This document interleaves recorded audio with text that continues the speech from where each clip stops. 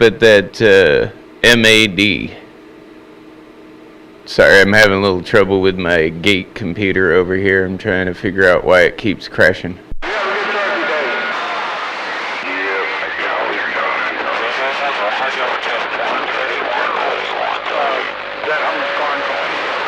your audio is still pretty good.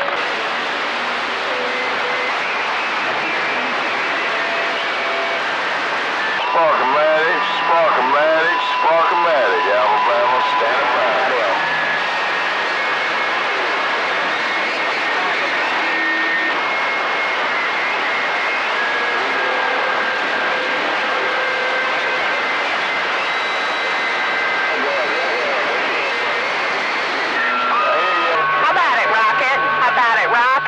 Pioneer Woman 316, Pioneer Woman 316, Central Illinois Mobile trying. Bring it up there.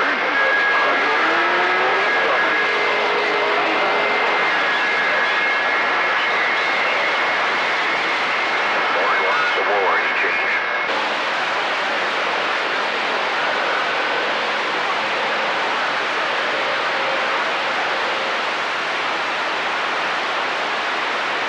Roger, rocket. You sound like a local here in Illinois.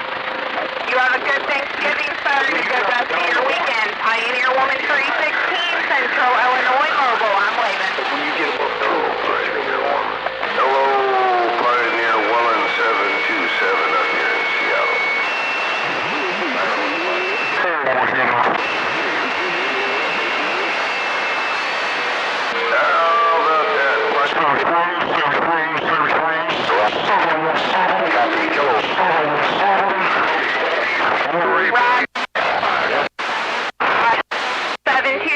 Pioneer Woman 316, Central Illinois Mobile, waving a hand. How about a 727? 727, you're sounding good in Illinois. Man, it sounded like we had somebody on sideband for a second there. Well, here today up here around Washington, bottom side of Seattle, 727. Take care out there. Have a good holiday. How about the 717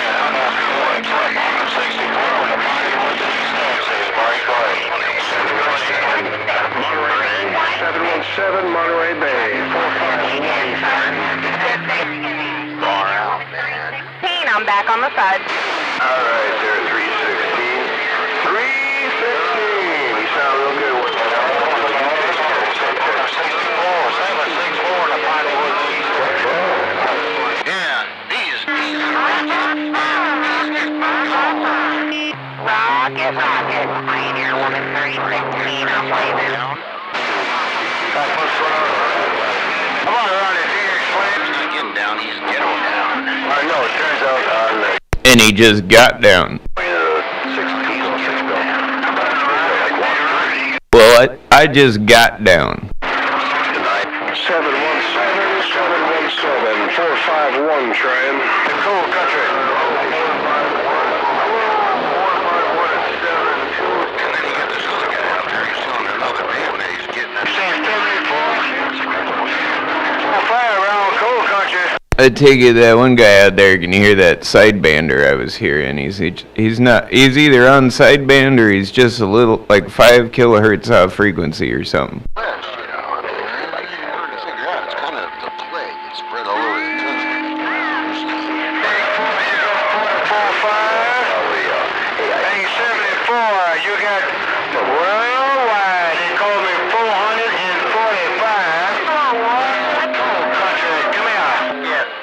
Magenta. 31, Central Illinois said hello, Rocket. Frickin' magenta.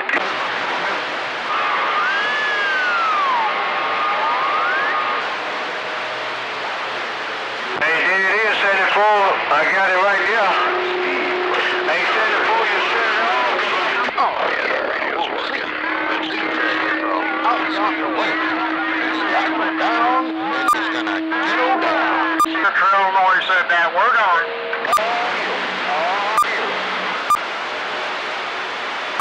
Breaker for that chupacabra. Yeah, I'm having all kinds of fun. Chupacabra. the announcer of the day. Yeah, give him that award and he get him down. Yourself. Hey, WT is 74. Have a good weekend. You've got to ghetto down. Not get down, but get down with the ghetto down sound. Don't tell me what to do. Ghetto talk, you know, the Democrats do all that ghetto talk stuff, you know, like 106. That's where all the Democrats hang out. And they ghetto down. Don't you tell me what to do out here. Land of Lincoln in the mobile. There's no telling people what to do on Channel 17. Ignore the idiots. That's what. I mean, after all, it is CB Radio. I do what I want. I'm about a DX Slam 799 Illinois trying. Oh, 709, Mr. Oh, 709-727, Washington State. 8727 Washington State sounded good up here in Illinois for sure. I just trying this box out, put some students in and see if she's working. Hey, my friend, have a day roll out 799 on Hollywood up here in Illinois with a 4-1 wave. I appreciate that, Seven. That's some funny shit. You take care. I know it's cold out that way. You have a good tea day coming up. Have a good gobble while you get it. 709. They call me 727 in the corner. I'm off the key. Hello, 727 up in the corner, 533, St. Louis, Missouri. Hello, 533. I'm going to say hello to you, too, before I get out of here. Hello, 533. I think it says Minnesota. How you doing out there today? Well, hell, there ain't no point in getting out of there. You might as well get down with the ghetto sound, too. Good afternoon, time. Well, you gotta get up to get down.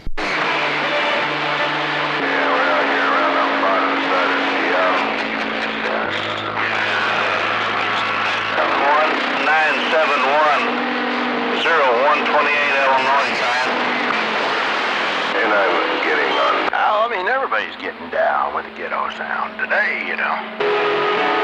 Get on down. Hey, I mean, we gotta, that's what we do out here. I'm making the Day 73s, 0128 in Illinois. We'll be standing by.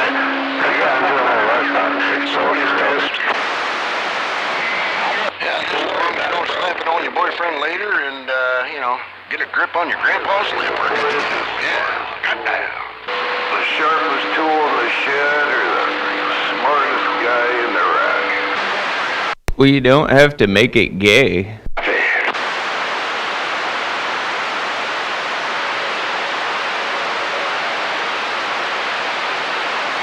Well, you're all falling out. All that worldwide stuff, man, it's just not making it, so. Time to go get some stuff off the grill.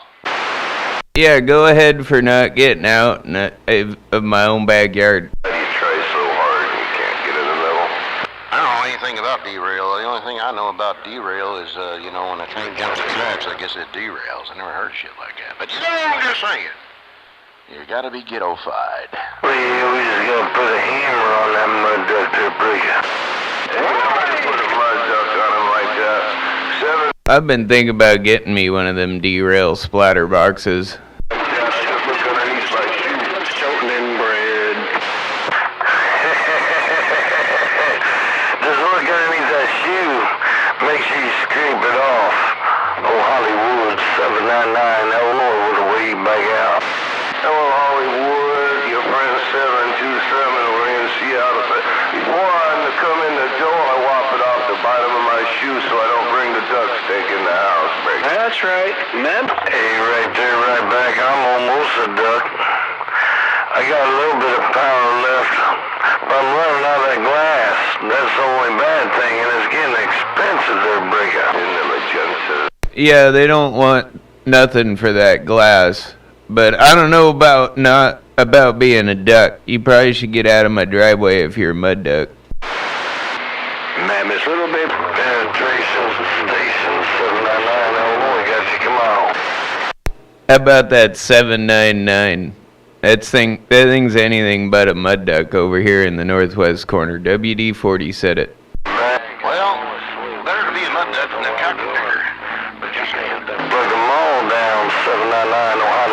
up here in Illinois with that big old wave.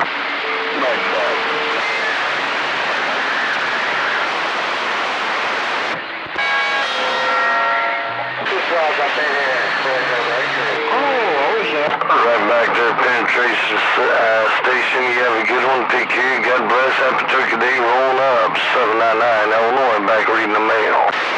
Hollywood, you making too much noise up here around Seattle. Hollywood 727 said you making too much noise. Happy T-Day coming up. Hollywood, your friend 727.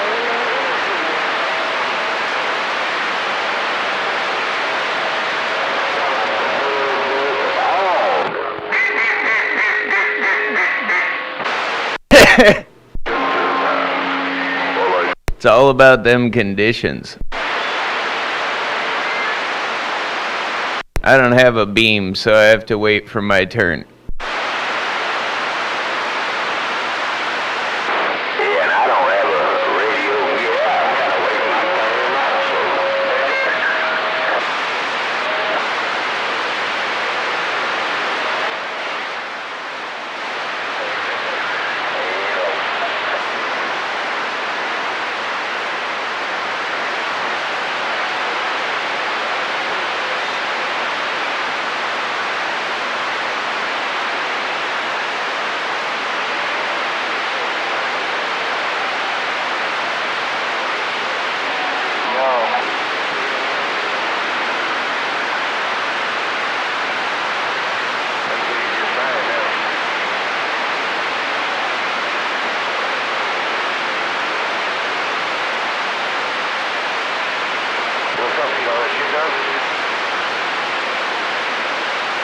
Yeah, I'm all caught up.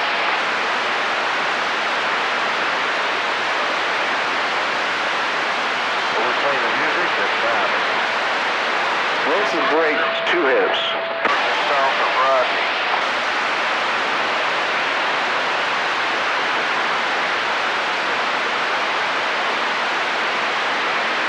What's that, apartment complex? I don't know, man. That's all I know. It doesn't matter. It's planted there for us. Oh, my goodness. I don't give a shit. How about kill your television? Wish you got a sister. Started off talking on when I was first getting. That's right, sister. You're looking really good.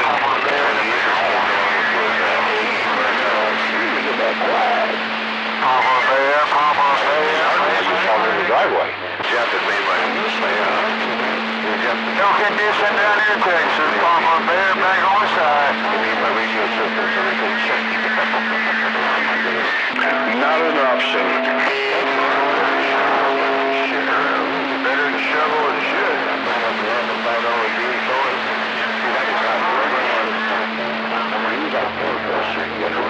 Outside the door, man.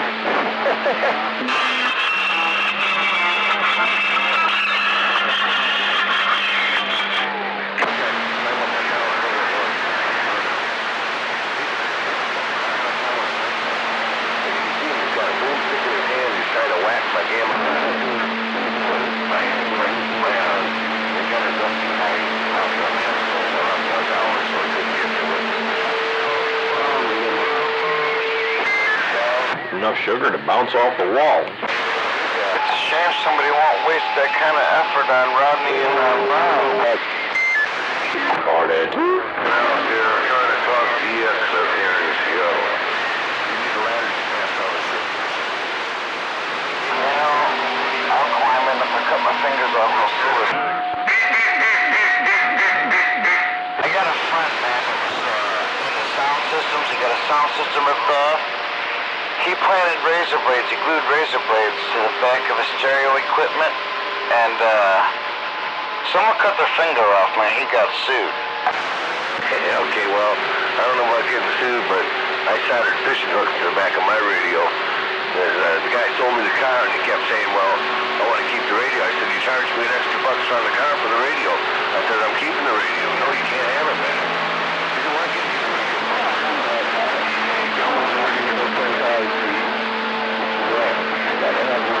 Down here where I can keep an eye on it.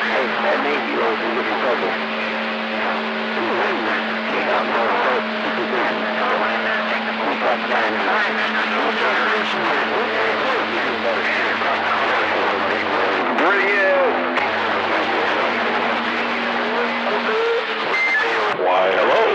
Spice in there.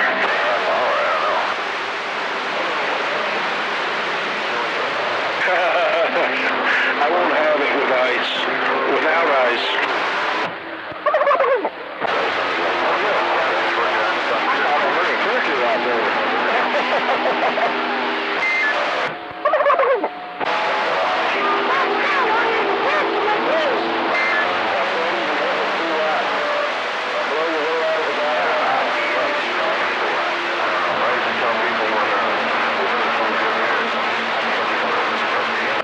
Come on now. Talk to Teddy Bear.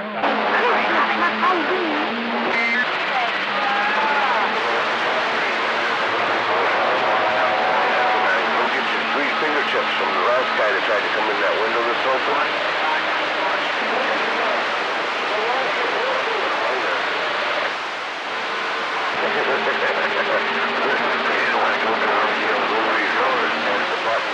Five 3-3 St. Louis, Missouri can hear you.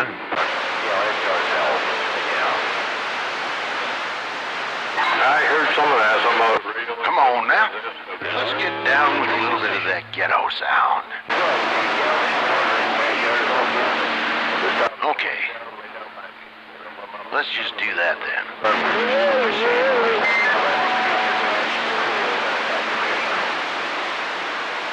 Yeah, they're not. Guideline. I can't get to the west side. Smokestack can't get to the penetration station on this 2-field.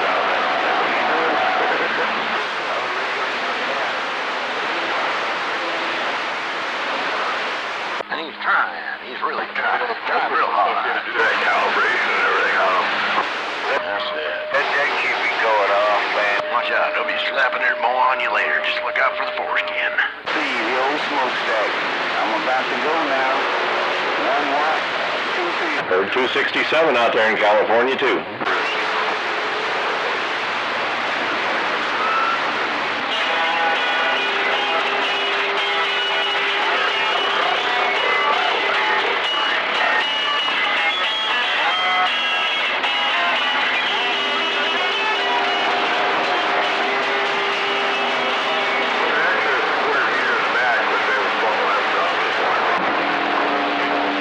Oh yeah, a little bit of audio right there.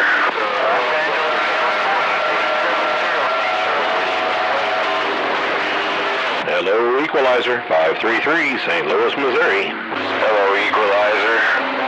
Hello, Equalizer, number 2. Hey, Equalizer, number 2 in the code, Great Lakes waving. Yeah, I think he was somewhat local that same year. 267, 533.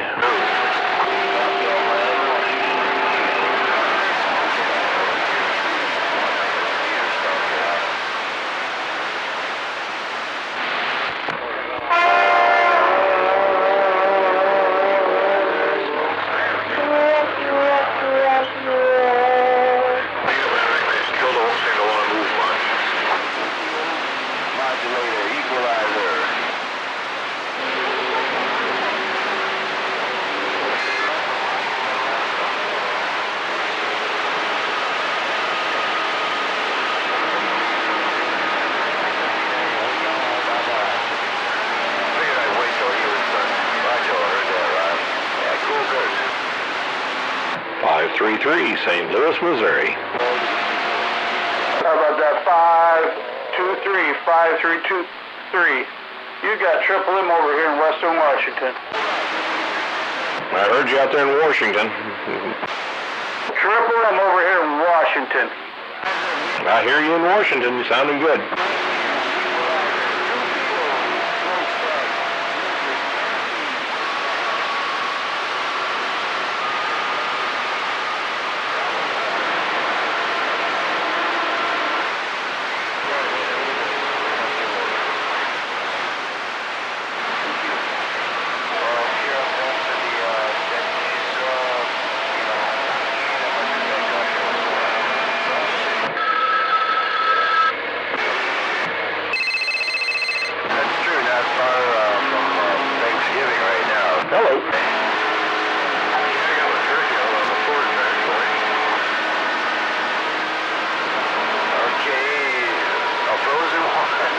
that you, Scooby? Yeah, it'll be frozen right now. Hello? Right, so you didn't put them in with the chicken. Did you ever work with that on that 1,000? Picked up a frozen one, honeysuckle white, like that. The size is only like a 13 pounds. How about it? You got Triple M over here in Western Washington. Triple M, Western Washington.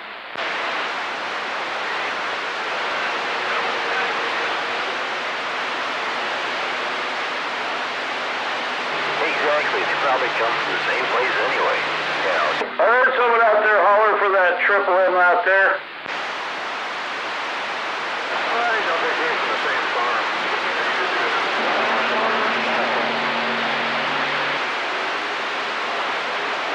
Did you say that was Jenkins State Farm?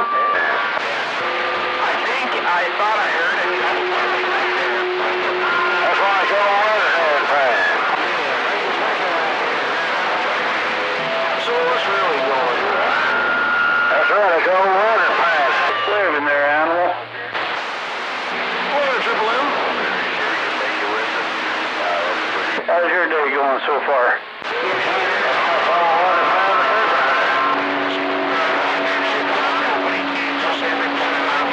Better half and the brother-in-law just chilling out in the shack listening to some tunes.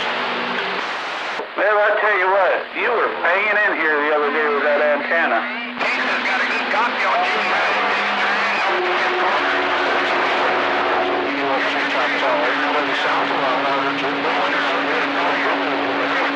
Doing that, Oh, I know, but the other day when you were in your mobile, man, I'll tell you what, whatever you did, that thing just really come rocketing in here.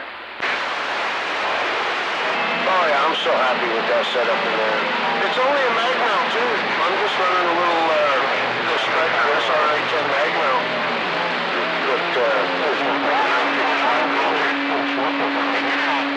Oh, right on. But I thought you had a different antenna that you got off of, I can't think who it was you were saying.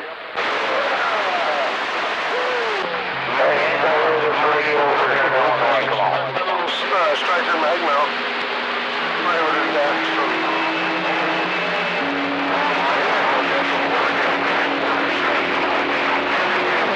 Oh, Roger. Oh, it sure sounds good, that's for sure.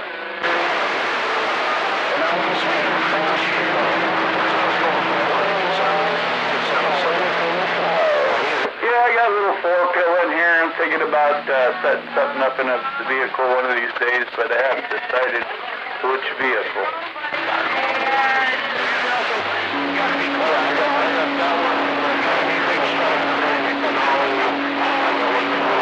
Striker 447s in the Jeep. But I gotta decide if I'm going to go with a big radio or one of my little Cobra 29s. Radio set up in there. Roger. Yeah, I've been thinking about buying a new pickup truck, so I've been kind of waiting off before I get one set up.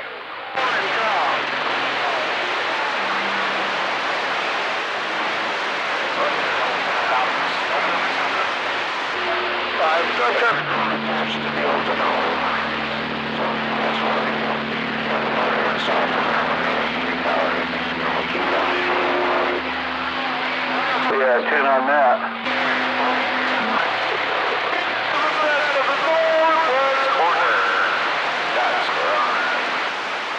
Fuck, man, you're screaming in here, dude.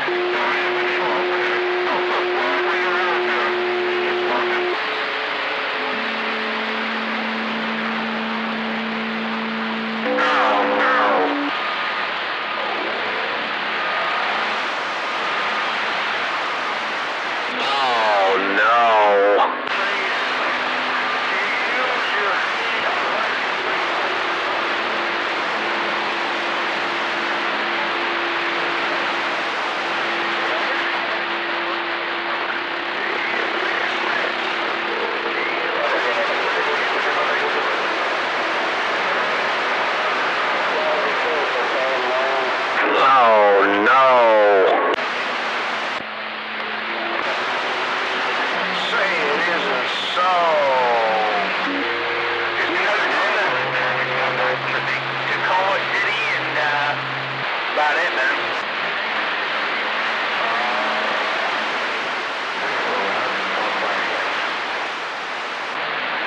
I'm like the only one on the island over here, so I am. There's only one asshole on the rock. That's right. I wish I had a big old radio. The shit is in the woods. You don't need a big radio with that big audio. I know that, right? That's old Red Eagle radio right here, out here in Arkansas, there, right?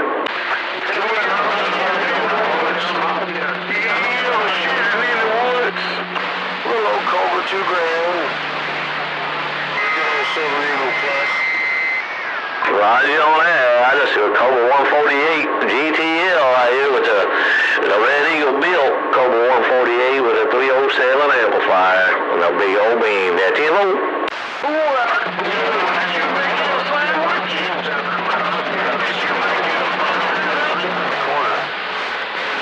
Right on that. Shoot, man, he's having a good day on my flat side, ain't no doubt.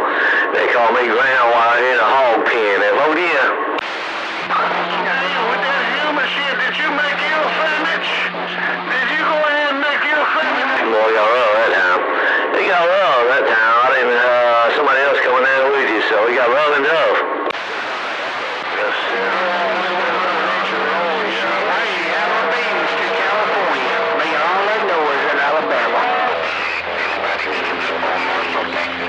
Almost in, animal. I had it that time, man, for sure. Over there in them evergreens. I hope you have a real good rest of the weekend, man, and a real good turkey day coming up there, Roger.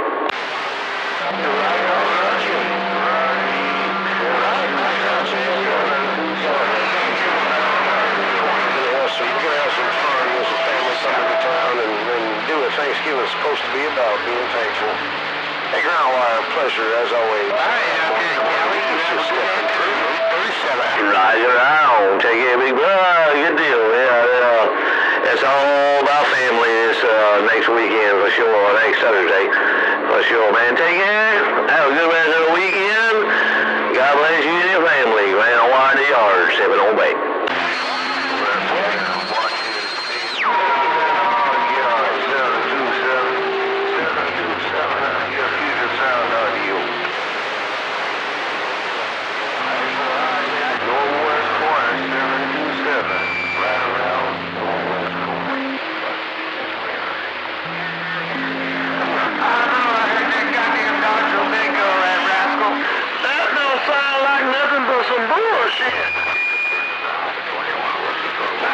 Some bullshit. Saturday.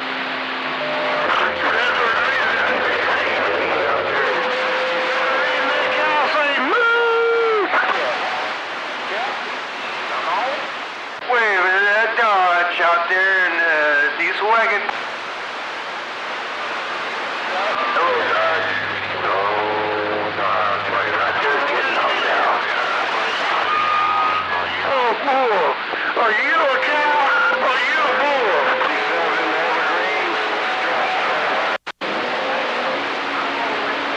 Yeah, that's the...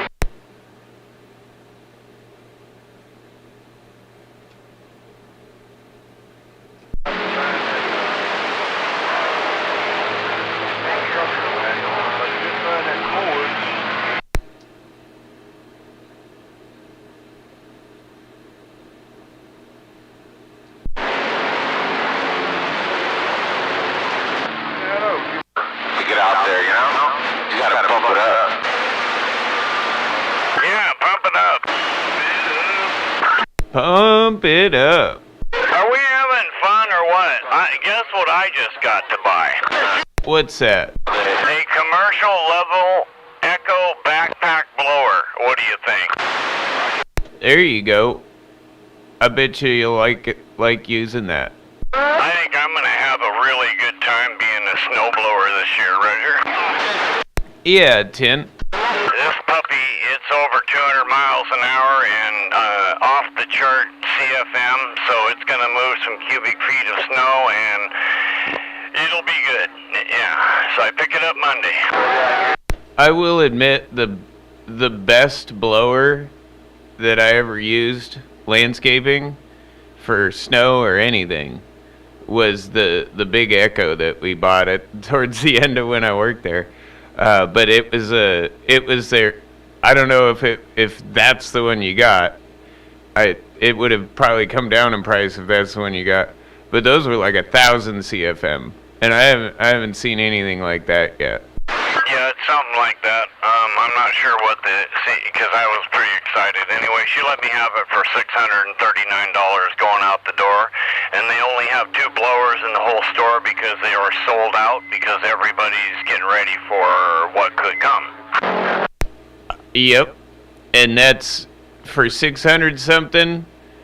I'm guessing that's the one that we got, because they were about 1,200 when we got it, and that was like 7-8 years ago now. Right, so that would make sense that they've come down in price to be in competition. I agree with you.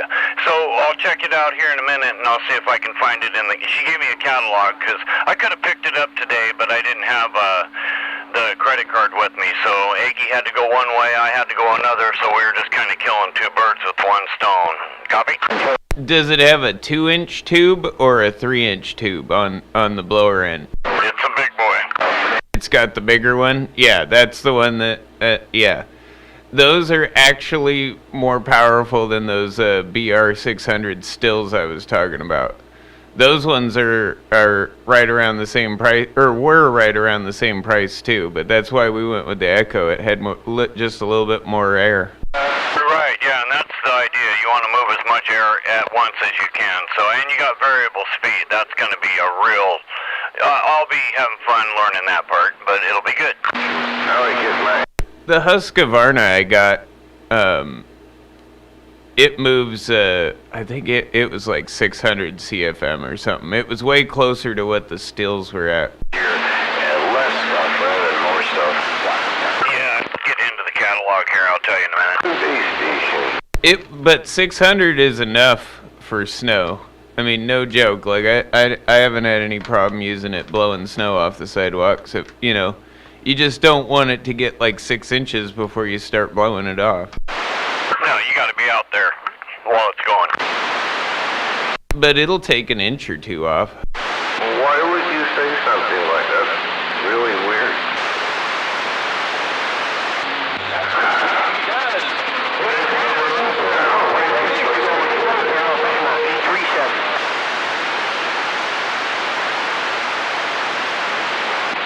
Frickin' air volume's like 700 or better. Some all today, sweetie. Bye, sweetie. Have a good night. It said 700 CFM. Yeah, I think I got the PB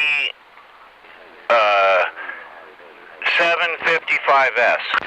311 North. Oh, gotcha. So the big one I was talking about is the PB 1100. So it's probably the next step up from that.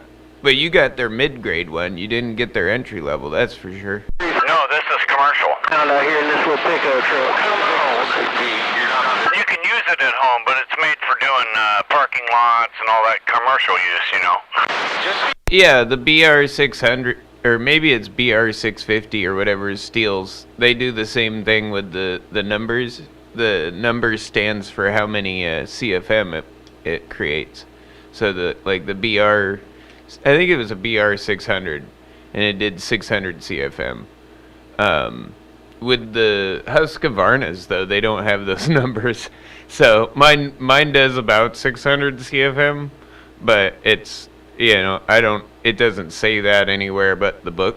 Right, this one, what they're showing now is a BP 580, then it goes to the PB755S. The one that you referred to as the top one is 1110 for air for CFM, and that's a PB9010 model. Huh. Okay. Maybe they changed the number on that one, but yeah, I want to say it was like a PB 1000 or something, or 1100. But yeah, 1100 CFM sounds about right. 1110. When it comes right, you know what's really important? It's the 200-mile-an-hour wind speed. That's what's really the trick. And then knowing how to blow snow is the next trick. Yeah, and most, like, I think my Husqvarna is like 190, and like the stills were like 180, but it's got to be able to blow that at that CFM. So like, I mean, you definitely want it as close to 200 miles an hour as possible, and then you just go with the highest CFM you can go, because that's how much air volume it's actually moving. Yeah, so I'm only one down from the top, so that's what's going on. I'm in the 700s, and the other one is in the 1100s, so I'm feeling pretty good about what I just purchased. I will admit those 1100 ones are pretty impressive. Like that we called it the super blower, because it, like, I mean, you could blow the parking lot off and not even walk across the parking lot. That's it. There you go. Now you already knew that anyway. Yeah, they're claiming this is the most powerful blower in the world that is disrupting the industry with unquestionable performance. Super 7 out of Indiana, we back on. Yeah, and it's just because Stihl can't build one that's that powerful, that cheap. And no joke, the Japanese have them, and that's who makes the Echoes, is they're Japanese. Yeah, and Diamondback said that if I buy one, I'll be happy with the fact that they're not going to blow your brains out with noise. But out of Indiana, back on the mail. That's the other thing I really liked about it. You almost didn't need ear protection. The Stihls and my Husqvarna are so much louder than the Echoes. The only thing that I kind of wish we had done with the Husqvarna is got the super quiet one, because they actually make one that's the same blower, but it's all encased in this like soundproof thing. It has a better muffler, and you can barely hear. You don't even need ear protection for it. Roger. Well, what's cool about this is if I decide to go, hey, I'm going to do what my buddy said years ago, open up a little parking lot cleaning business, and you need a really good commercial heavy-duty backpack blower, and if you got one in a little truck, you can go clean parking lots at night. You don't need to have the truck with the blower. You just need the blower. And I have it now. So, I mean, you only use it once a year if you're just going to use it for snow, and maybe for leaves during the fall. That's about it. So other than that, now it's a commercial. This thing will move dirt. I'm going to be able to clear a parking lot. I can clear my whole street and the driveway and everything with my little handheld Ego blower. It's powerful enough, but I still use the backpack one because it's quick. Like, you do it all in one shot. I never have to change out a battery. Right, and you're not going to have to stop. It can run for like 4 hours. Well, no. Most of the ones that I've had, like the Stihls and Husqvarnas at least, and those Echoes, they'll run for about an hour on a tank straight. But, you know, I mean, that, you know, when you're doing landscaping, just blowing properties off when you're done mowing and stuff like that, that gets you through the whole day. Well, I didn't mean that it wouldn't run out of gas. I didn't mean the gas would last 4 hours. I meant the blower will. You can work all day with it, and you're not going to overheat it. It's made to do that. And Lincoln bottom. Yeah, and my Ego will do that. It won't overheat for that. They actually make like a backpack blower version of this one with basically the same blower in it. That's you know, designed for more commercial use.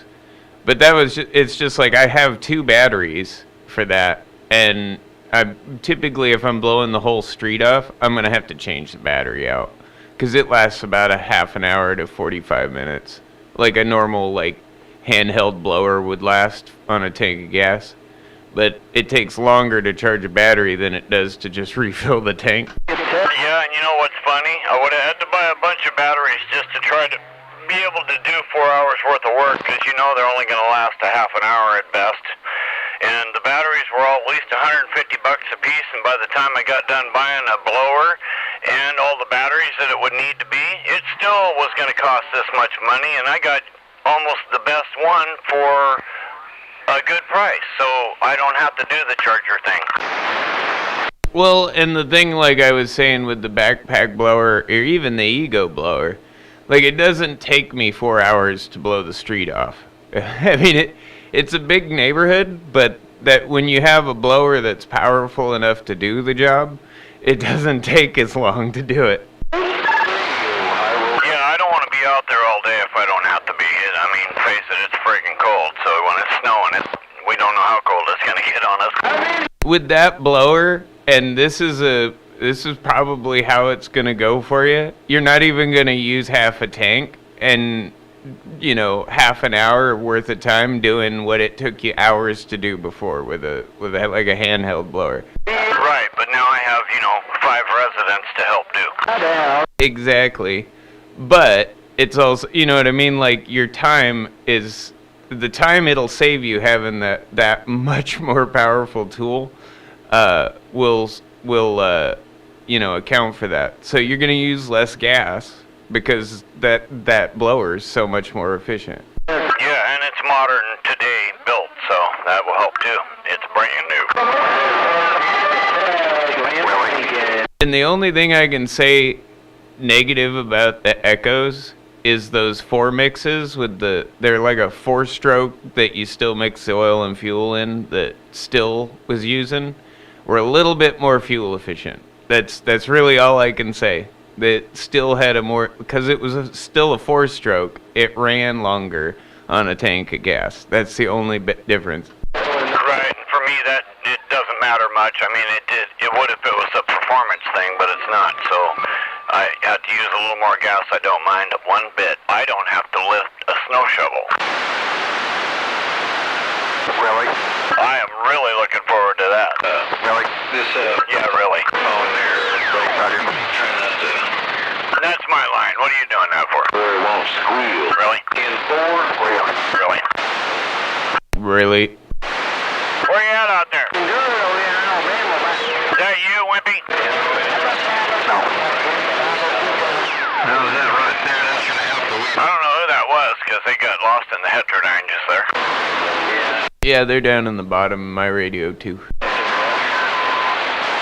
I liked it when they did that, though. That was good. Well, this is 777 over here in Texas.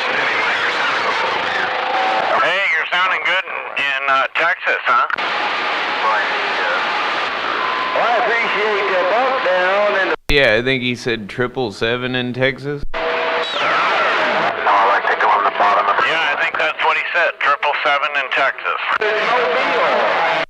Well, that 777 in Texas is getting out up here to the Olympia, Washington area. Bumping backwards just a wee bit. It really is. No, I think we're on downskip. It's been funky all day. Well, hell, it sounds good, man. I wouldn't worry. We couldn't talk to Detroit this morning. I tried about 10 times and I finally had to give up.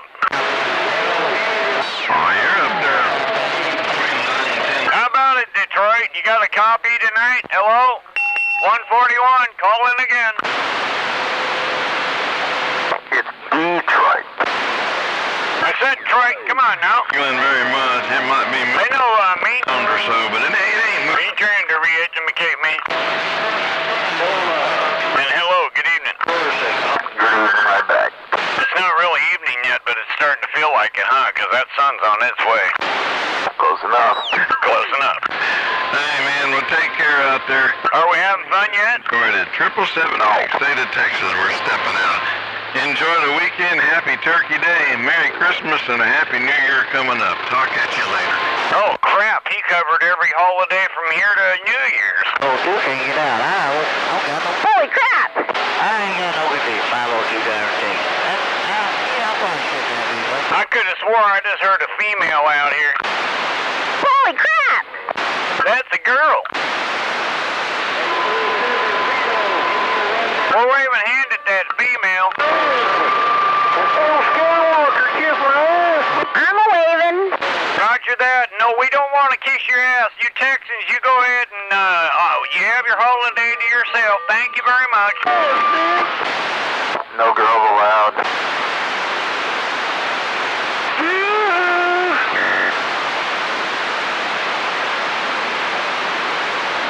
I'm allowed.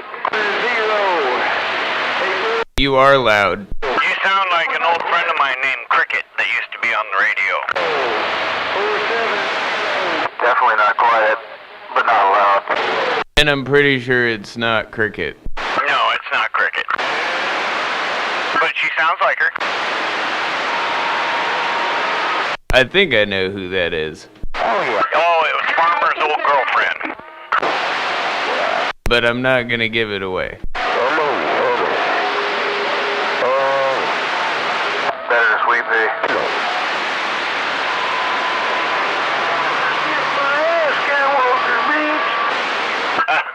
Really? Really? Skywalker can kiss his house. Man, somebody really wants his ass kissed. That must be a different Skywalker he's talking about. There's a couple of them. I think there's one down in California, and then there's one all the way on the other side of the country, too. Oh, say it isn't so. Hey, 900, you got a copy on me? Hello, check. Oh, crap, you don't want to talk to him. He's just going to fornicate you in your mind.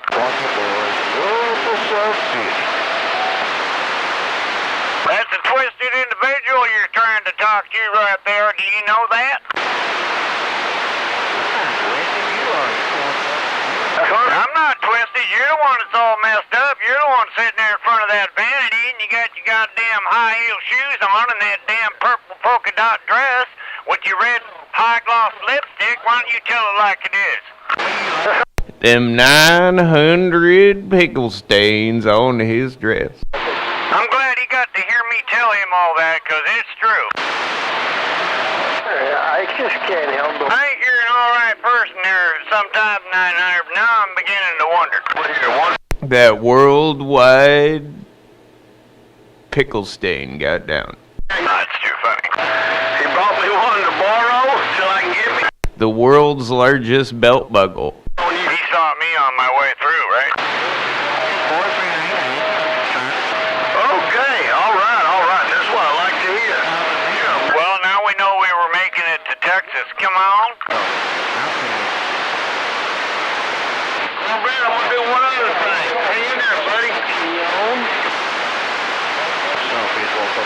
Yes, sir.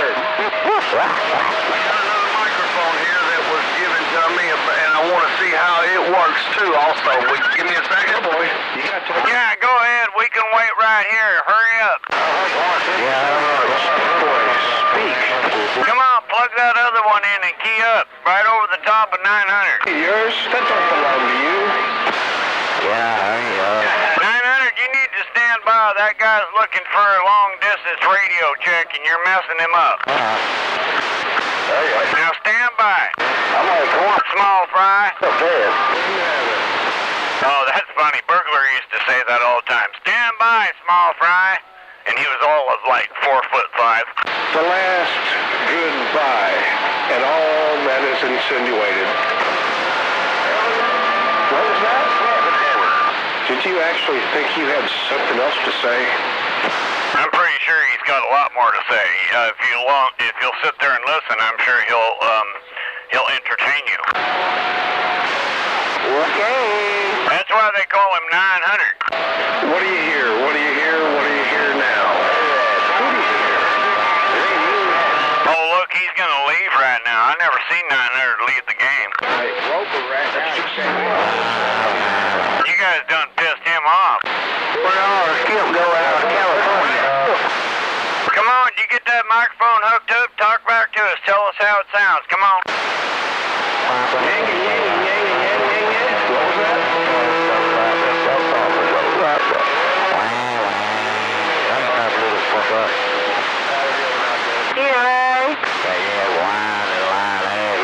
Sidewalk sissy motherfucker. Uh-oh. Somebody's not having fun. Don't start party guys. We're behind your radio, trying to get some homosexuals on the radio. What the fuck is that? They whining crap. 127 Puget Sound Audio. Hey, well, thank you. I do sound good. Yeah, thank you.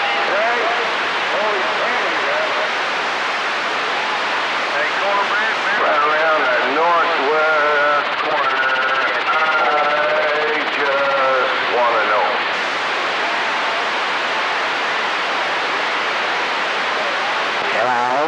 Everybody coming up to Seattle. 727 up here in Washington State. They call me 727.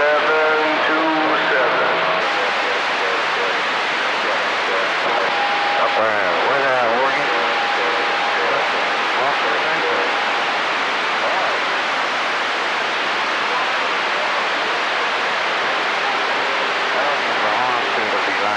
Where's some fucking, used to be Chicago, but fucking Oregon's taking that over. Damn. Chicago will fuck up, so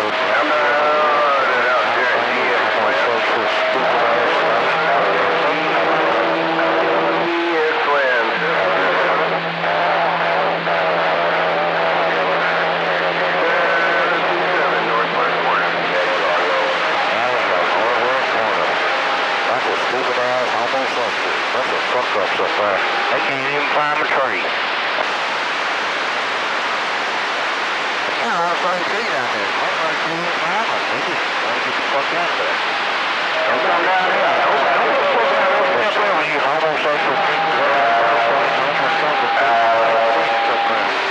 Sound like a fool. Oh yeah, God damn. Low-life bastard. Seattle, the low-life state. Versus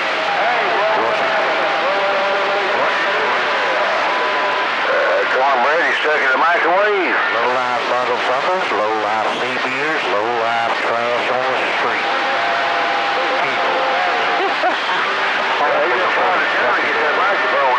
Cornbread. What is going on? I wouldn't even say I was from there. Hell, I don't have that. Somewhere else. Alright, most people don't appreciate that place. How's that, ain't bad? And all the shit y'all do up there. You stupid bastard. Working all this out of you up here around the northwest corner. 727.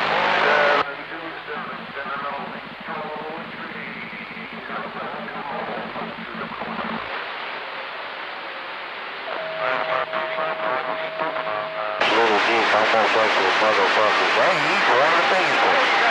He probably living in shit up there himself.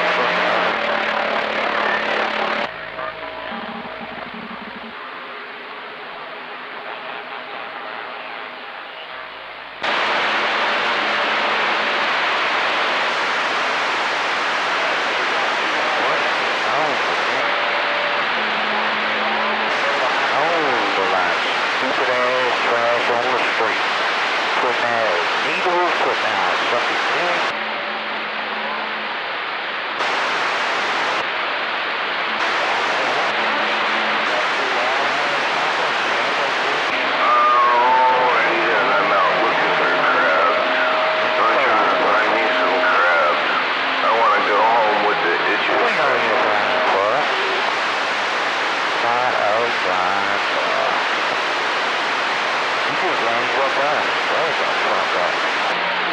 Go ahead.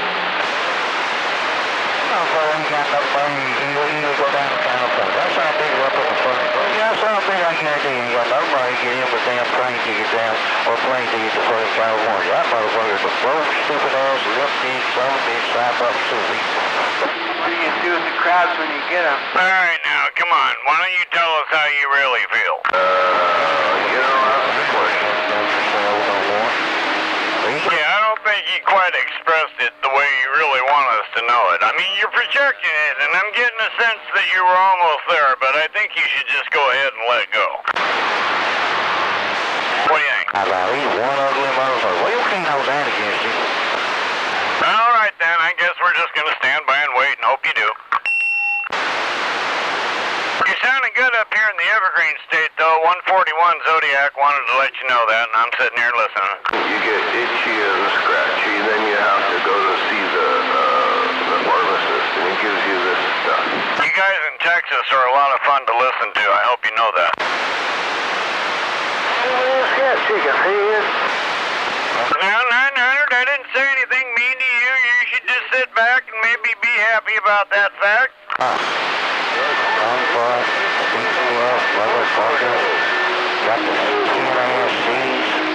Oh, you're still mad because I was teasing you about your damn high heels. Come on now. Oh, come on, Brad. He's a crazy fish.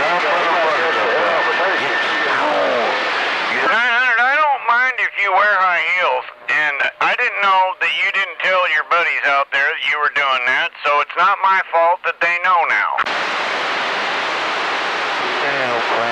The best way to calm the angry driver is to give them a little empathy and just say, I know, driver, I know.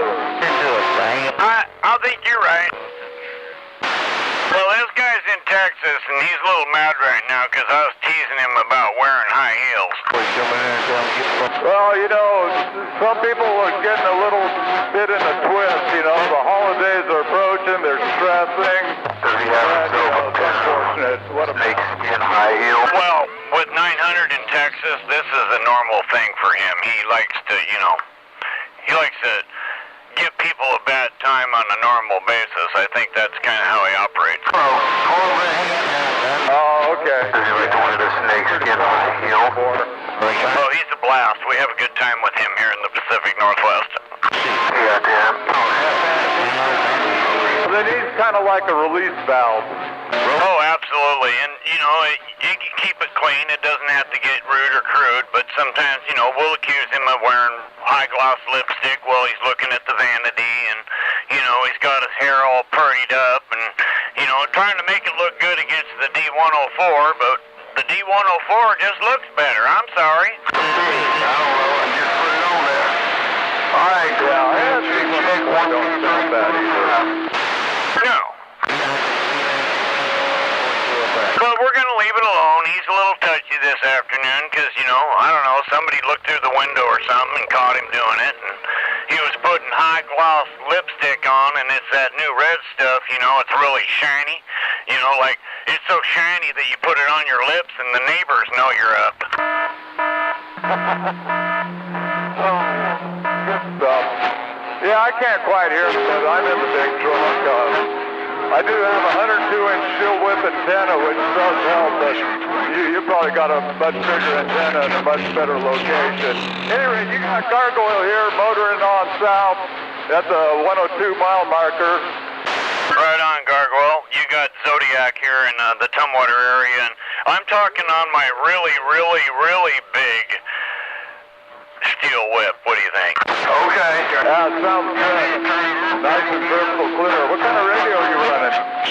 Truthfully, this one's the RCI. It's a pretty good one. 2970. Okay. Oh, copy that. I used to, back when I had a base, I can't have a base where I live now. I live in a condo. But back when I had a base, I had a 2995, and I absolutely loved that radio. It was beautiful. Oh, yeah, they're good radios. A lot of guys out here actually still have those radios that you had. And one thing I found about that is, brand new out of the box, it had really high SWR. And we found out that when it connects to the coax connector at the back, it's just like a compression fitting. It's not soldered or anything. So we just put some over there and the problem was solved immediately. So if you ever develop something like that with one of those radios, look at that. It's just a string rod that's pushed in by pressure to make the connection, and kind of a weak link. Wow, you know what? I got a friend that works on these kind of radios, so I might tell him that just to let him put it in his library of knowledge, Roger. That's what I'm trying to say. It's kind of a lucky that we found out what the hell it was. Yeah, most of them work great, but every now and then one will lose a connection, and you just need to throw some solder on it. But yeah, right on Zodiac. I'm going to get back to the side here and keep motoring. You have a great day. Okay, you too. Yeah, be safe out there and watch for people that try to jump in your truck. We just had a guy do that yesterday. I don't know if you know the story, but if you do, I'll let you go. Have a good night, Gargoyle. Nice talking to you. Zodiac 141 here in Tumwater. We'll talk to you next time you come through. Beast. You know what I mean? It's a picture of the beast. Have a good, happy Thanksgiving, too. Hey, appreciate it. Does it? Thank you. Is it working? All right, we're going to stand by. We definitely shot our nickel's worth. You all have a good one. We'll be back in a little while.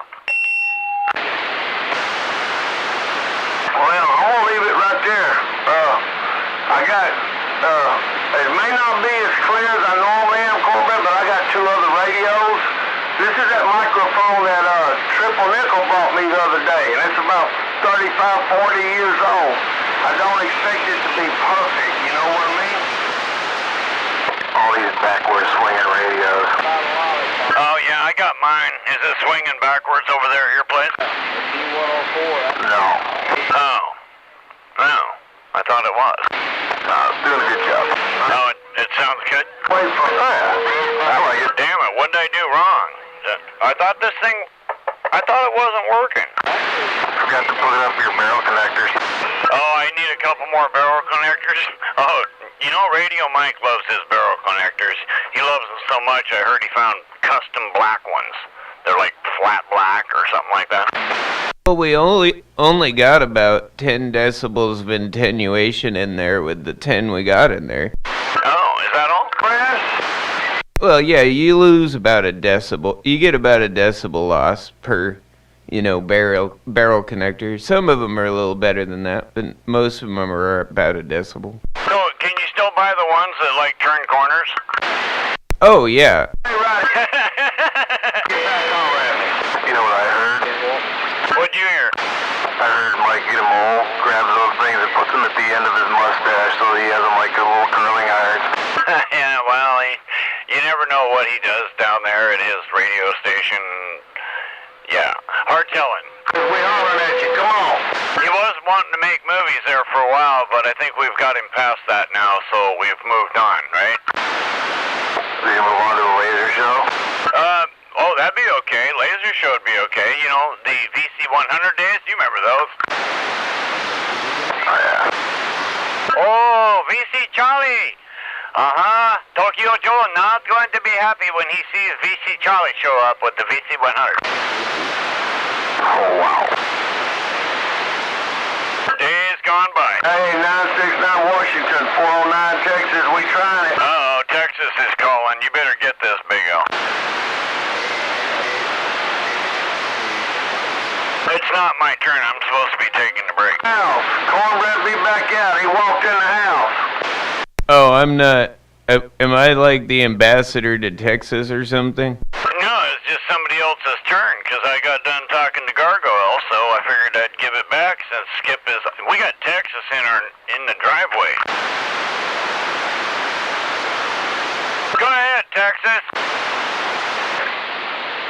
About that 969. Oh, what'd they do, leave? 9503. We must be on a down, Skip.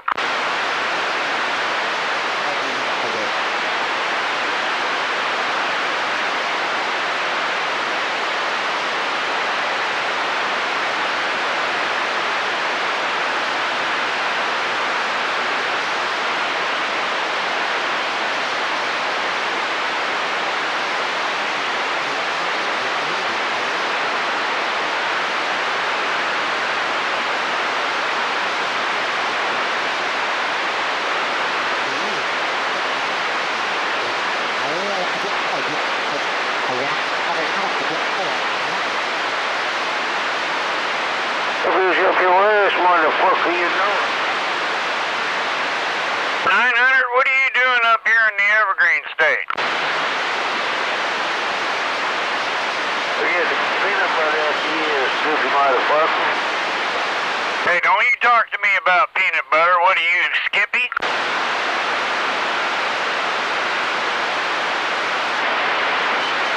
So go by the stick, motherfucker. I know this ain't no way to treat a lady, so I'll try to be nice.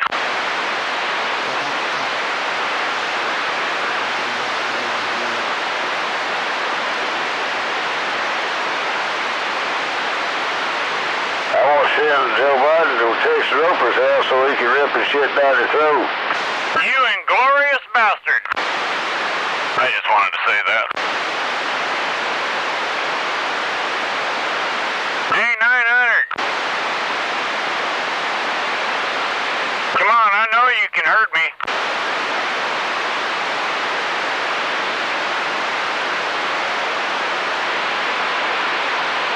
I think he's being a canard right now. Seven bells on the strings. looking for Cooter out there. Did you find him? Jingle bell, rope a swing. Oh, you singing Christmas songs? It's not even Thanksgiving. You're already at Christmas? I'm not making it, and I'm not getting him going.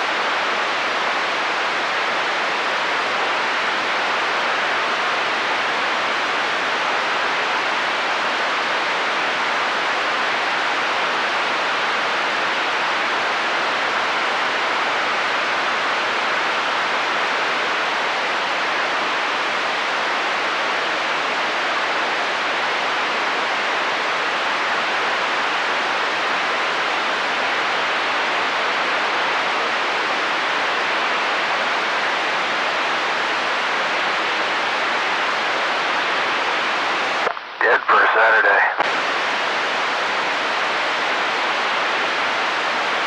Oh, it's having its moments. Way better than yesterday. Yesterday was pretty quiet.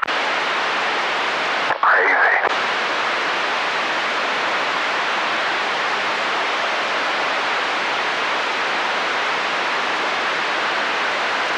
That's why when we're doing shit, we just key up as we walk by and we hope that we catch it at the right time, right?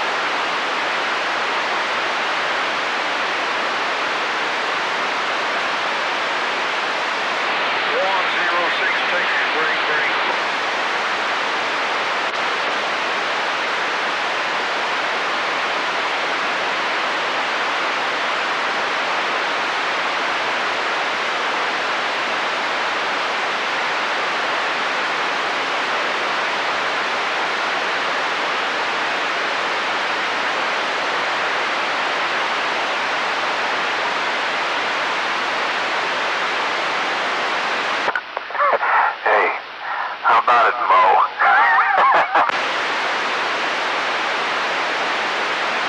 Did you say Mo?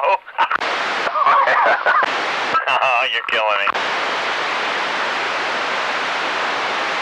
I don't know if we'll hear that walkie-talkie from Walla Walla.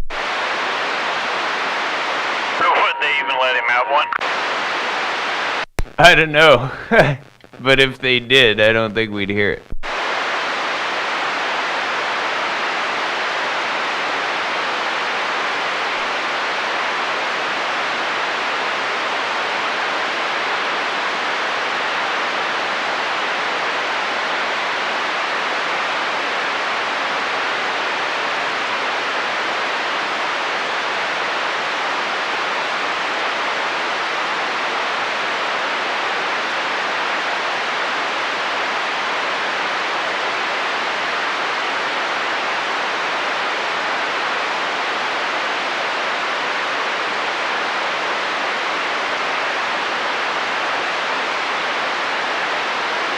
So I got the second one down.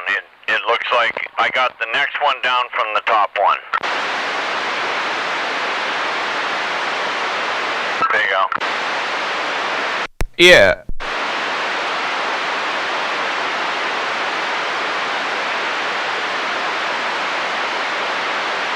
I hope I'm right.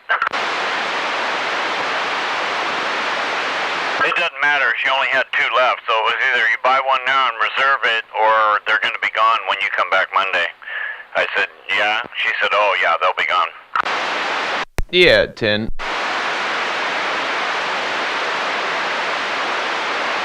BGA. Yeah. What's this? I hear you got yourself a brand new YouTube channel. Yeah, I've had it for a while. Oh, that's cool. What's your plans, Vamp? Nothing. I'm just putting the CB on YouTube. Fenderman! You been colitis for a while? It's mostly just something I can sandbag on when I'm at work, or, other people can check their station or whatever without having to ask for a radio check. Things like that. You can sandbag. I figured you were gonna do cool stuff like building linears. Breaker! No, I ain't doing that. If I was doing that, I'm not gonna be doing it on YouTube. Breaker! Hey, can I get a break? And is that Fenderman? Indeedy-do.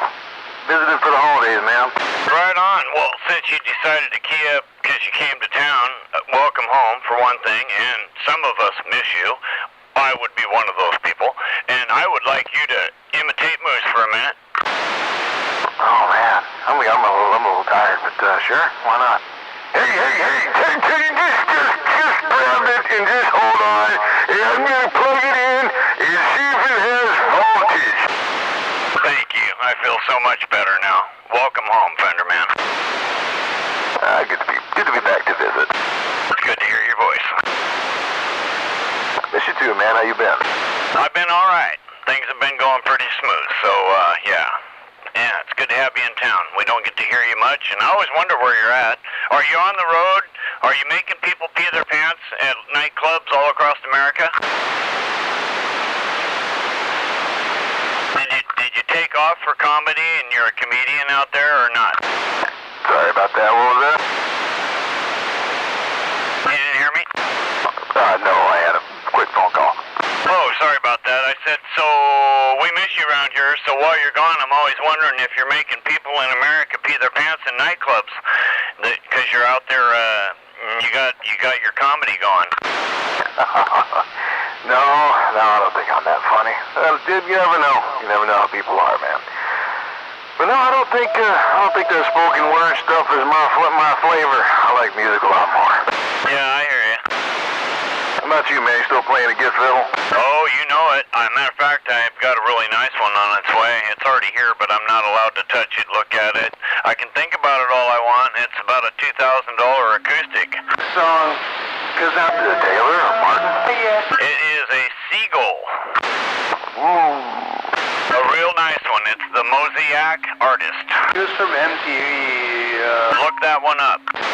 Do you say Mosaic or Mosaic? The Mosaic Artist. I'm sorry. You corrected me. Thank you. Come on, man. There's a lot of funky names out there, so I can believe it.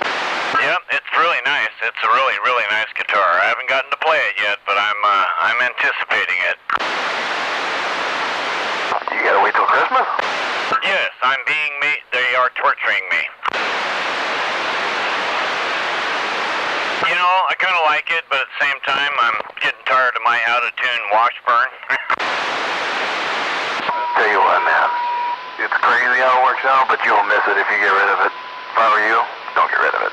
Oh, I'll keep it. No, I wanted to smash it. I was actually going to take it out on the dead-end road here, and I was going to have one of my friends hold my phone. Here, video me doing this. No, don't do that. It's always fun to play your old stuff again. Yeah, but the problem is this guitar won't hold a tune, and if you played it a couple songs in and a couple 10 minutes of free tuning every frickin' string every time you turn around, you'd be going, Sody? Yeah? Can I go out there with you? No, I recommend that you change out your retention springs and stuff like that. I guarantee that's what's wrong with it. Well, this is an acoustic guitar. It's a Washburn. It's only a $200 guitar all day long, and it's got, cheap-ass tuners on the back of it, and they're probably 25 years wore out. it needs new tuners, and the neck's starting to be, strings are actually too close, so it's starting to give up. Oh, I didn't know it was an acoustic. Oh, okay. I thought you had an electric for some reason. I do. I've got an electric Takamine, and that's a solid body guitar, one piece of wood, and that's the GZ500. No, GZ300. Oh, that's cool. That's awesome. You played it to a cabin. Real tech. Oh, yeah. I actually blew up the clean side of my Marshall amp, and I'm real pissed about that because I didn't do anything but turn it on. So now it only works in distortion. So the next musical piece of equipment I buy will be a new amp. Yeah, just get it in the head and you're good to go. That's what I like. I like a good speaker. Get ready to change both of mine out. I got 7080s in this one. I'm going to switch it out for Celestia's greenback from Justin. Oh, there you go. Oh, yeah, there you go. Rat or whatever the fuck you want. I don't know. I'd have to go look at it. All right, well, it's getting busy out there, so I'm going to let it roll. I appreciate you guys giving me a break and letting me talk to Fenderman. And Fenderman, it was a pleasure to talk to you, and if I don't get to talk to you again, Merry Christmas, Happy New Year, all that good stuff, and Happy Thanksgiving. Oh, yeah. It's always a pleasure. I just kind of stepped it up just a smidge just to be able to get the point across. But, yeah, so I heard. I heard it's getting kind of busy, so, yeah, it was a pleasure talking to you. And, yeah, let's, we'll talk to you probably here shortly. I got the week off, so I might hang out on this for a little bit. Oh, you might have a lot of fun, yep. Get to talk to some of your old friends out here. I'm sure there's a few people who love to talk to you, so glad I got to be one of them. I'll talk to you later. Hey, same, man. Hey, have a good one. Thanks for the break out. Fender Man, a long time no CB smuggler waving a hand from McKenna. Holy smokes, it's Smuggler. How you doing, buddy? Doing all right. I didn't know he was talking to you. I haven't heard you in so long I didn't even recognize your voice. Also using a different microphone. Same radio though.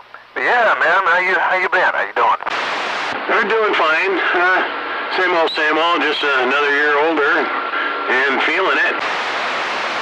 Oh man, do you get use some primal liquor for this turkey date? Well, funny you should ask. Right now, God damn, it's cold. I'm going to come down to the grinder and make me a cup of coffee, and then why don't I just make a double shot espresso and throw some Kahlua and Bailey's in there, and that's what I did. Ooh, that sounds tasty. Little scotch in there, maybe. I like putting rum in mine, but that's any alcohol will do. You know, the other thing good in a double shot, it's a latte, really. A double shot latte is Screwball, that peanut butter whiskey. That goes really good with coffee also. Interesting. Have you seen that, man, I think they have like a licorice one. It was a licorice rum or something like that. It's, like Cthulhu, if I remember correctly. No, I haven't tried that one. Anytime I think of licorice, I think of fucking Jägermeister or whatever that fucking licorice flavored shit is. I don't know. I don't like it. My buddy got some of that, and it's like, I don't know how you can drink this crap, man. It's a seasoned alcoholic. No, you're thinking of Jaeger's not licorice flavored. It is a liqueur like that, but you're thinking of absinthe there, Smuggler. Oh, okay. Yeah, I don't know. I'm not really into the liqueurs that much, even though it's pretty much what I'm drinking tonight with the Baileys and the Kahlua. Yeah, absinthe has a black licorice flavor to it.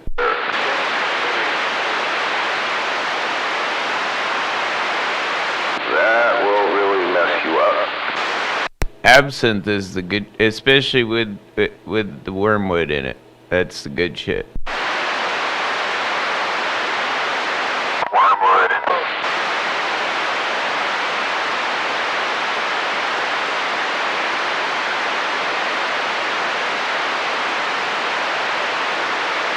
You'll see the green fairy. Those walk around to call green fairies now? Man, nothing's changed. Now, when you see that green fairy, is that right before you start praying to the porcelain god? Just asking. No, that comes in the morning, but it's pretty much, yeah. I mean, considering how much sugar. And then the way you're supposed to do absinthe is you're supposed to take the spoon that usually comes with the bottle of absinthe, and you put a sugar cube on that spoon over your cup, and you run the absinthe over that. So you're supposed to add more sugar to it. Okay. I remember last time I went over to East of the Mountains, my buddy was, he had like peppermint schnapps or something. It was like, goddamn. So we plowed through about 3 shots of that each, and that's like some heartburn shit, right? And then, it really fucked with my liver because, about 12:30 I wake up in the middle of the night and a total diabetic low, and I don't know how I did it because that shit had so much sugar in it, but we had to run down to the clubhouse and I had to get 3 cans of regular Coca-Cola and chug them down to get my blood sugar back up above 100. It's the wrong kind of sugar. It's a lot of fructose and not a lot of sucrose. You need more of the sucrose.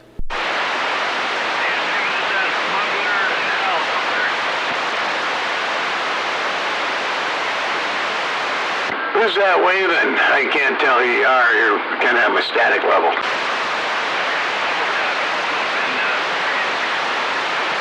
We're waving back at you there, double tap. Oh, double tap's waving at you too.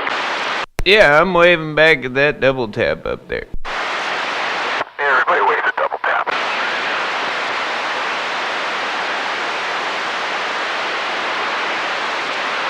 So anyway, Fender man, you just visiting for a week, huh? Yeah, got a lot of stuff to take care of and stuff, and then I'm back off the radio for another week. Where you been working at? You've been out of state, I'm assuming, huh? Yeah, in the state, out of state, just kind of depends on where work needs me. What do you do? Are you a military contractor? No, nothing like that. Audio work. Mike has set up, but, for real musicians and stuff. So you're a roadie. Nope. You're a stage tech? Are you a recording guy? Audio engineer. Oh, they got a technical name for it now. Okay, so you're a stage tech. That's what an audio engineer is. Well, sure, if you consider that home studios to be stage tech, sure. Well, if you're just setting up home studios. Sure. I do a lot of that, man. Is it for people so they can record? Oh, yeah. Roger that. I got a buddy that does that. He set his own studio up out on Yelm Highway, and it cost him about $15,000 to build, and we all got to play in all the booths out there, and we had a blast, me and Lacey Dave. That's awesome. Did it for years. Matter of fact, his studio was better than the one at Evergreen State College, and I'm not lying one bit. Well, that wouldn't be probably too hard to do. I don't know a whole lot about Evergreen State College, but I know they're throwing out a bunch of, diplomas and degrees for a bunch of mediocre work. Well, then you need to know something. You said you didn't know, so I'm going to educate you. They have one of the best radio recording studios in the state. They can be an FM station if they wanted to be, but they're an AM station, and I don't know if they even do the radio station anymore. Yeah, some people don't learn much, and they come out of the college because they're too busy smoking dope, Roger? Well, I know I did a bunch of apartments down there, just right off campus there. Oh, God, what did we do? My dad was like, that'd be back in 02 or 03. It's been 20 years. God damn. Boy, where did time go? It was right. We had to go on campus to drive off campus to get to these apartments, and I don't think they were dorm houses. I mean, sure, some of them are probably being used as dorms, but yeah, they're kind of neat apartments. Oh, yeah. Yeah, I know exactly where you're talking about. Yeah, they have a pretty nice studio out there. I don't know if they still do. I haven't been out there in 20 years myself. So all my friends that were recording guys, they're all at the home now and shit, They're not in school anymore. If I were to build my own recording studio, I'd build a anti-echoic chamber like Shure Brothers has at their headquarters. Cool. Not that hard to make, man. Yeah, I mean, you gotta just deaden the, sound enough, Just depends. If you're ever looking for that kind of foam, let me know. I'll give you a website. Well, an anti-echoic chamber, like Shure Brothers has like, it's not just foam. And there's about 26 feet of baffling around below you, above you. Well, trust me when I tell you, you're not going to be spending near the amount of coin that these other people are. Yeah, as far as like the wood and then they get the plaster and all that, no, just stick with foam. Be realistic, just like normal people. What happened to egg cartons and chicken wire with feathers? What the hell, man? You guys went high tech on me. Oh, come on, what about carpet patties? Come on. Chicken wire radio got down. That's how every backyard band in Thurston County had carpet and sleeping bags, stuffing, whatever they could stick in the walls, they'd put it in there and nail carpet up and try and block that noise out, and you could still hear them 10 blocks away. Oh, you talking about his studio? No, I'm talking about garage bands that would, go play out at the clubs on the weekends. So they'd all practice during the week in the garages, and they tried to soundproof the garages as much as they could. But you know as well as I do that the 1-inch thick garage door or less metal isn't going to be sealed, so the noise goes out anyway. Yeah, 8-inch thick, yeah. Right, but they did everything they could to make that noise stop, but they couldn't make that metal door go away, right? And I said, well, insulate the door, you dummies. And seal it. Anywhere air can get through, so can sound. Want to know a cool tip? So guys that are in recording know that, and so those were the guys that were working on that, and they'd look at the rest of the band and go, look, if we don't do something with the frickin' door, this isn't gonna work. You don't even need a door. You want to know a cool trick? Yeah, be in the basement. Well, there's that, but if they would have built a small, let's just say 8x8 room inside of that garage with drywall and a sealed door, put their amps in there, put the microphone there, run the microphone wires out through a little hole, it'd have been perfect. Nobody would have been the wiser, except for the drummer. The drummer would have still been loud, but at least they could play their amps at like 100. Right, and you must have just built a studio, so that's what my buddy did out on Yelm Highway. He just took part of his house and turned it into a $15,000 music studio.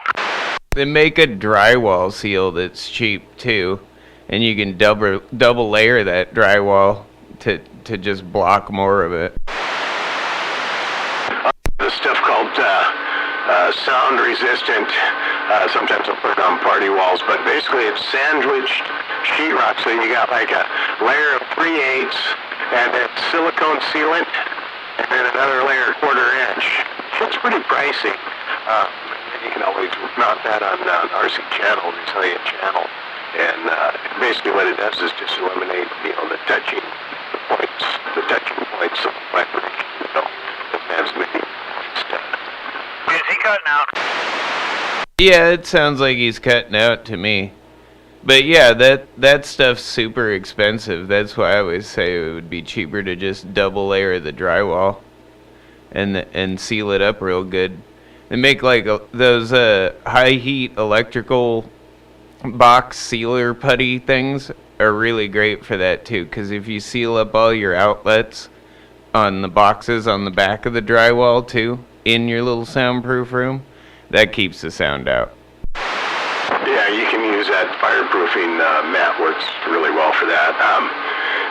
That core board or whatever, that shit's expensive. It's over $100 a 4x8 sheet. It might even be $200 now. But what we found on apartments work the best is you go double layer sheetrock on one side with that green rock wool sound insulation, and then on the opposite side, on the party wall, you go resilient channel and a single layer of 5/8. Yeah, 10. I learned that from a drywaller too. Glad I only deal with foam, not drywall. Well, I'm just doing, this stuff here is pretty much just apartment, multiplex, specs on the firewall / party wall.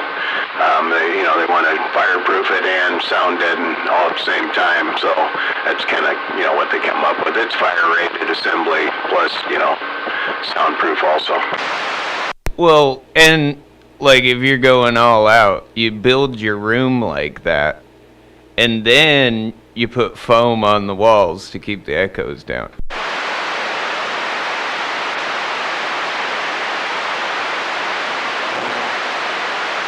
Most of the people that I deal with, they got their own house. They're not even worried about it. The noise intruding in anybody else's mind. They're just worried about their recording quality and their lights and stuff like that. Also, the gear. The gear's fun to play with. Yeah, I just I insulated I got a steel garage door. I insulated mine. It came in a kit. Gave it an R.8.5. But I'm more concerned about keeping heat in because I'm heating the shop. So how often do they take you into a weird room with a bunch of leather and ask you to soundproof that one too? I gotta say, not very often, man. Most people are normal, if you can believe that. It's the artists that are the weird ones. Well, that's what I'm saying. Like I figured the artists would be, hey man, can you soundproof this too? Please don't ask no questions, man. You want to be able to squeal a little piggy in that room, you can squeal your little piggy.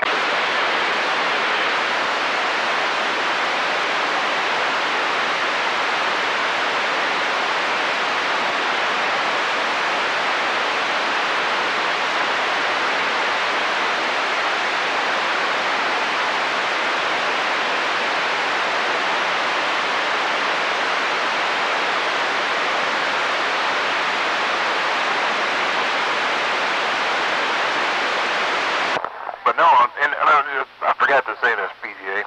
No, I hope you get lots of success on your channel, man. Do some cool stuff with CBs. Help bring back the fun that I used to have at 21, 19, 21, somewhere in there. That was fun. Well, that's not what I'm looking for from it. I mean, if I would be doing something way different if I was looking to monetize anything or do anything with it. Oh, you ain't monetizing Channel 17, that's for sure. No, it's just a sandbag gate. And YouTube lets you stream it for free, so that's cool. Yeah, I mean, you probably could if you just got Beavis off the air. I'm kidding. Yeah, where is Beavis? Gotta be getting off work by now. I bet he's freezing. I think I heard his ride going to get him. He still doesn't drive? Yeah, what happened to Beavis's ride? Well, he only has one car. Oh, and he lets the other half use it during the day while he's at work? That's nice of him. Oh, yeah. Well, I mean, there's two people for one car. So, you get the picture. He's trying to get another car. But I think he has ambitious dreams on what he really needs to buy. He's been telling, I want to get a crotch rocket or I want to get a 4x4. And I'm like, dude, that's not your second vehicle. No, you get a Honda Civic or another Accord, Yeah. How much he's looking to spend, because I got a rig here. I'm waiting for the title to come in. It's been paid off. It's a 2013 Ford Edge, all-wheel drive. I don't think it's got it's my brother-in-law's 130 on it, I think, maybe. It's got a few miles on it, but it doesn't use any oil or anything. $5,000.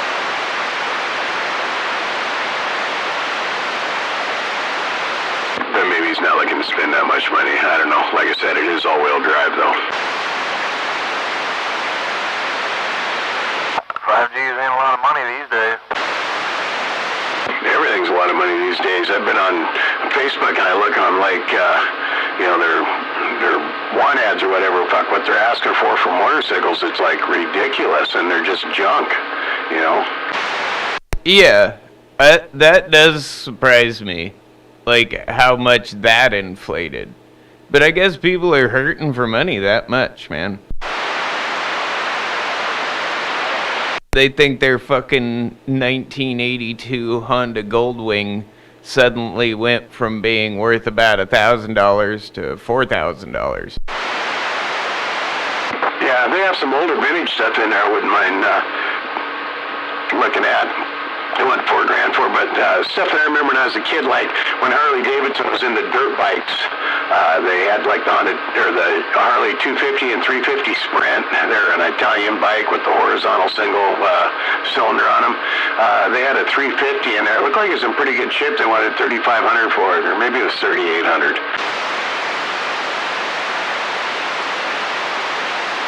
Back in '65 when that was new, it was probably a $900 motorcycle.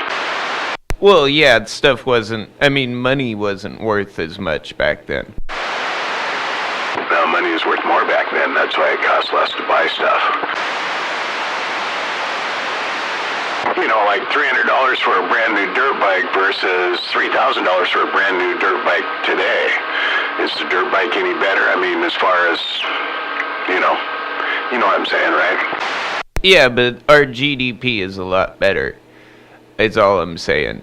Yes, there's been a lot of fucking inflation, but the GDP's caught up with most of it until recently. Again, it's lagging. All I know is it's all Jay Inslee's fault. Well,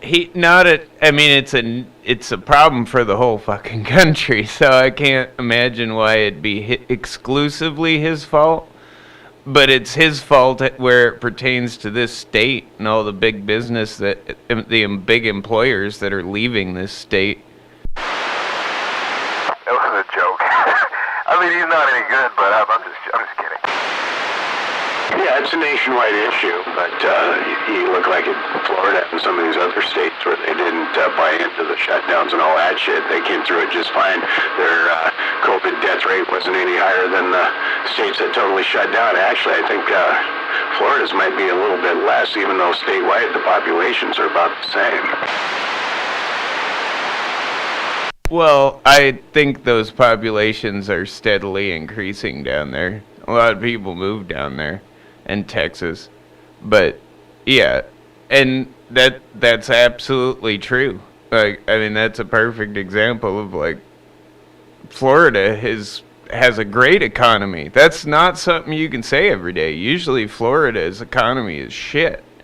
The housing market and everything, all of that went up down there, and it went down everywhere. Well, the death rate from the COVID wasn't as high because DeSantis wasn't putting recovering COVID patients in nursing homes, with elderly people, and then he didn't have the news media telling the rest of the country how great it is, and Como or whatever there in New York wrote a book on how to survive COVID when he had some of the worst policies around. It's hilarious. Well, and New York generally is not a very hygienic city. What do you say, Nelly? Don't wash your asses. I'm saying he even admitted to it that people in New York aren't as hygienic. They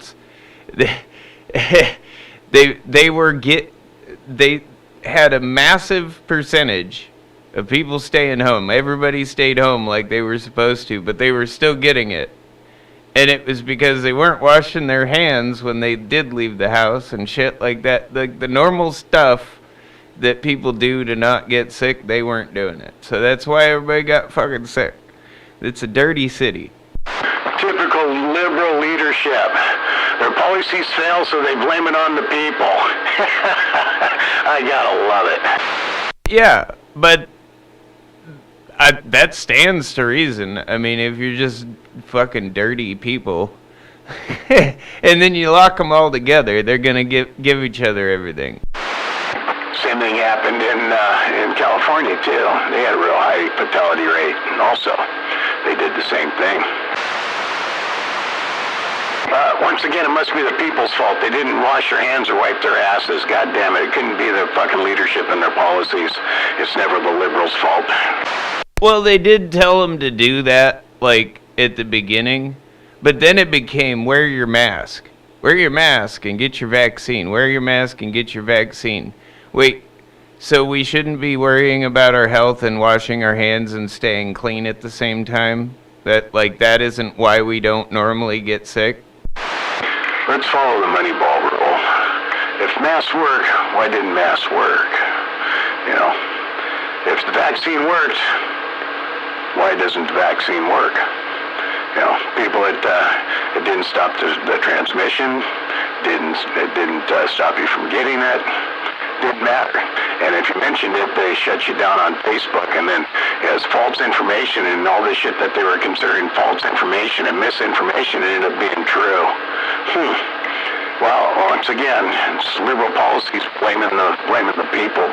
It's not their policies, it's the people. That's whose fault it is. Well, I'm being sarcastic if you haven't caught. But I don't know. All I know is I didn't get it, and I don't know how I haven't gotten it. But I don't know. There are people that told me that, you know, that tell me cause I should have gotten it because I got the vaccine, and people that have told me that I haven't gotten it because I got the vaccine, and then you know, I don't know. I haven't been really like the doing everything that everybody tells you to do on it. So, but I'm also, I don't know, hygienic. Well, I don't know. I never got the vaccine either. I was sick earlier in late 2019, early 2020. I was really sick, so I probably had it, but they weren't calling it that at the time. And then after that, I wasn't sick till, I didn't get sick till this last March 2022. When I went to my daughter-in-law's funeral, I got sick after that. But there's a bunch of people in from New York and stuff like that too, so they could have brought some kind of virus in. I don't believe it was COVID. If it was a real mild case, but I wasn't sick for like those 2 years. So I don't know. I wasn't vaccinated, but the thing is a lot of the people that are vaccinated, some of them are getting COVID because I believe it does break down your natural immune system, but they're getting other things, you know, like heart issues between vaccinated 18 and 39-year-olds are up like 80%, that kind of shit, but they're keeping all that shit on the hush, you know. All these other medicines you see on TV that are, you know, caused enlarged heart, kidney failure, blah, blah, blah, you know, for like different pills and stuff you take. It's like every medicine out there has got all these side effects, except for I noticed that COVID, there's no side effects listed. It's the perfect fucking vaccine, man. There's no side effects at all. It's a fucking miracle drug. You know what makes my heart issues act up? All those side effects. Starting to break up a little bit, bud. Who, me? It could be this mic. I'm using a Turner Plus 3, and it's got some sticky contact points on it. Yeah, he might have been weak keying a little bit. I don't know, cause it was over time. It started catching up into the, you know, breakup. Yeah, put the 104 back in. Hey, smuggler, 777 waving. I just want to know why on earth we needed to go to Egypt. Smuggler, you're starting? That's the dumbest thing. He's a Washington State governor, not a president. Remember, smuggler, black radios matter. Yeah, but he wants to be president. That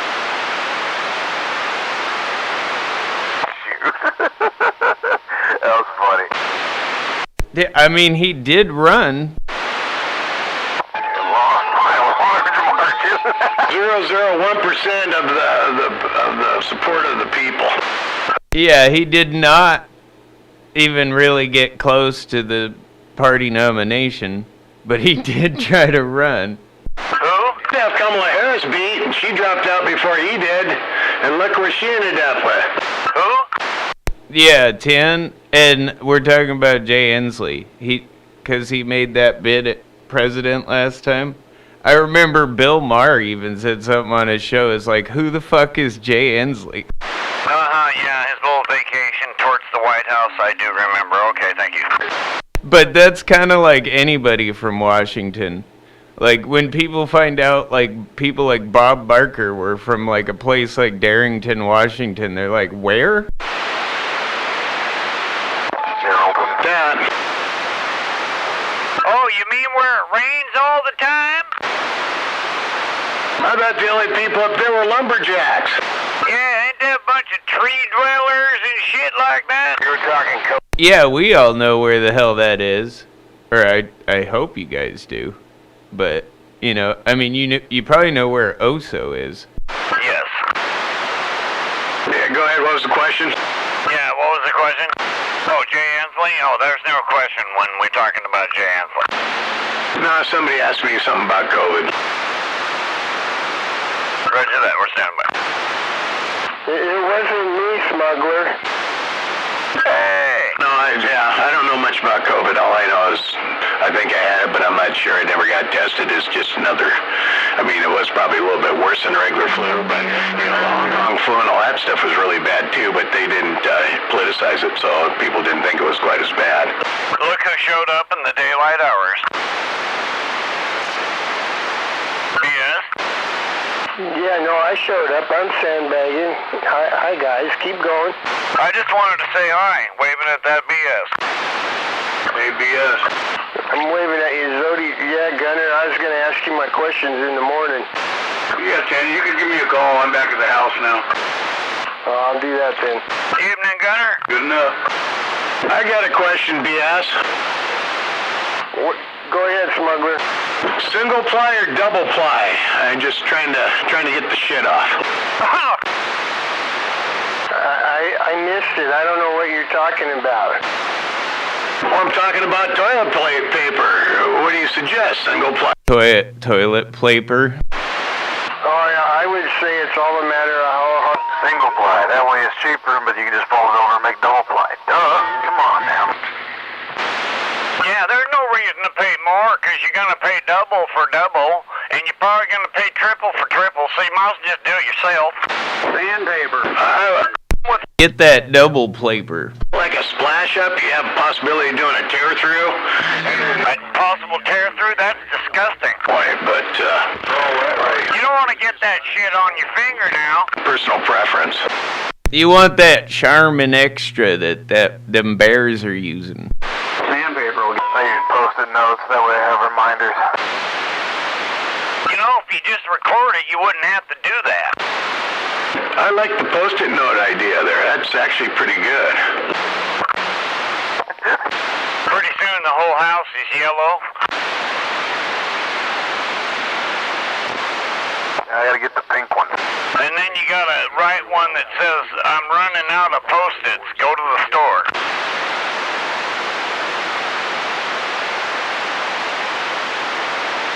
Sorry, BS. I didn't mean to run you off. I just had to throw something obscure out there just to welcome you to the evening. Put a little too much fire in the wire there, trying to block out winter bender and then pop the circuit. Well, maybe the subject was just a little too shitty for him.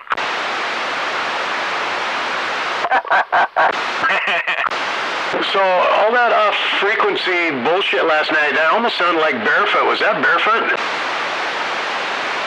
You heard off-frequency bullshit last night? Like, what did it sound like? Like barefoot on a drunk. Oh, I missed that. I know, it sounded like bleed over, but I could have swore it sounded like barefoot.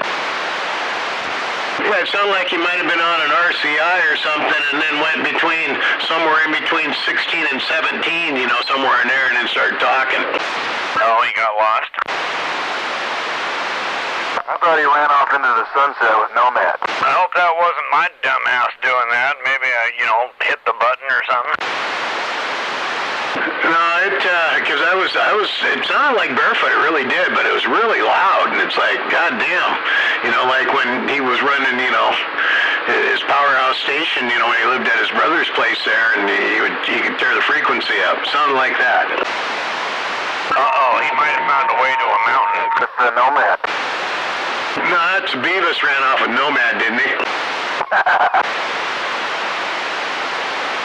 Oh, that was with Al. What's happening, Maytag? The whole bunch. Good evening, smuggler. Slow day at the free blowjob clinic, huh? Mystic radio talk going on here lately. I was kind of surprised because I thought you guys all got along at one. I bet it's gonna pick up now. It's gonna get good now. He's been having he's one of Lost Causes puppets.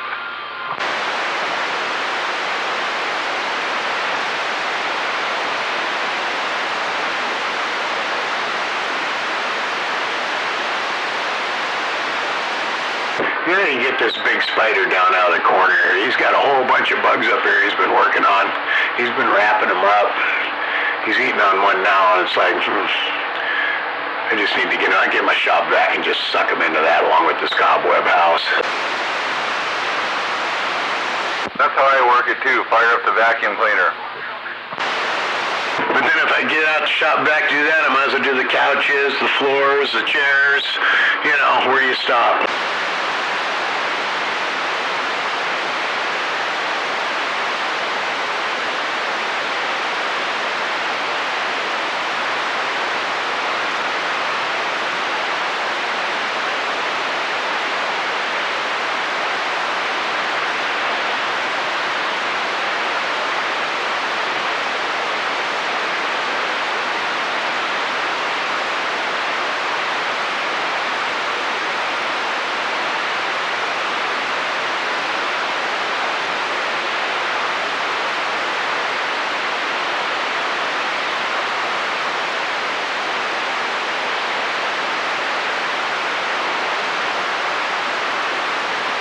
It looks like the weather's going to turn right after Thanksgiving, huh? Shit, I was hoping it was going to be a nice another weekend because that's the toy run. A day like today would have been perfect for something like that.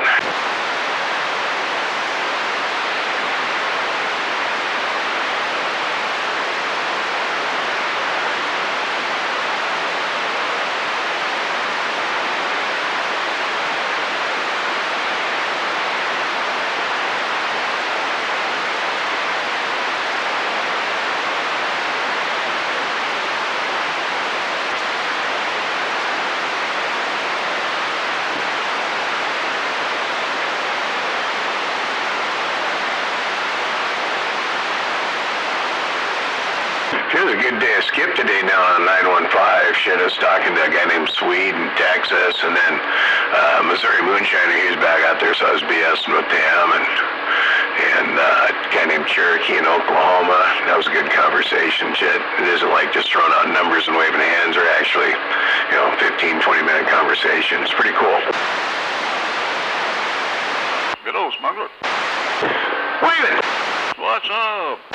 Oh, not much. I just turned the radio on here and had me a couple double shot espresso with some Kahlua and Bailey's, and shit, I'm ready to rock and roll now. I bet you are. Holy shit. Yeah, I was just listening to you talk about those guys on 915. I've been talking with them for years. Yeah, good group of people down there. Couple of them passed, the senior guys have passed, so it's been kind of quiet, but it's starting to pick up again. Yeah, White Mule was last week, and I didn't hear him out today, and then, all up in Michigan, Wisconsin, all that was all coming in too. Those guys go my numbers. I haven't been writing anything down for number-wise or nothing. I just remember, some of the names I remember pretty well. Now, if they got on the radio and started talking, I wouldn't be able to identify the voice of the name. I haven't talked to them enough. I'm kind of the same way. There's Dr. Pepper. He was an icon. He passed away about a year ago or a year and a half ago, and then a couple other ones. But yeah, they're still 921 and Tennessee and a lot of those guys. Yeah, it's fun stuff. They're old timers. They've been on the frequency for a long time, and they like to talk.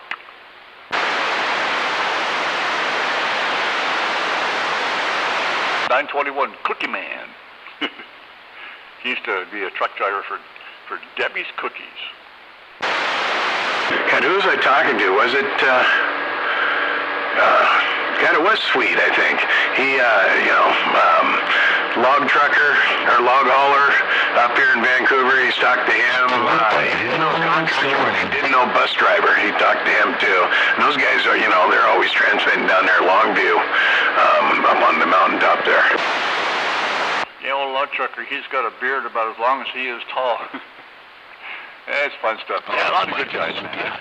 I should get back on that channel. I've just been spending so much time on FM because of quality. I mean, God, it's just like you're broadcasting on FM frequency, which you are. But anyway, I get on AM every now and then. I should probably get on there again and say hi to those guys. Hey, it's Mike. Yeah, it is. What's up? What's going on, bud? How you doing? I'm doing all right. How about you? Oh, fair to middling.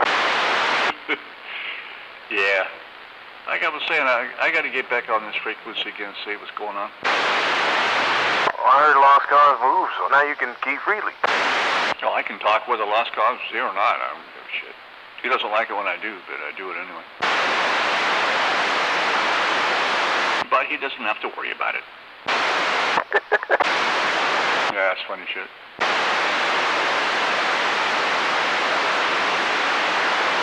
What you been doing? Oh, working. I don't have hardly any time to key up the radio anymore, so I'm just working. But no, I heard Sky was the new radio police. He was deemed sheriff a long time ago, right? Yeah. Get up in the morning, do a bong hit, drink a beer, and all right, I'm sheriff. That's funny stuff. Anyway, I'm going to let you go. I'm going to go back to the other one. Good to hear you, man. Don't be a stranger.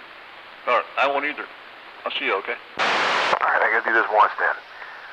Wave, over.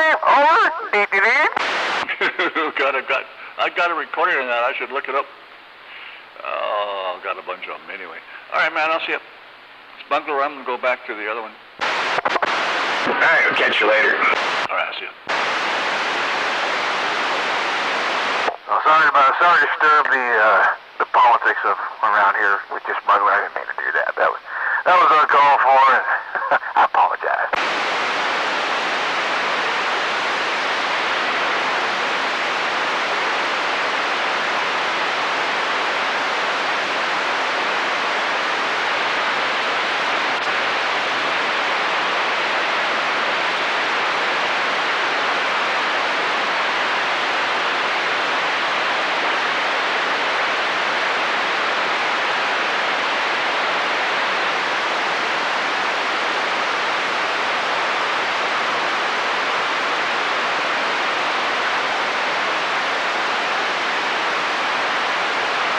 You still on this one, Mikey?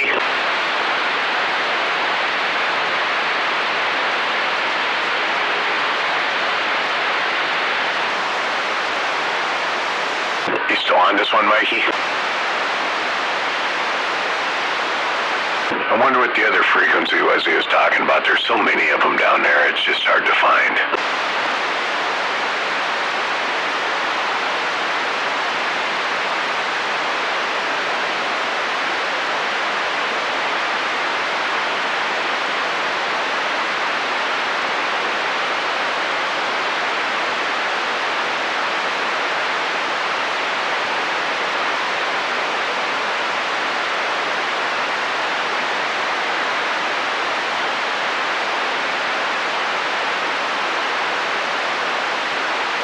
Is it like a ham radio operator thing, or what?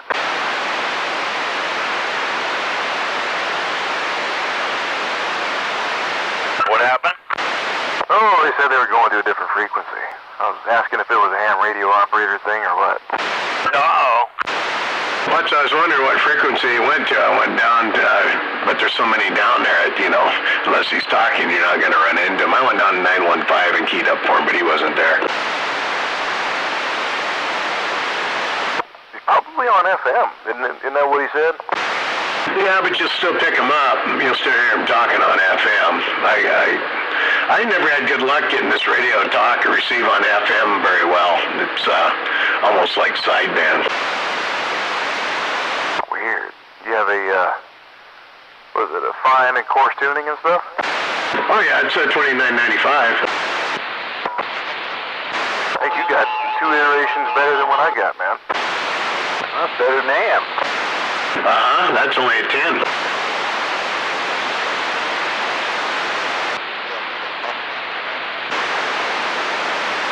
Well, that's because I was on AM. I'm on FM now. Am I still muffly?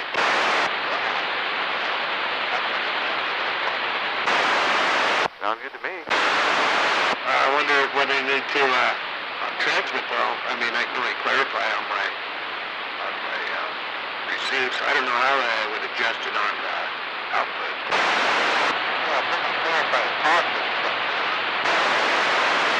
I turned mine down to 271640 and you're sounding good.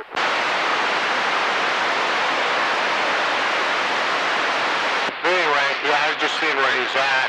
I usually go down there. It's a lot less traffic where we go down there. Sounds like it's good to me. I don't know if they're complaining about your audio, but it doesn't sound bad to me.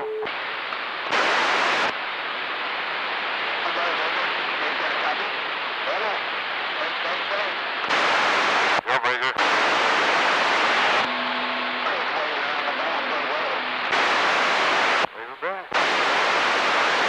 We're waving a hand at that cancer survivor, RC. What's up, Big Daddy? Little friend in the corner, RC, saying hello.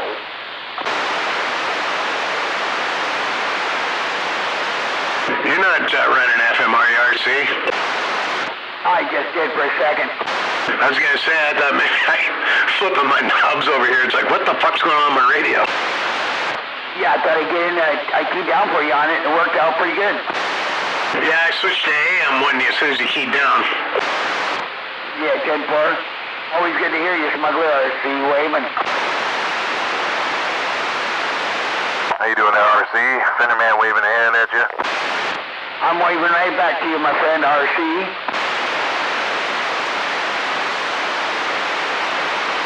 So is that RC using like remote control or like RC Coca-Cola? Yeah, it's remote control.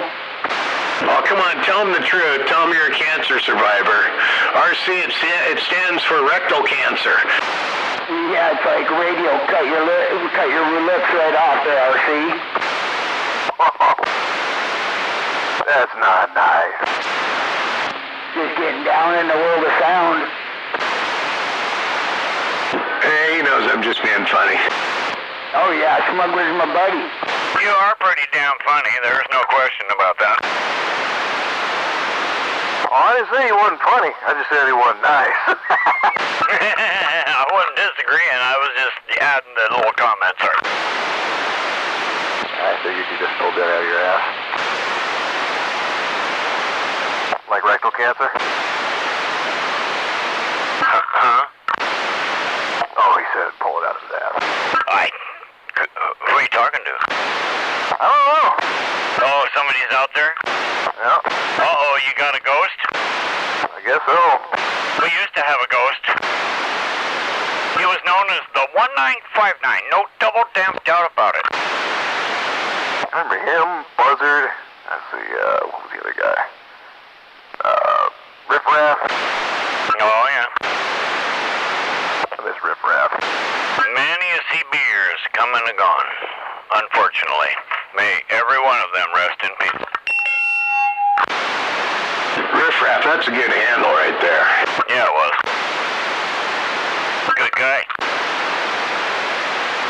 Wonder whatever happened to Red. Oh, he keys up now and then. Mostly then. He's hunting whitetail with his uncle right now. Oh, sweet. Hey, he's always doing something cool. because he's red.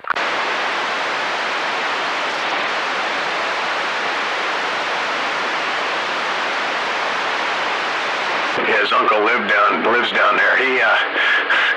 His uncle, man, a hardcore motorcycle rider. He went on vacation, rode his Road King from there, him and his wife from there up all the way up here, and then Red got on, with his wife, and then they went and did the Northern Cascade Highway and shit. It's like, man, I don't know how your ass can handle all that, but this guy did. I'm telling you, the guy's just built different. Maybe he's got a good seat. Texas to Washington and then North Cascade Highway, I don't know. You'd have to have one hell of a fucking seat. Yeah. That's a lot of miles, huh? Oh, yeah.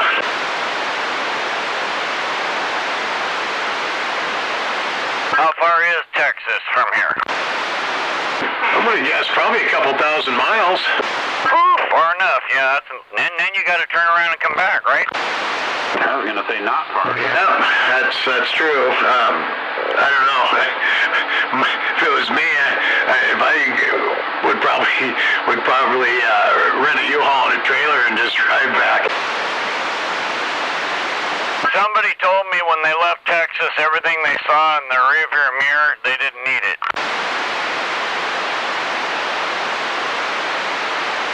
Got a lot of friends that are the same way, and I might be doing the same thing.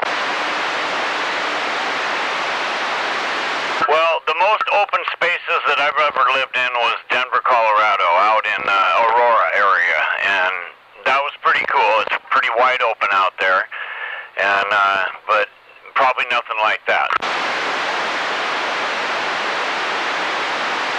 No cactuses either.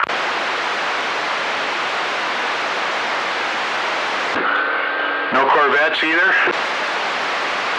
Oh, there was a lot of Corvettes in Denver. Oh, I meant in Texas. You said no cactuses. Oh, you're talking about no cactuses in Denver, not Texas? Roger, yeah, I don't want you to get confused. Okay. I was kind of leaning toward this joke I heard a few years back, but that's why I brought up the Corvettes. Well, we are waiting with bated breath. You know what the difference is between a cactus and a Corvette? What's that? Corvette's got the pricks on the inside. I like it.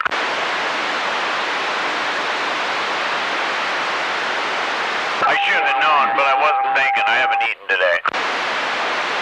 I'm having a great dinner tonight, though. I like them new mid-engine ones. God, if I could afford one, I'd have one. I tell you, that's like fucking Ferrari fucking material right there. Oh, is that right? Oh yeah, haven't you seen it? Google the new mid-engine Corvette. Check them out, man. Goddamn, they're badass. I will do that. I didn't. Mid-engine Corvette. Yep, if you can find one for under 120. Oh. It costs a whole bunch of money for them to get the wiring right. Buying them up and then reselling them, for 99, 110, that kind of crap. That's a lot of bucks. Kind of like what they did with the Ford GTs when they came out in 05, 06, those 2-year run, everybody bought them up and, now they parked them and then now they're turning around and selling them, they're getting $500,000 for them. Oh, damn. That's a lot of money. Yeah, when they were paying, well, they were about 120, 140 when new. That was a lot of money back in 05, but damn, a lot of them have, less than 1,000 miles on them, less than 500, and they're getting 450,000 for them, shit like that. Yeah, pretty soon all the cars will be electric and they'll stop making gas cars, and then they'll be worth $1 million each. They don't want you to think so, but we're a long ways off from that. We don't have near the infrastructure or any of that shit to support any of that bullshit, that green bullshit. The technology doesn't exist to run the country on it yet. Well, then hopefully they'll keep making some fun cars. Well, it isn't about saving the planet or anything. It's about control. And, if they can outlaw the gas, limit and control the affordability of the electric cars, shit. They pretty much got everybody by the balls at that point. Digitalized money system. That's what that whole fucking cryptocurrency crash was all about. The government knew it was a phony fucking deal. They let it happen. Now they're going to come in and write regulations so they can control cryptocurrency next. That's what it's all about. And then it'll be like it was up in Canada during the trucker strike. They'll just start shutting down people's bank accounts with the push of a button because it'll all be crypto. I hope I got all my money out of the bank before that happens. Have you seen the new modern Mini 125 dirt bike? No, but if it's electric, my buddy's got a, well, it wouldn't be if it was 125. My buddies, they got their kids a Husqvarna electric dirt bike, and it's got high and low, and they actually go pretty fast. They're like $4,500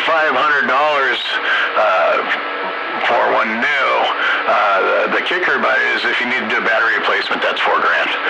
Okay, this is not electric, it is gas. They are a miniature. You can put them in the back of a cargo SUV. They're that small, but they're a 125. They are gas, and they can hold an adult, and they go pretty fast, not too bad. And you can pick it up, put it in the back of your rig, and take off. And it's about $1,200 to $1,500 with tax.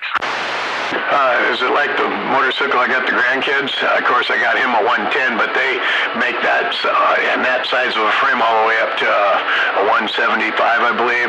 And they're all based on that Honda 50, Honda 90, you know, the horizontal engine. They all look the same. They're just bigger displacement. I'm not sure. I saw one yesterday on the back of this young guy's truck, and I said, "What is that?" It's not a mini bike, but it looks like a mini trail bike. And he said, "Well, it is. It's a miniature version of a 125, but I can ride this all day anywhere I want to go." I said, "Wow, you look like you weigh about 180. He said, "Yeah, 190. And I said, "Okay, you're my size, but you outweigh me by 50 pounds, so it handles you no problem." He said, "Oh, hell yeah, I have a great time on this thing." Right on. Well, I think I might get me a new little toy. Yeah, this little 110 I got for the grandson, I got him the full automatic because, you know, he's like 7, but it'll do 40 miles an hour, and it's a 110, and it's rated 190 horsepower, 190 pounds. I was looking for my phone. I was going to send you a picture of it, but I think I left my phone in my truck. Well, and by the way, I'm going to send you a picture of this motorcycle so that you can see it. All right, I'm going to go find my phone. I don't know where I left it. I think I left it in the pickup. All right, I'll go through my pictures here real quick. Pretty cool little bike.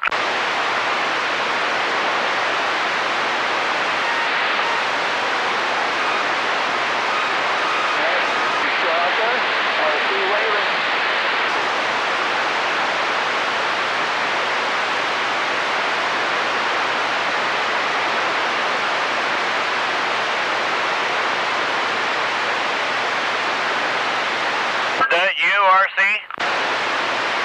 Who's calling RC? Go ahead. Oh, Zodiac. I was just wondering if that was you. It's RC. Go ahead.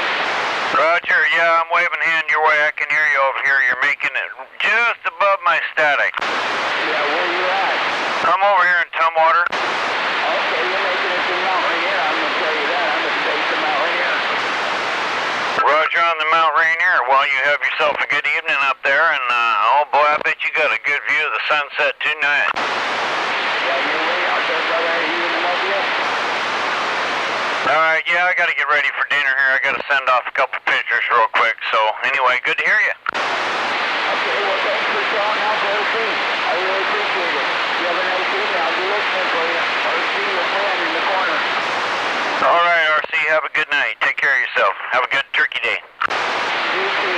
And God bless you and your family. RC. Right on. All right, we're back on the side for a few. All right, take care. Get yourself a ground plane up there, will you? and hammer down.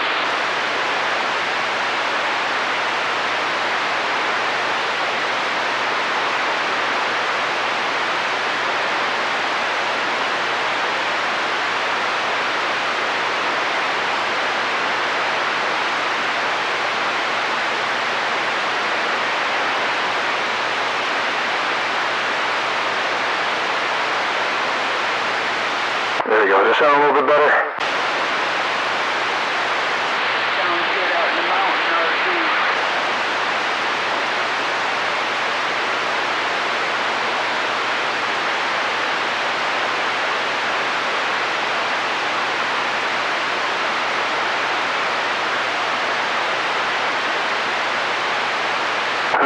guess everybody went away. All right then.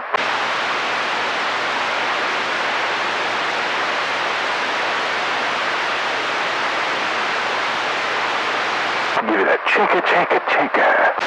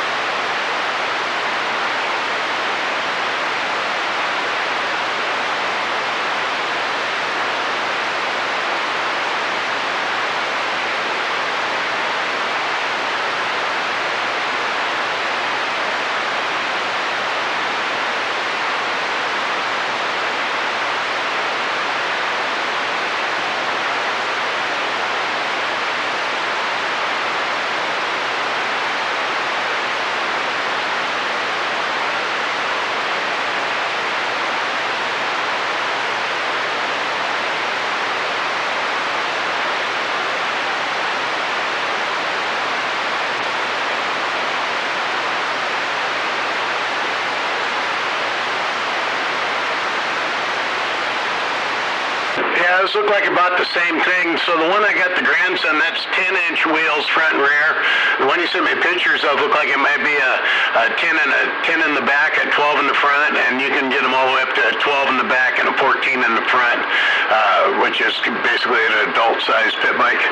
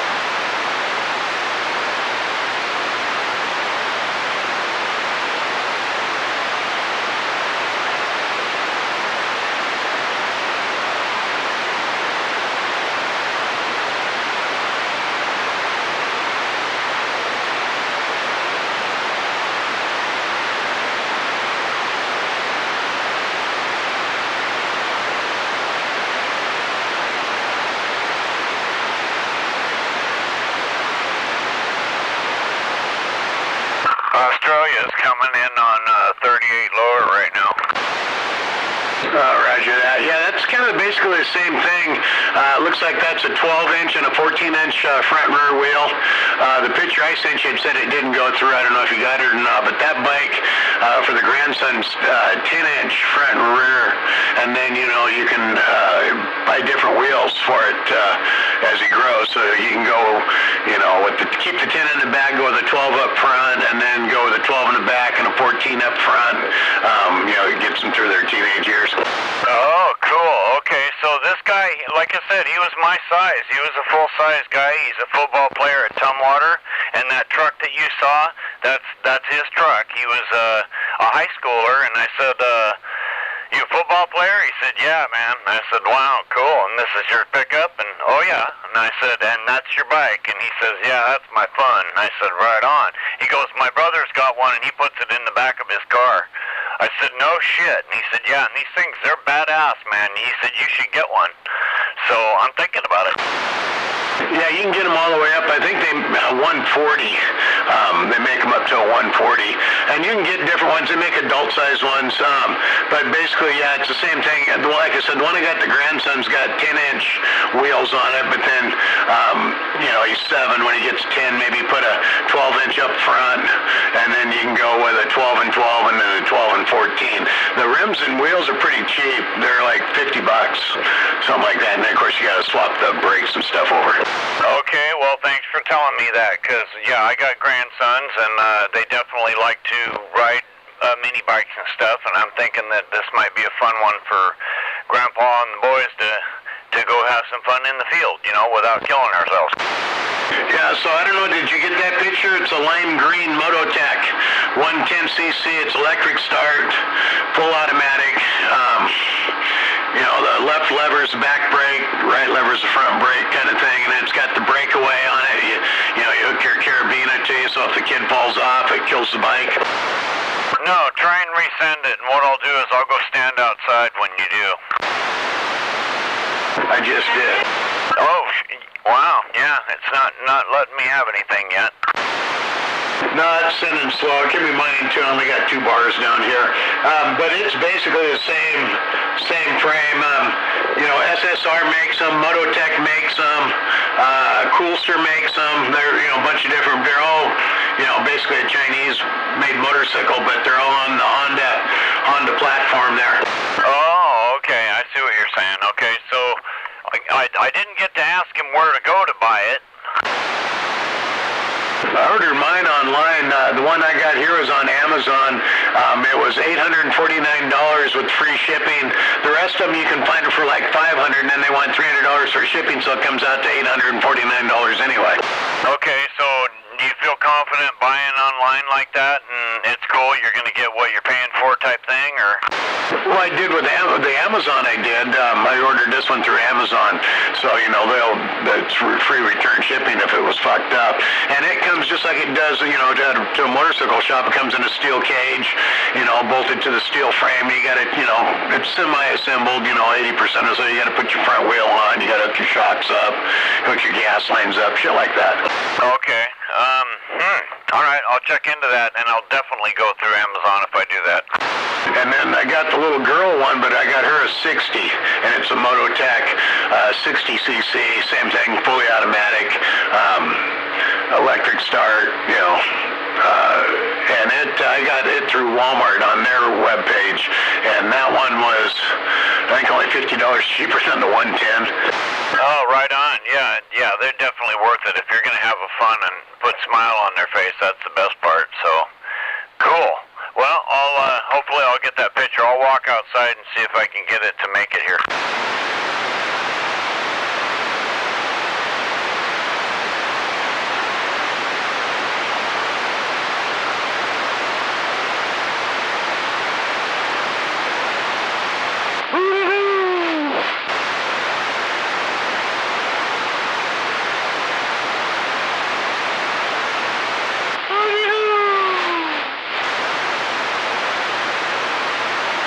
That was my grandpa. Was that cool?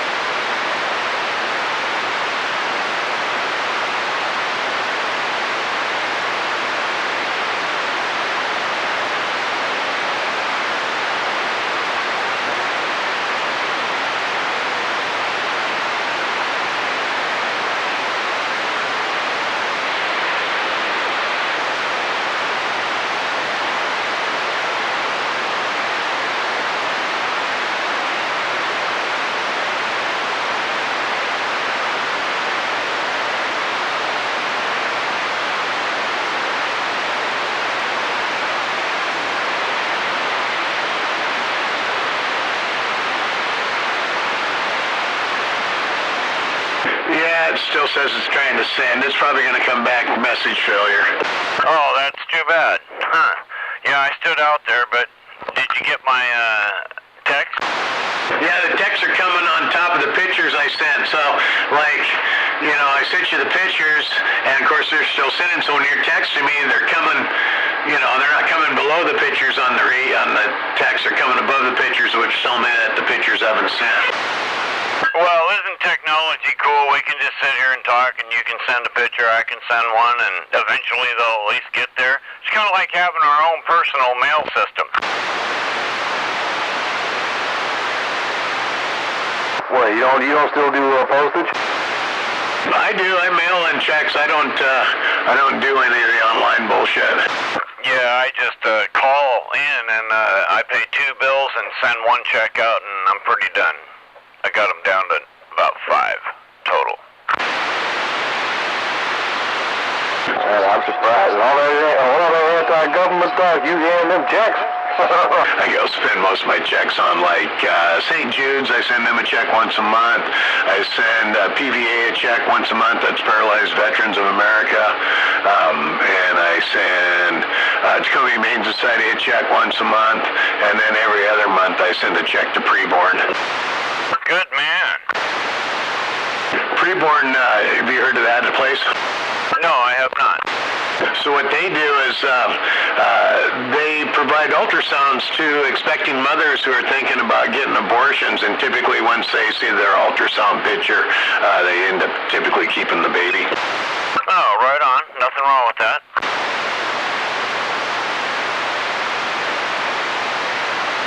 I have to say, I do know a guy that he's a product of inbreeding, and it shows. Oh, poor guy. How many fingers, and does he got 6 fingers or something? Does he walk funny? Web feet? You wouldn't ever be able to tell until he talked. That's all I have to say. Oh, that's too bad. That's not fair to the individual. You do agree with that statement? I don't No, if it even registers. Okay, I got you, but alright. Not bad, huh? Yeah, kids, this is why you don't do drugs, okay? And this is why you don't do each other, okay? Shit, more inbred than the royal family, huh? Her brother situation. Yeah. That was funny. More inbred than the royal family, is that what I heard? Oh yeah, they're all, the whole royal family all through Europe, whether it's, Germany, Sweden, Portugal, Spain, France, they're all, even Russia back, the Tsar back then, that was first cousin to King of England, Queen Victoria's son. They're all inbred. They're all first cousins, second cousins, yeah. Are you telling me that the Tsars were doing their sisters? No, I'm just saying that Peter, what was the last Tsar? Was that Peter? I don't know. He was Prince Albert's, for their first, they looked almost identical. You would think they're brothers, man. They're first cousins, though. And he wouldn't let him come to England, and then, the Bolsheviks ended up killing him and the whole family. Oh, wow. Yeah, that was during World War I, when Russia was involved in World War I until they had the what are you doing on your desk radio? And Marxists came in and the Bolsheviks and they killed off all the Tsars and their family, and then took all the farmers' property and put city folk in there to run it, because it's just management, right? And of course, half the Russian people starved because nobody lived in the city. And it was a big shit show. They kind of keep that under wraps, though, because it goes against the narrative that they're trying to push today. Man, that's messed up. Yeah, I get a chicken sandwich with large onion rings and a... What did you... Wait. You have too much time on your hands, sir. Yeah, Dr. Pepper, every once in a while it's... For me, no, I just like history, because it's like Harry Truman once said, the only thing new in the world is the history you don't know. Yep, I had a friend that was just like him over here near where I live, and he's dead now. He died about 5 years ago, and he could tell you about every damn battle that happened from the first war forward. And who died, how many people died, how many lived, how many it took to win the fight, different battles, everything. I told him, you are a damn school teacher, and he said, no, I'm a forklift driver, but I love history. So there's the second time I've heard it in life. Well, I'm not into it like that. In the general, what happens, with shit, man. How history always repeats itself, and we're doing it again right now. Oh, yeah. And it's the leftists that are doing it. Yeah, it's messed up. I absolutely agree. History is incredibly important, and it's important to know a lot of it. But if you know all of it to the point where it gets to be too applicable, then that's where we start running into the whole perfectionism's loop, and that's what you don't want to get into.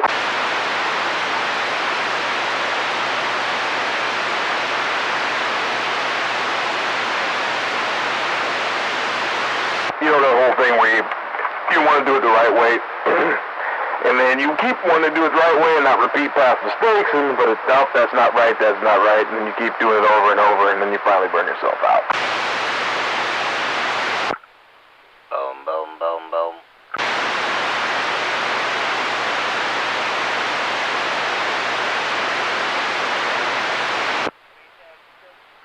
Well, it said they got delivered. So, Dirty.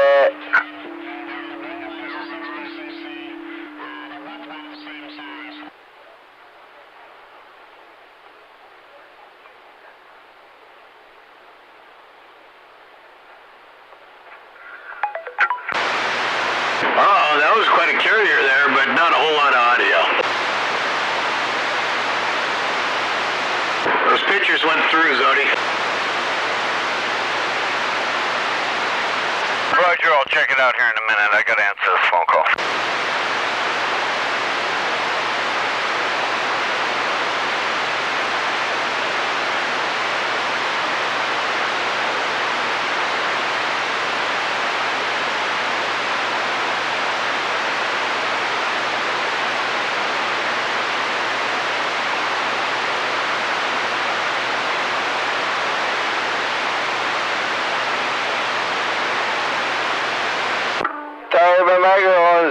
hooking up, and then it will get locked down with the radio. Damn, you gotta hate that. Evening, Beavis. Good evening. Yeah, I'm getting mad at this microphone too.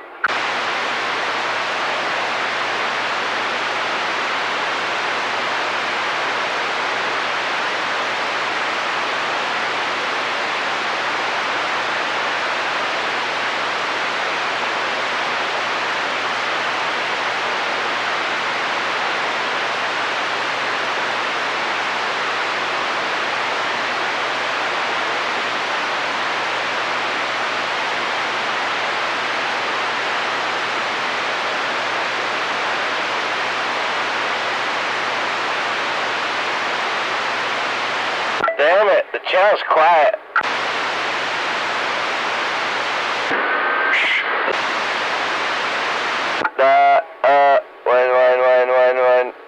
When. The needle looks like it's moving. Good evening, 11111. Good evening, do I have audio? Do you have that? Yes, of course you have audio right now, you do. Key up, say something. I just did key up and say something. And you did it again perfectly. Everything's working fine, yes.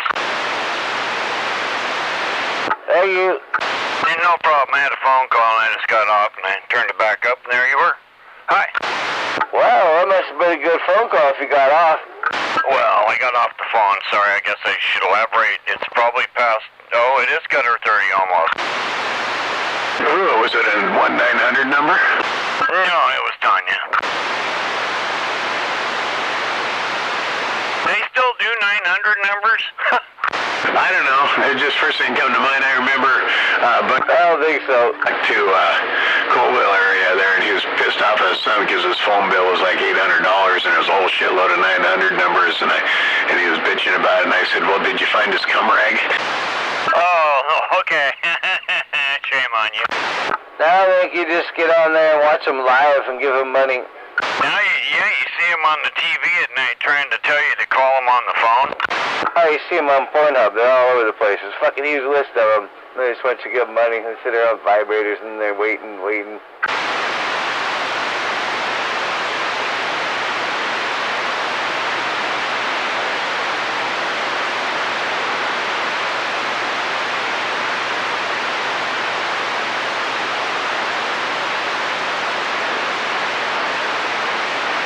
Sounds like a hell of a job. Right? I wish someone would pay me to lay around and masturbate all day. I'd be fucking rich. Yeah, you could stick farm implements up your ass. No, I don't think we're going that far.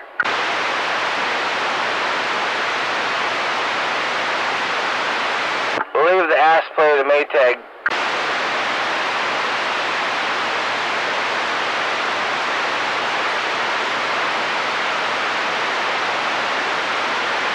He only does that with Al. Oh, I knew you were out there.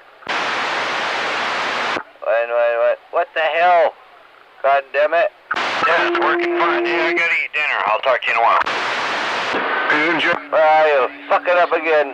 Cheers. No, it's working. And you can look at him while you're eating, I guess. Oh, well, it looks like it was fucking up. You want me to tell you it's not working? No. Not if it's working. What the hell happened? Yeah, I'm not gonna bullshit you. It's working just fine. Oh, I think I doubled to a Zodi. I said, Sorry, I'm standing by. you guys used to get along pretty good. We gotta go eat. What happened? Oh, he's my favoriteest new douchebag.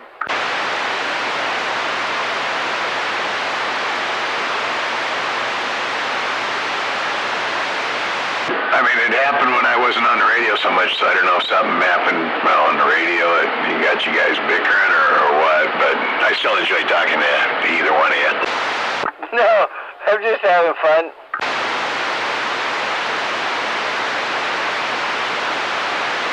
Maytag just happens to be the target.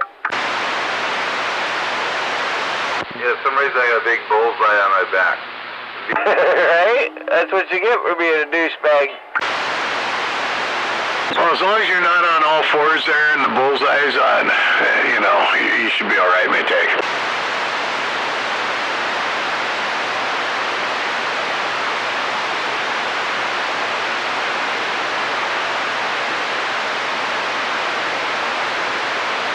Damn, I might have to turn the heat down in this shop. It's finally fucking warm in here. My hands ain't freezing. Huh. What the hell? It's only 10 after 5. That only took all fucking day. Well, it was cold this morning.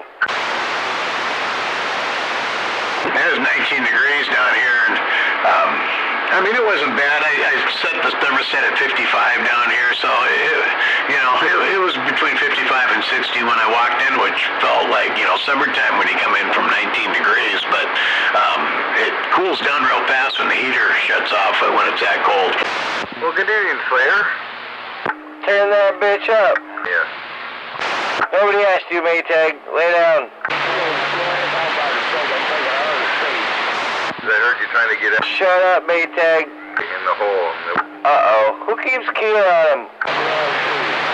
Maytag, somebody keeps keying on you. Hear you there, RC, but Beavis is kind of funny. I don't know who it is, but somebody keeps keying on you, Maytag. That fucking prick.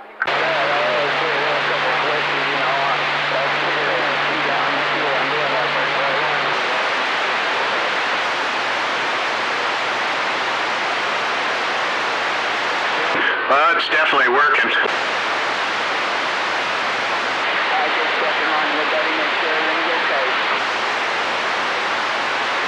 Oh, I'm doing fine. I haven't had diarrhea in almost a week. Cough's gone. Yeah, doing all right. Appetite's starting to come back. Yeah, that's what I'm saying. That's what I'm saying. Damn, I miss you, you funny fucker. Well, that was just weird.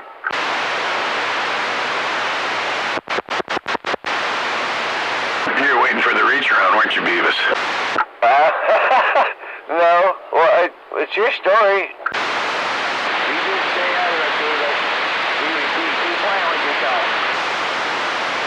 Somebody gotta do it.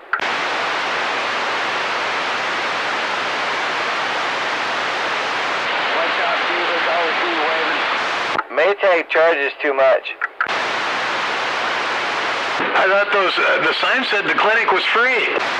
Yeah, he expects a big tip, though. Oh, sorry. No pun intended about the tip. Beavis, you gotta have credit first before you get to jump on the freeway, Chris. You gotta have credit first, Beavis, before you jump on the freeway.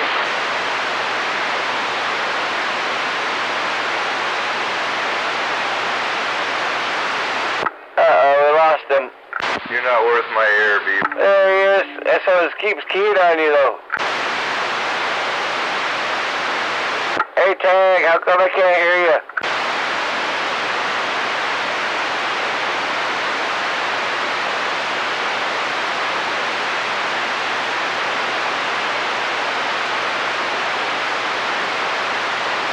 What'd you do to your radio? I can't hear you. We'll turn it. I can't believe it. I can't hear you. What'd you do?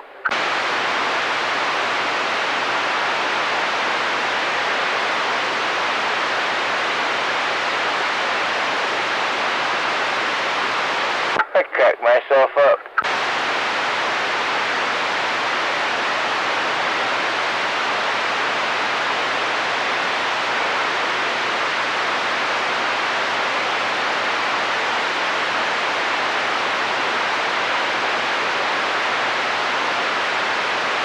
And Chow's quiet.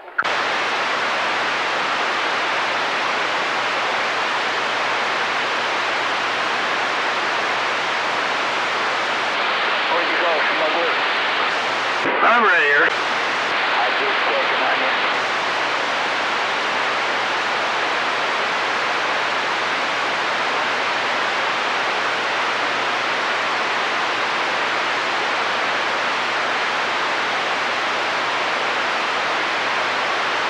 What's new, smuggler? How you doing? Everything okay over there? Or what's up, brother? Oh yeah, I'm just on the internet here on my phone, going through shit. I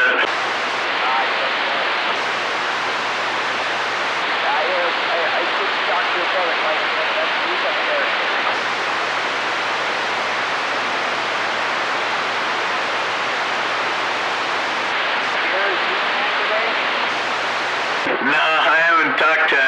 since Thursday morning, maybe? Was it yesterday morning or Thursday morning? It must have been Thursday morning. Yeah, 10:40 probably. I think getting late.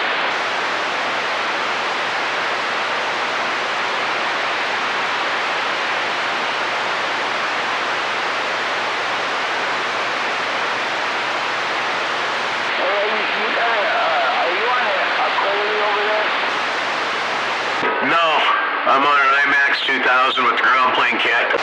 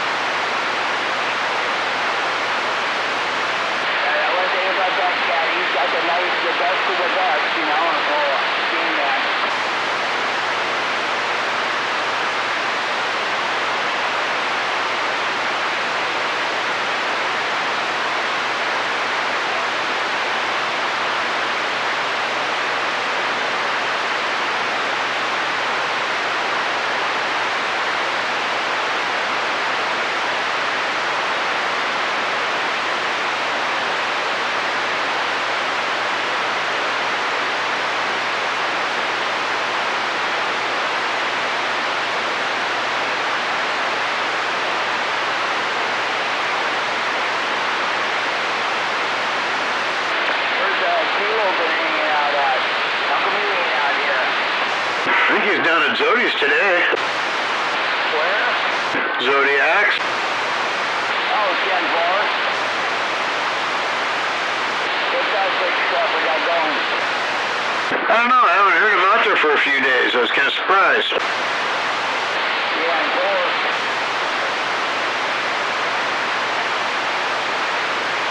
4. I think he has a antenna that's down. I think Maytag's going down. I think the windstorm got a piece of it.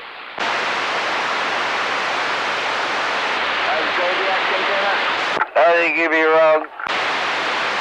45s. Davis is going down on Al tonight. You say 45's antenna got screwed up? Yeah, I think it did. I'm not too sure. I offered to help him, but he says he'd be all right. Waving there, Smuggler, Beaver, and Beaver? He called me Beaver. You must think you're a pussy or something, maybe, Beavis. I ain't no fucking man, Janet. Don't call me Maytag.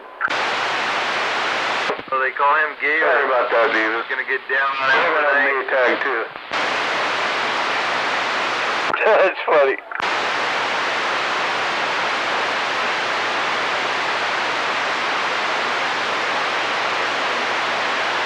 I don't know, for some reason I can't hear Maytag tonight.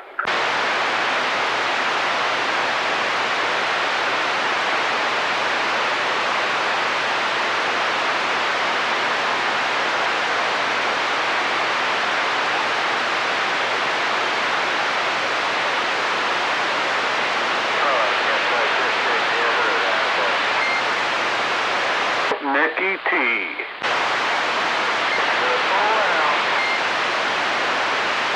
Toilet paper?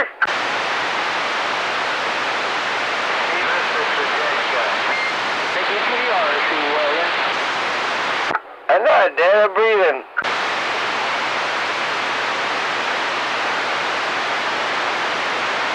Smuggler, one of these days we're going to have to meet. We're neighbors. Oh, I can tell we're neighbors. I guess you're at 30 dB.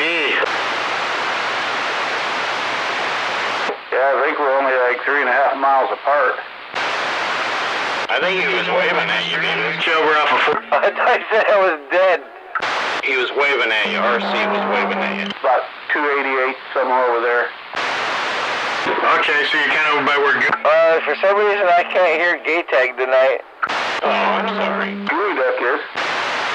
Marcus, his radio that he was on is the one I'm talking. Hopefully you can hear me. I hear you just fine.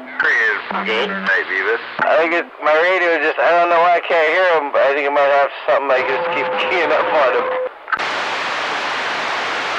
but I can't hear him tonight.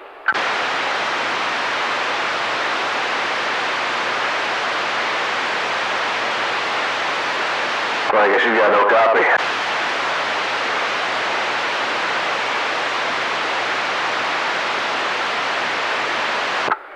Copy on what?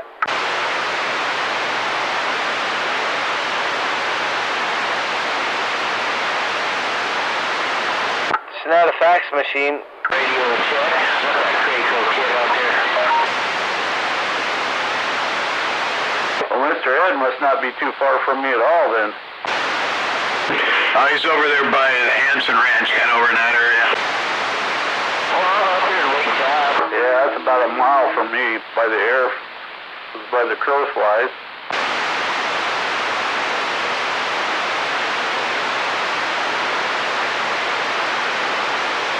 Is that Triple M? 10 on that. Who's this? Well, you're talking to Fender Man. Oh man, I haven't talked to you in a long time. Hey, it's from you. It's fucking Genderman? Well, how's it going? You're awful loud on this radio. Genderman. Yeah, I finally got away from all the noise and got up in a tree, away from my noise, and yeah, it's getting out a lot better, and I can hear people a lot better now. I'm sorry.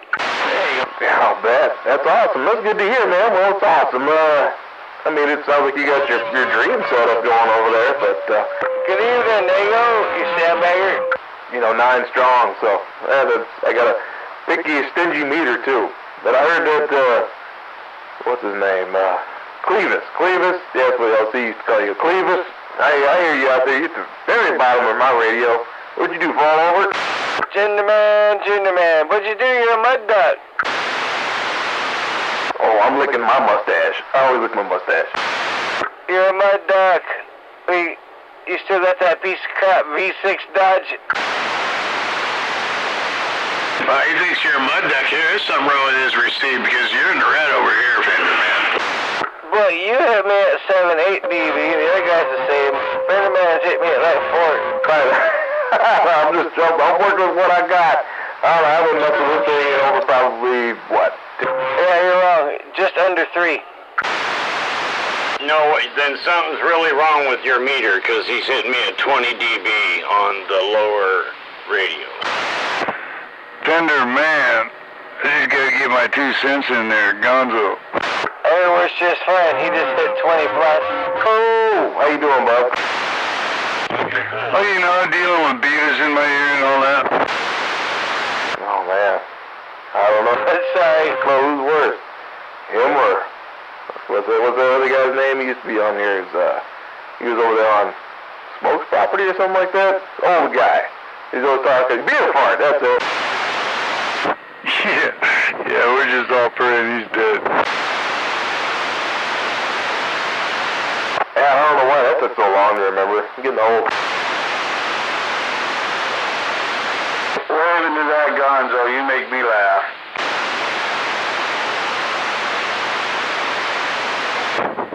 Yeah, Dan. Top of the evening. Hey, good evening, time here, Gonzo. Mickey T. I was over in your neck of the woods today. I tried to get you to my mobile. I heard you key up once, and then you never came back. I may not have heard you.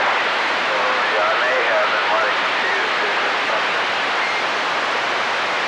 Could very well be. Been a long time since I talked to you in the mobile. Yeah, no doubt.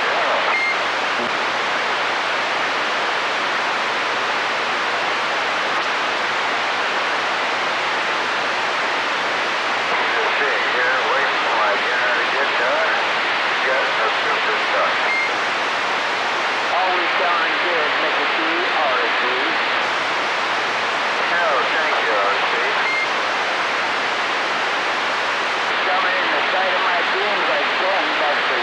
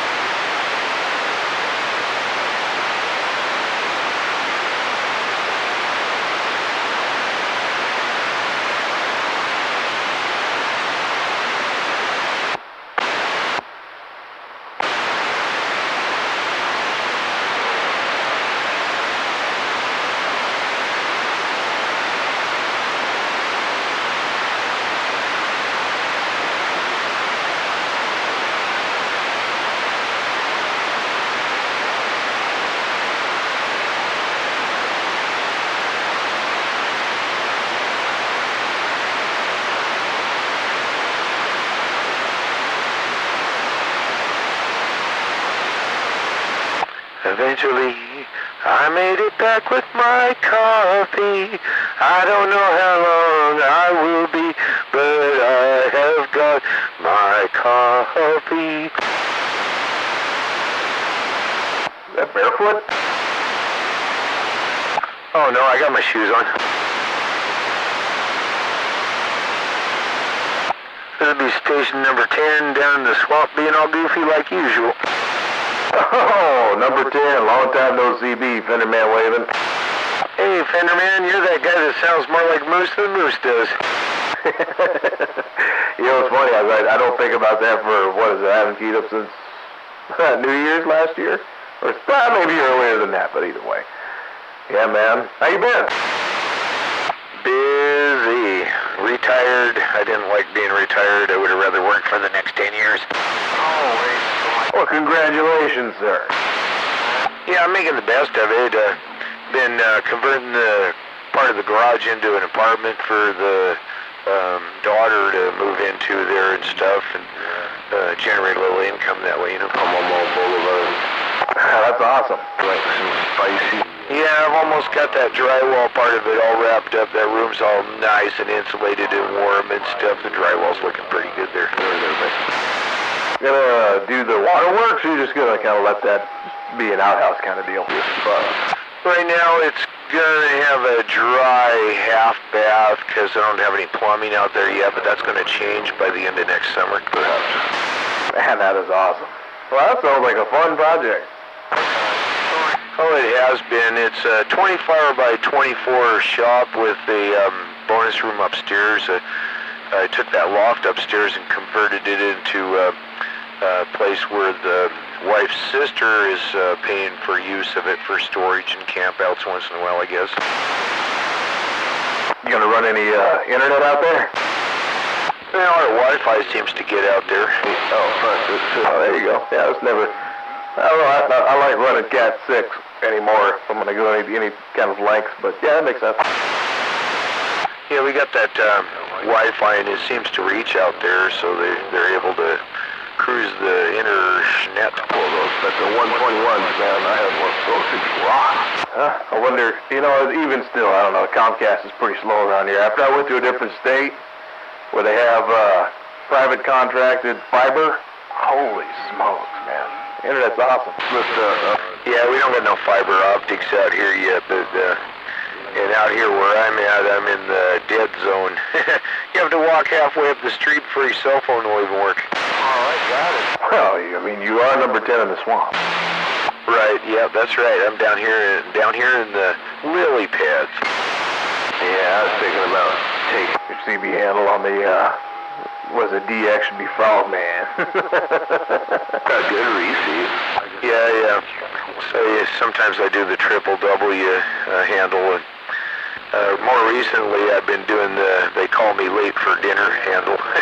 They're at a radio club there for like $10 straight. You hear those other guys in the distance there?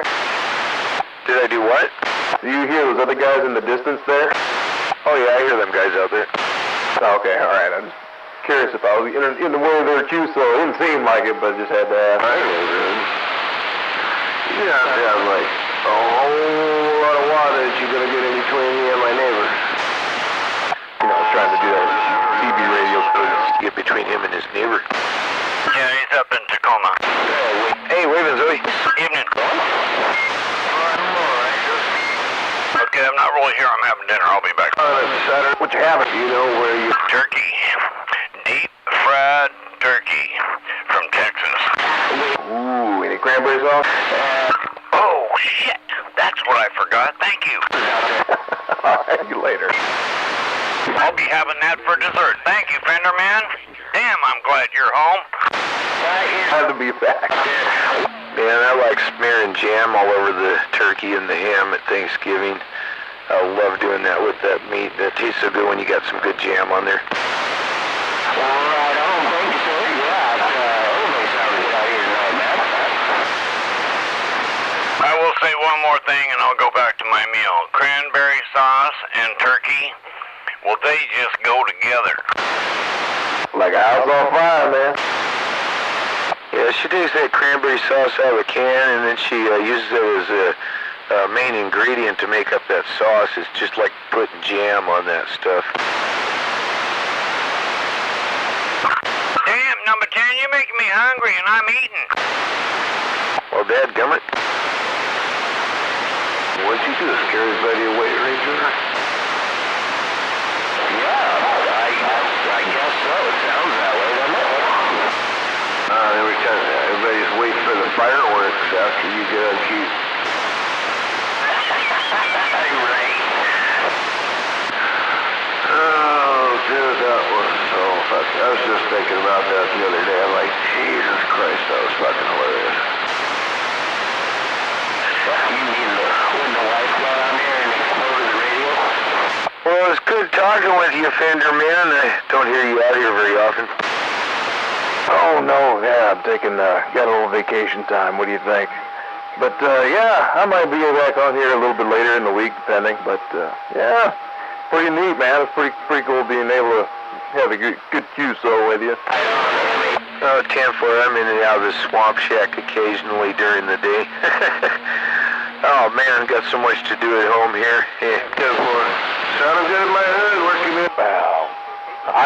What did they say? Idle hands make for... something for another. I can't remember. You're working over here.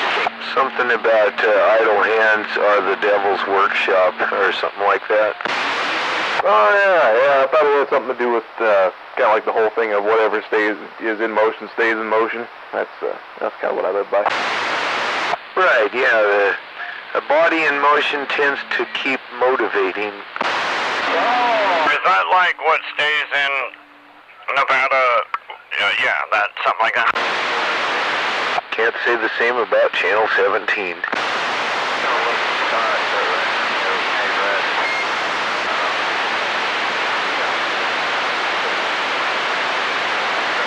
Yeah, sometimes you catch Motormouth out here. He moved down south on us.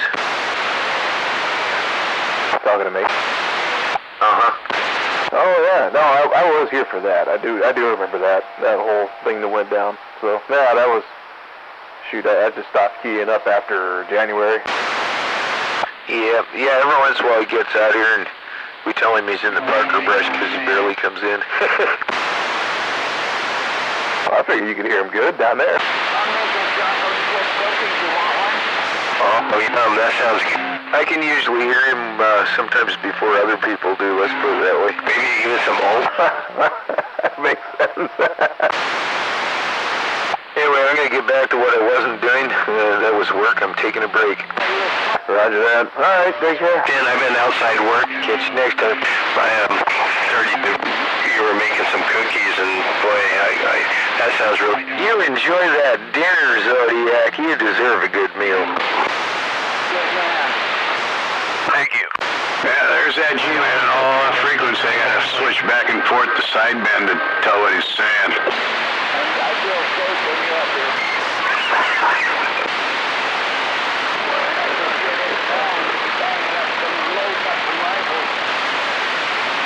Okay. All right. Well, I'm going to go back out. I got a fire going. Oh, got company? Yeah, my boy's up here.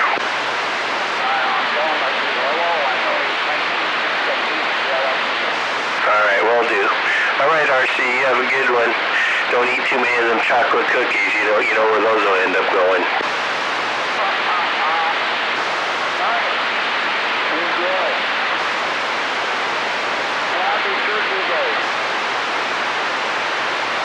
Yeah, I can understand G-Man the best on lower sideband once I get it clarified in.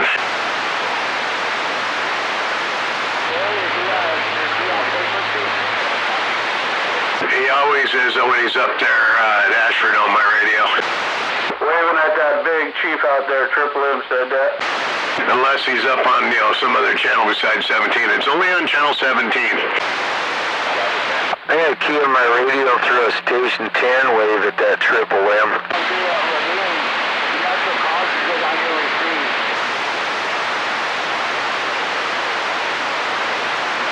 Anyway, we're waving here at that G-Man up there at Ashford.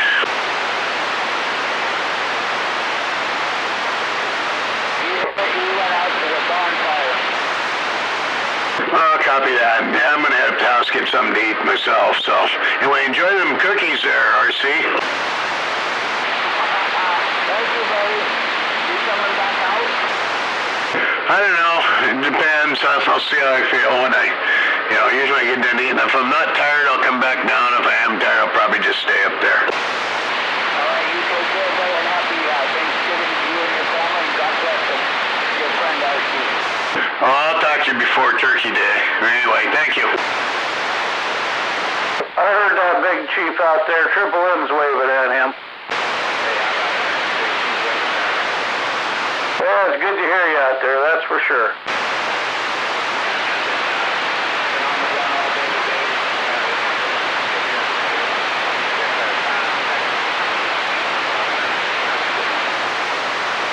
Yeah, no doubt.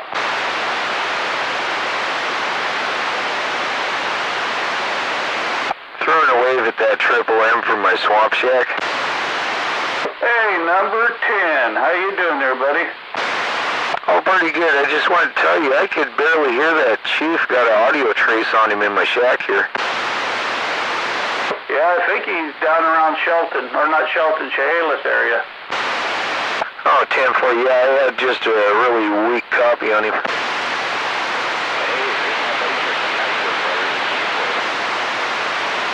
I can hear you in my swamp shack there just barely. I can't quite make out what you're saying, just kind of audio trace.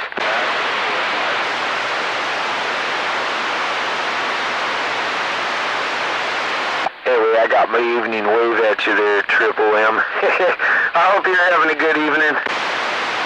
Oh, yeah. I'm having a good evening. I'm not working, and I'm above ground, so we're having a good evening. Yeah, none of them trees fell on my head. I'm doing fine. What's up, buddy? Over there, Big Chief?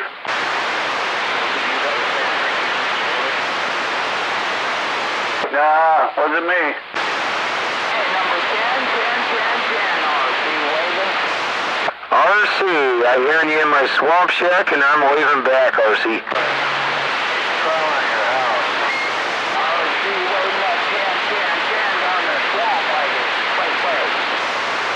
RC, I'm hearing that RC. I'm hearing you down in my swamp shack. Number 10, station number 10, waving back. Yeah, I hope you got a sloppy copy and hear me waving back. 10 more.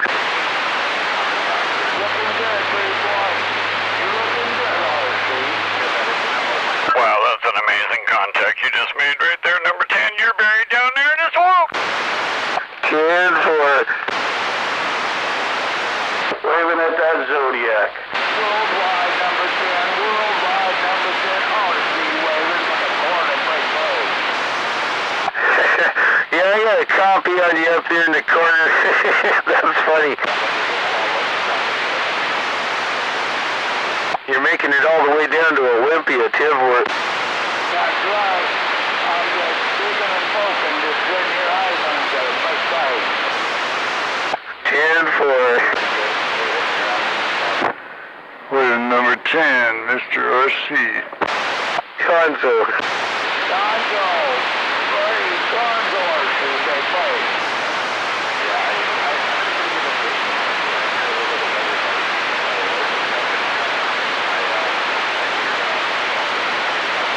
That RC radio gets out, man. He's getting out worldwide. Made it all the way around the world, clear around to Olympia. I know. Must be the double stack he's got going on or something. He's bouncing off Mount Rainier, and he's doing a 360 on it. Well, I figured it just bounced around the ionosphere and came up behind my antenna, Timber. I think he's hitting the mountain twice. Come on. Sort of like ping, ping, ping, ricochet, rabbit. What about Dynamite? Whatever happened to him? Dino's out there. He's still in the game. Right on. And I am waving at that Triple M. Sorry, I was trying to finish up my incredible dinner. Yeah, no doubt. Yeah, he's in the middle of some mighty fine victuals, that's for sure. He had me at cranberries and turkey.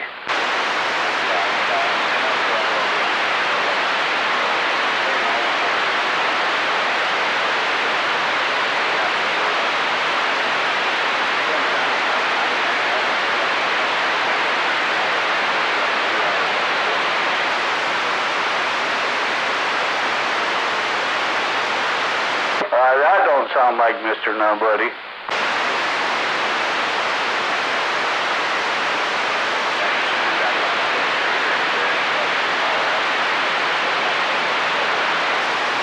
Hedo bullshit. There's no way, man.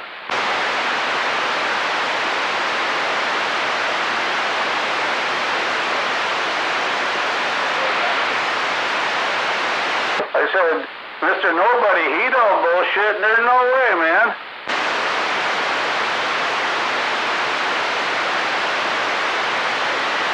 He's a pretty good guy, I can just tell you that much.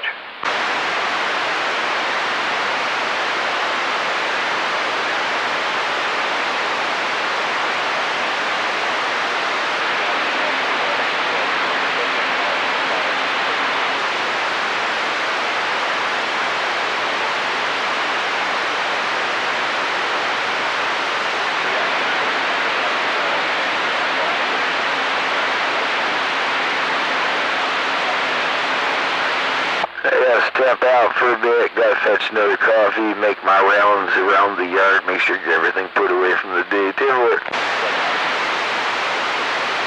Roger that, lockdown for the crackheads. 10-4 on the security patrol. Oh boy. Oh boy, there we go. Wait, I gotta come back and wave. I thought I heard that inspector. Yep, waving over there to that number 10 Laredo Kid, and I think I even heard a, man, I want to say Fender Man? Yep, that was Fender Man. He's out here.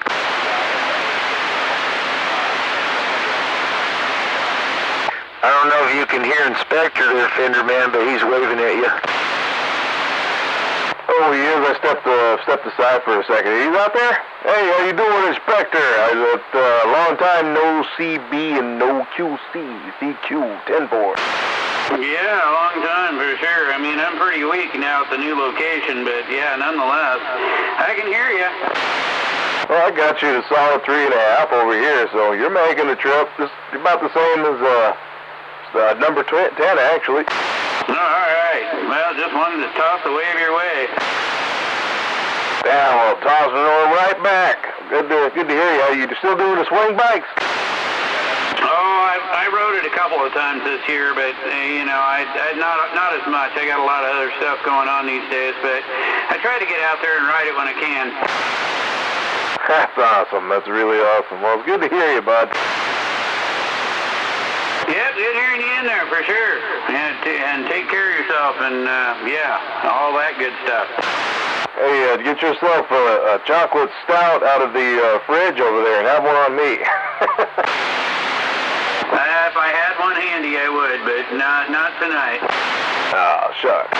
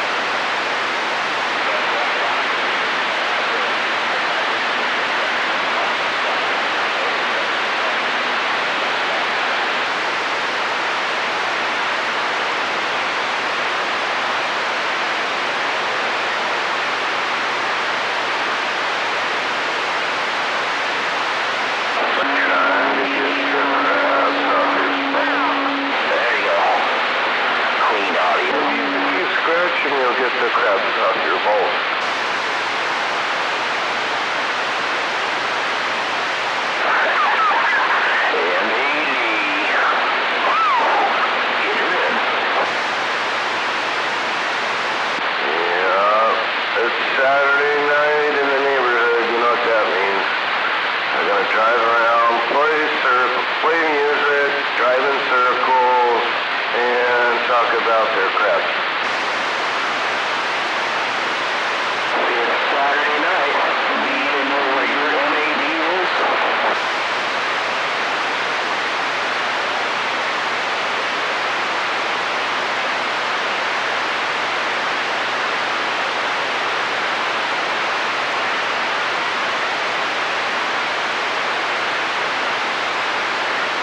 Yeah, you know that. It's like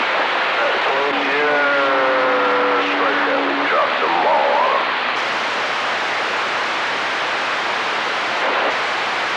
somebody's dedicating like Oh, yeah. Time for some dessert.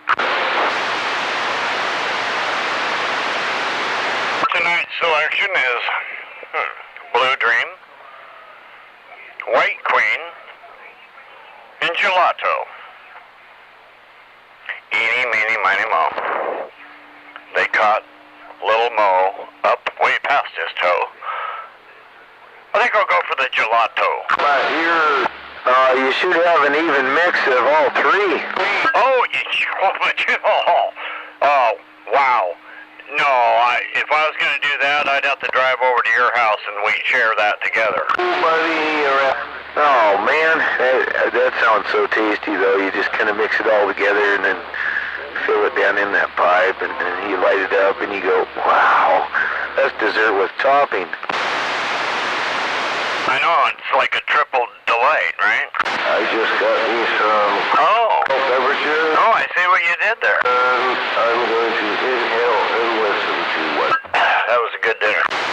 Much better than the double your fun. So I entered some dairy gold also. So also that. And listen also. I forgot to get beverages in my journey.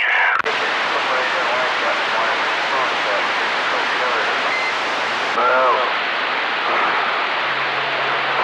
I'll be drinking water tonight. I think it's a game to see if they can get in between us, maybe.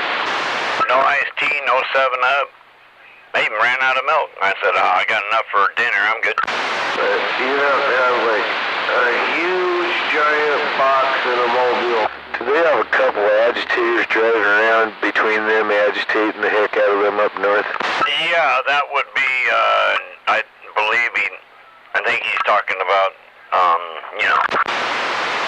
That's what I thought was going on. Uh-huh.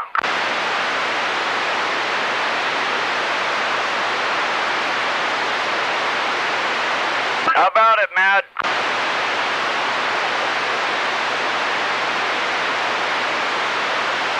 No, they might be blocking his ears, too. Matt? Yeah, MAD? 727?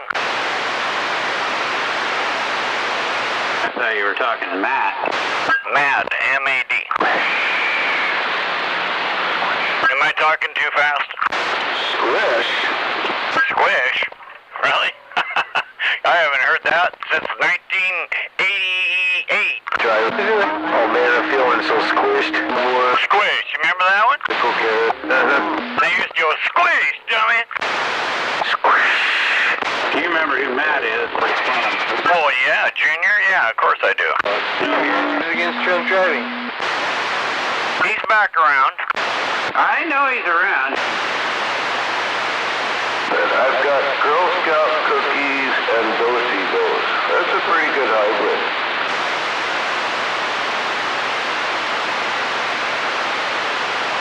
Yeah, well, it's not gelato.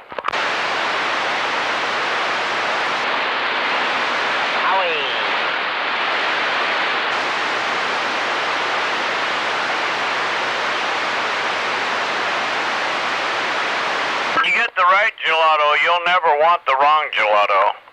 I think I'm saying that right.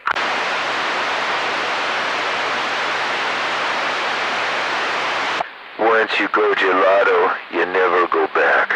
I like what you did there. Put up one of them bean things. I just got the okay.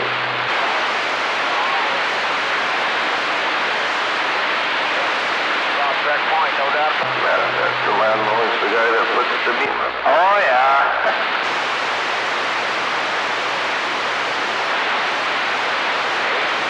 Oh, yeah? All right, let's get this party started.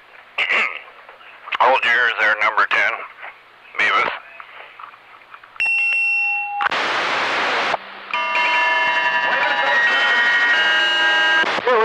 Good evening. That Jack NATO station. We're waving a bell your way.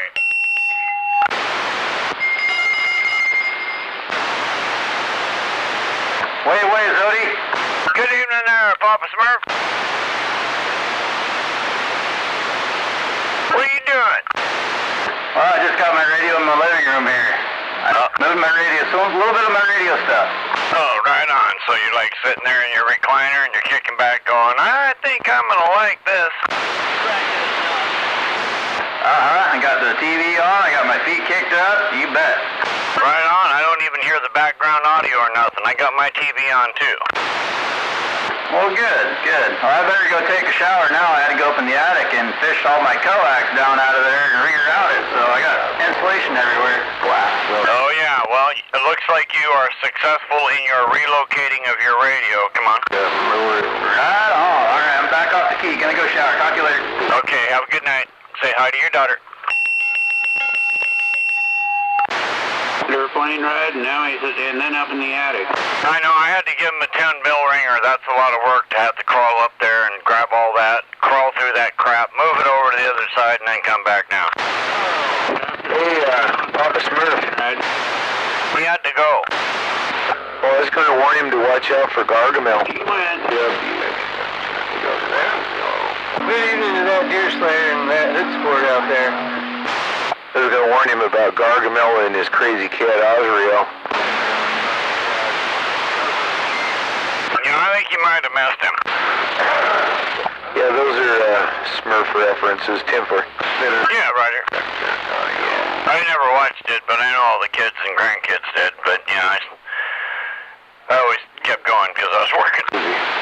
It's probably in the 20s tonight. And what are these kids doing? They're all watching cartoons? Is that all these kids do all day? They love me out there in Away in the parking lot. He's way out there in the parking lot?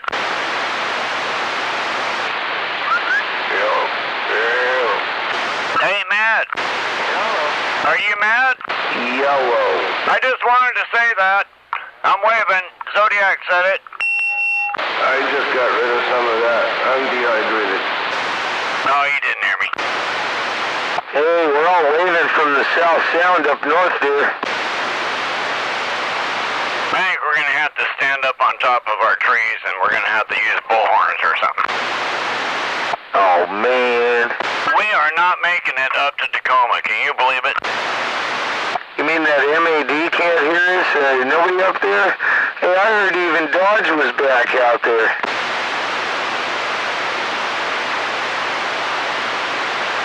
Wow, look, yeah, he didn't even respond. I guess I'm back quiet. I guess you are. Access denied. Yeah, denied. Denied.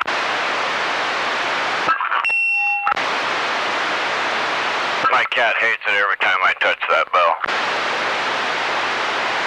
I finally shut the door. I got tired of waiting for the kitty to come in. She doesn't seem to mind the bell when I ring it. She just sits there next to it and looks at me funny like, what the heck are you doing? Mine looks at me like, I'm going to scratch you when you go to sleep, and then I'm going to poison your eyes. Hey, number 10. Hey, go ahead. Hey, do you have a fork straightener? No, I do not have a fork, and I do not have a frame straightener. I do not have either one. Okay, so Phil ended up with some of that stuff. Yeah, that stuff was all part of the store. They didn't let me have any of that equipment when I left. I wanted the frame tool, the frame straightening stuff, fork straightening stuff. I wanted a work stand. Yeah, I recently discovered that Phil over there at Terry's ended up with some of that stuff. Is that for straightening the steering? Yeah, Yes, for straightening the forks and stuff. No, they did not make any of that stuff available for me at all. I did not like that at all. That was Matt's dealing. Yeah, that's messed up, because you were the one that should have ended up with that.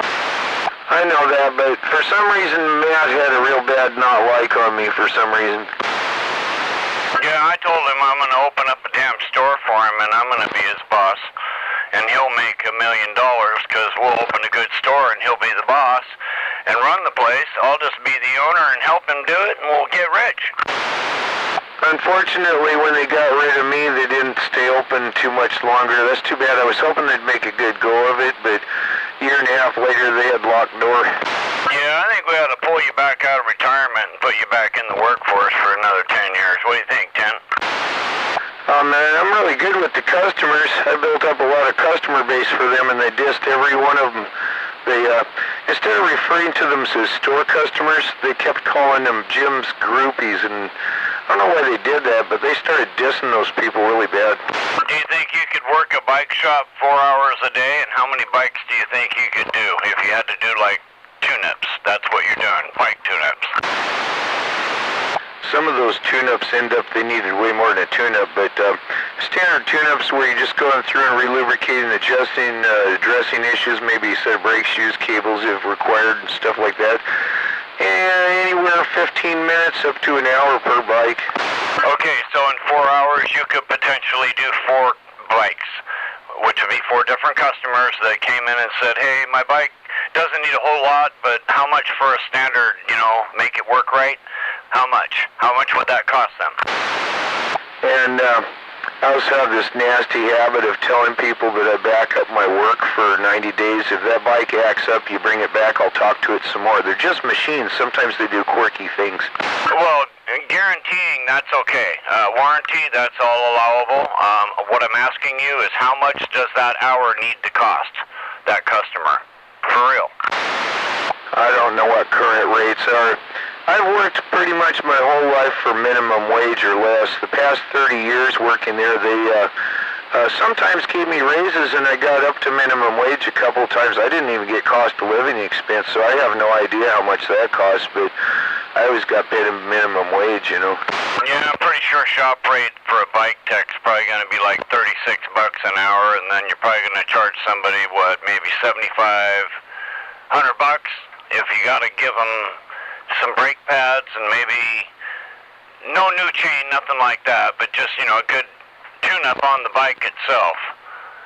$50 to $75, that kind of range. You got 4 bikes. I see $400 right there, boom. So there could be good money in a day.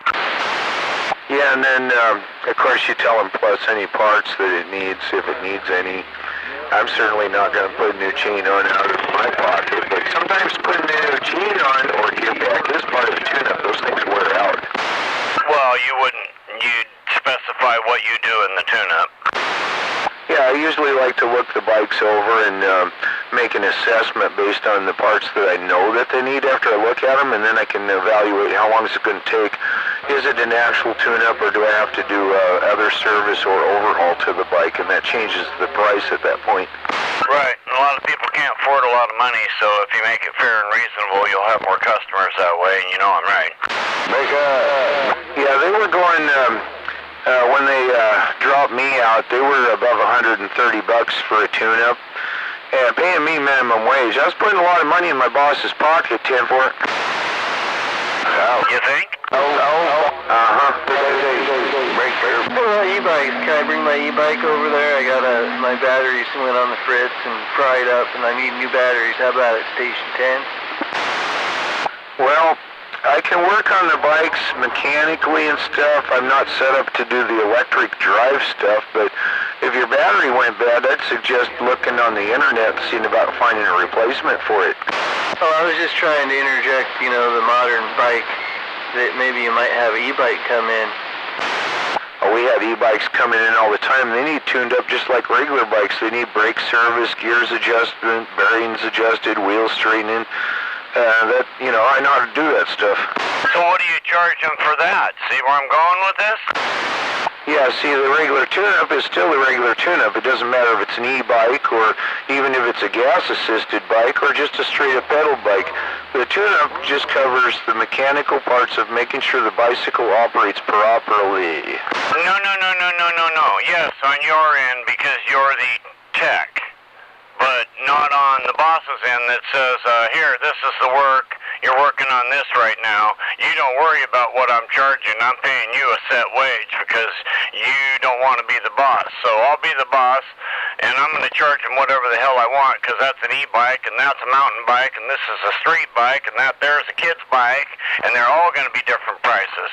I don't care what you say because you're the employee. Now get back there and do your job for minimum wage. That's cool. Yeah, it's funny because some of the bikes he wouldn't let me work on.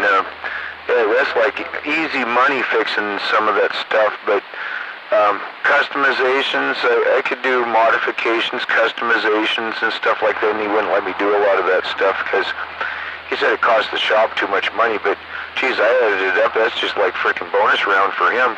Yeah, and there's not too many places around doing it, so that's the whole point. Uh-huh. Yeah, what I didn't like about it is I tried to be fair the whole time I worked there. I didn't gripe about the minimum wage thing because I kept telling him that way he can hire other employees. I kept trying to get him to get me an apprentice to help me out, you know, and stuff like that, and he wouldn't do it. That's not how he utilized that money that he was making. But, how much would I charge to do that? I have no idea. I don't have a clue. I'd have to think about that. I don't even know. I think if a person's got to pay $150 to have their mountain bike tuned up, if it's a standard pedal bike, and they're talking gear and brake adjustment, that's too much money. Maybe including parts if it needs a lot of parts, but just to do the work for tuning this stuff and relubing the cables and stuff, that's too fucking much money.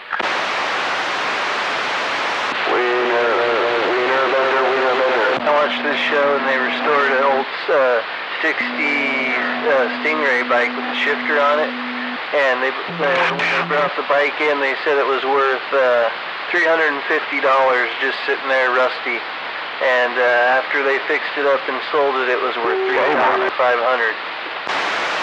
Some of those crate bikes with the stick shift on them, some of them, if they're all there and even if they're a little rusty, some of them are worth more than $1,000. Some of them were kind of rare, you know.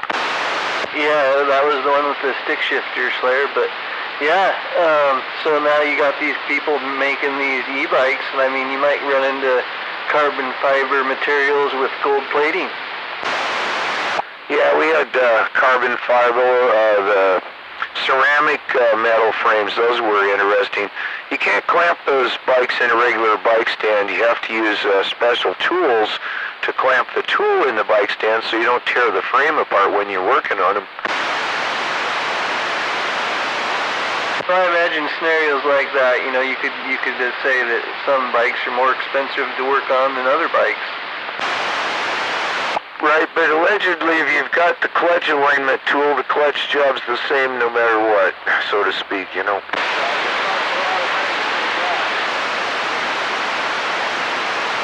In other words, if you got all the right tools in the shop and you're just doing the tune-up part of it, and you're making sure the gears are shifting properly like they're supposed to, brakes are working adequately, it's not going to matter whether it's a Ferrari bicycle or a Yugo bicycle. It's still the same process and takes the same amount of time in either case. Yeah, 10-4. However, some of the wheels, when you get into the cable-type spokes and stuff like that, they're a little harder to straighten the wheels. Some of the ceramic rims don't cooperate. Wheel straightening is not the same as it used to be on some bikes. Some cases you just got to replace the wheel. It kind of seems like the real money in it is in restorations. Restorations, customizations, modifications, that's where the money's at. If you can find somebody who wants to spend the money on what it costs to restore one. Right.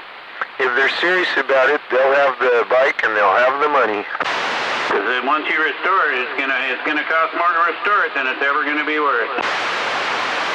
Yep, that's the most it'll ever be worth is the cost you pay that bill when it's done being restored, because it's never going to be worth that amount again.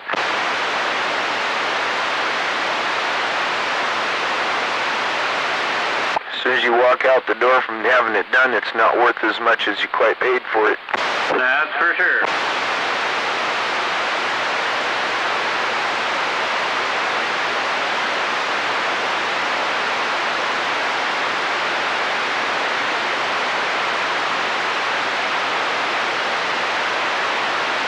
And just in case you're still out there, Zodiac, I don't see a problem with working 4 hours plus per day, 5+ days a week, doing something that I love doing that I'm really good at, and getting paid to do it. I don't see any problem with that. God, you're gonna make me buy a bike shop, aren't you?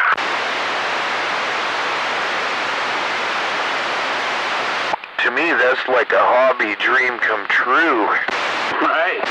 Well, then, hell, you could almost do it out of your own place, but you can't now because you built a room in the room that you could have, but yeah.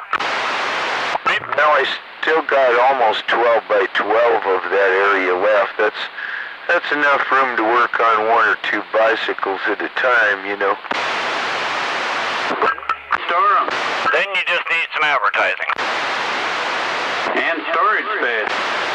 Yeah, that's why I was saying it's only enough room to work on 1 or 2 bicycles at a time. Because if I actually open in a shop, I'm going to need a shop at least as big as that shop is.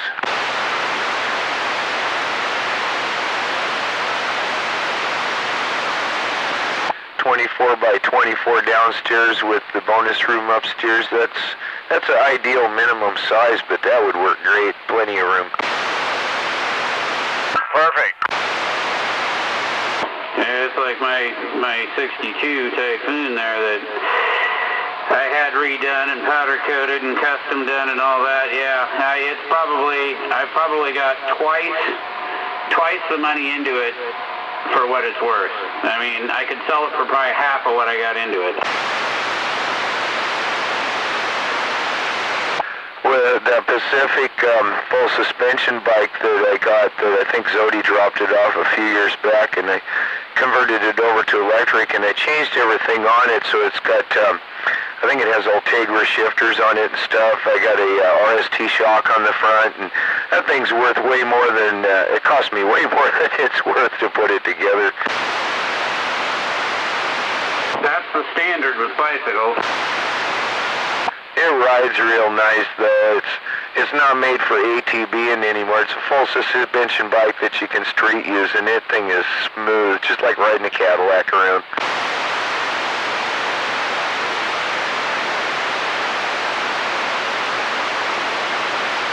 Keep in mind, I was thinking of 1968 through 1972 Cadillacs, you know.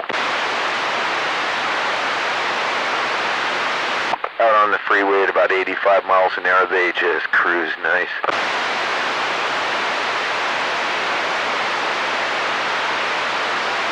That's where they start getting good gas mileage too on them big beasts.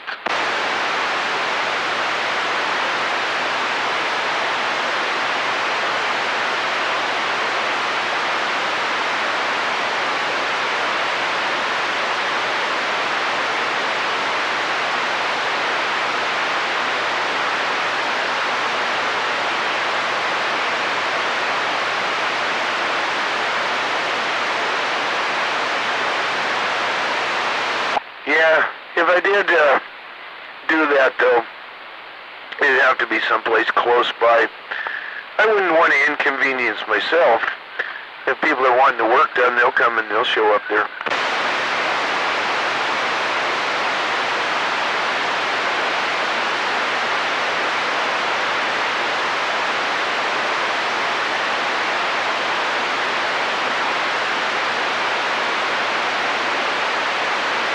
Almost in the home stretch on that drywall. I'm down into the 6-foot wide part of the room, and I got the little 4x4, and I got a really good start on it, and it's feathering down really nice. Oh man, I got the other spot was 12 by 12. That thing has like 6 vertical butt seams in there, and 2 seams across the ceiling that were 12 foot long that were butt seams. I had a heck of a time feathering those things in. The edge seams, they fill in real nice. You tape them, mud them, they're filled.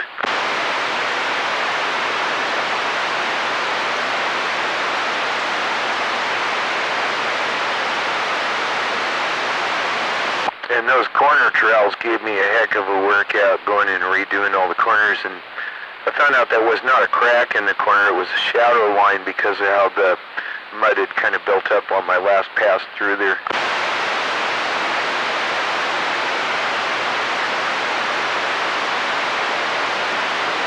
I got it all feathered down though.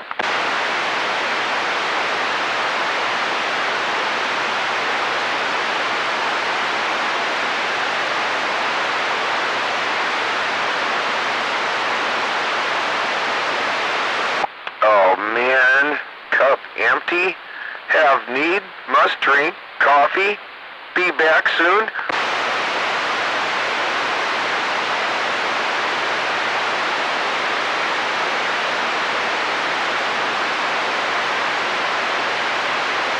I'm stepping out for a refill, by the way.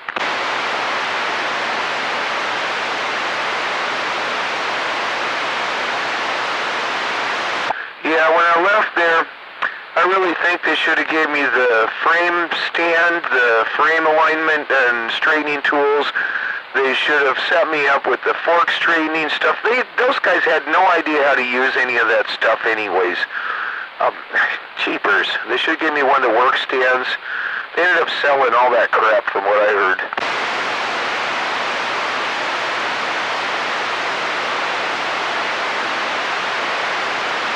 And I hope he got a really smoking deal on it, because those are some good tools. And if he knows how to use them, great. That's even better. You can make a lot of money straightening people's forks and stuff like that.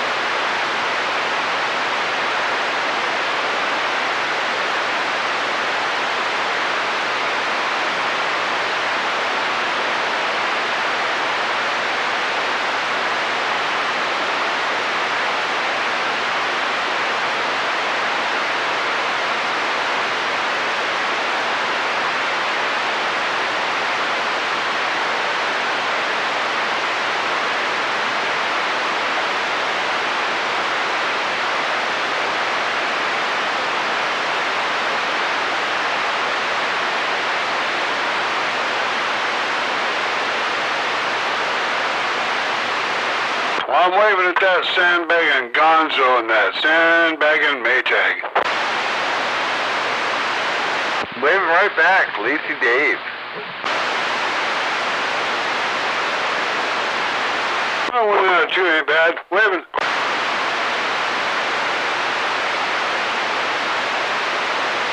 I'm waving at you, Lazy Dave. Top of the evening time. Back at you. Happy Saturday. Yeah, 10. Rubbing elbows with the bigwigs, huh? Who, me? Yeah. What do you mean?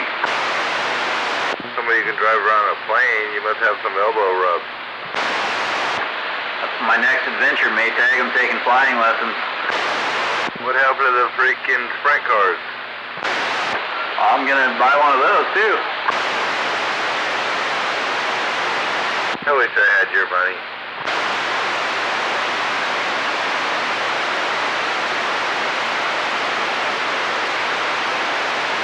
Pilots like license is only $5,000. Takes 2 to 3 months. I want one of them outlaw bandits that run on dirt tracks. Those things are fun. That costs a little more. Yeah, just a bunch.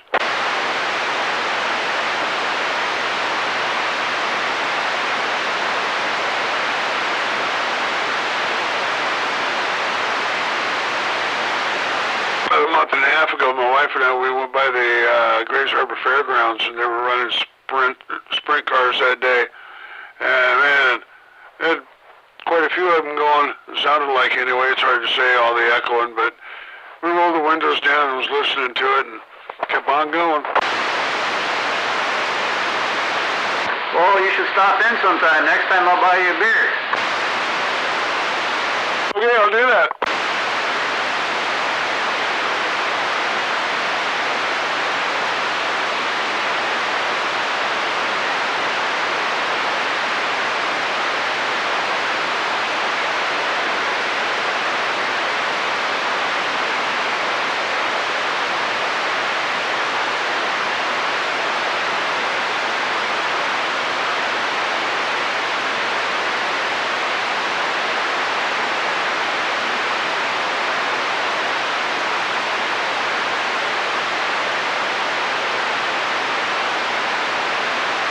And next month they're converting downtown Las Vegas into a Formula One track.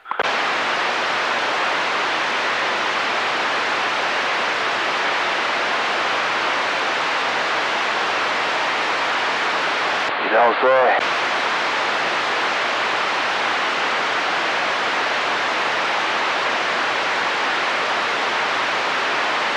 Yep, sit there in the main drag anywhere. All those casinos are building big bleachers and stuff for people to sit and watch it all.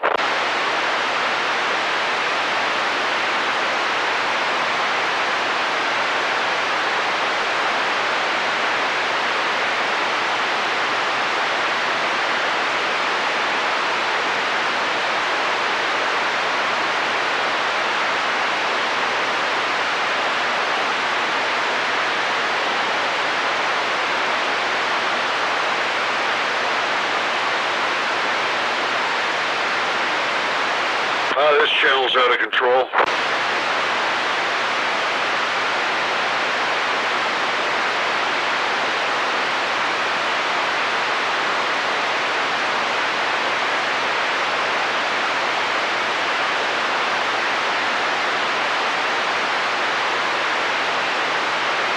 I think everybody's getting their bowls lit.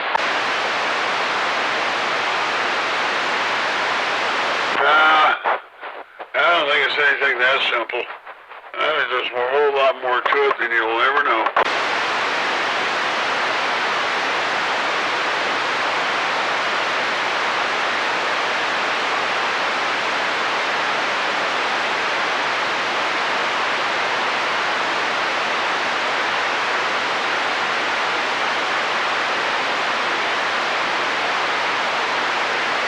Well, it's colder than a kiss from my ex-wife, so I'm out of here. Have yourself a good one.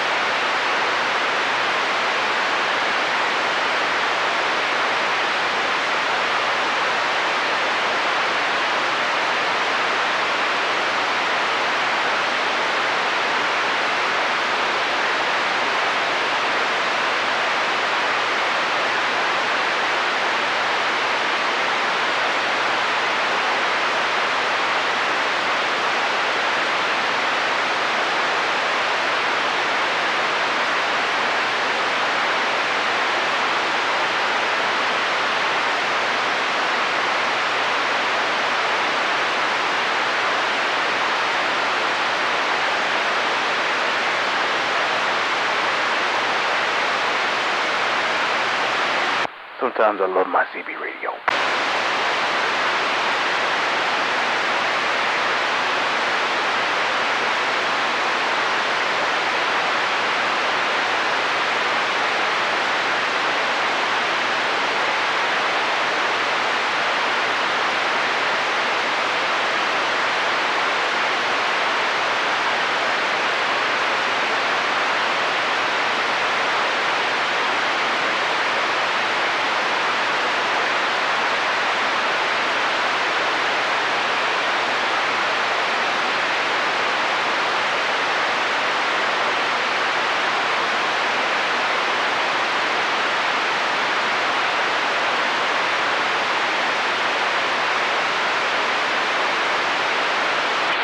Check, hello, check.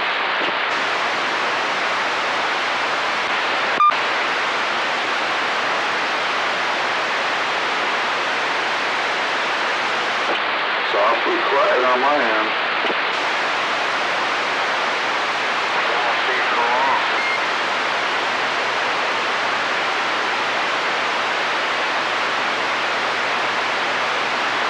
And I checked, and yes, I do have audio.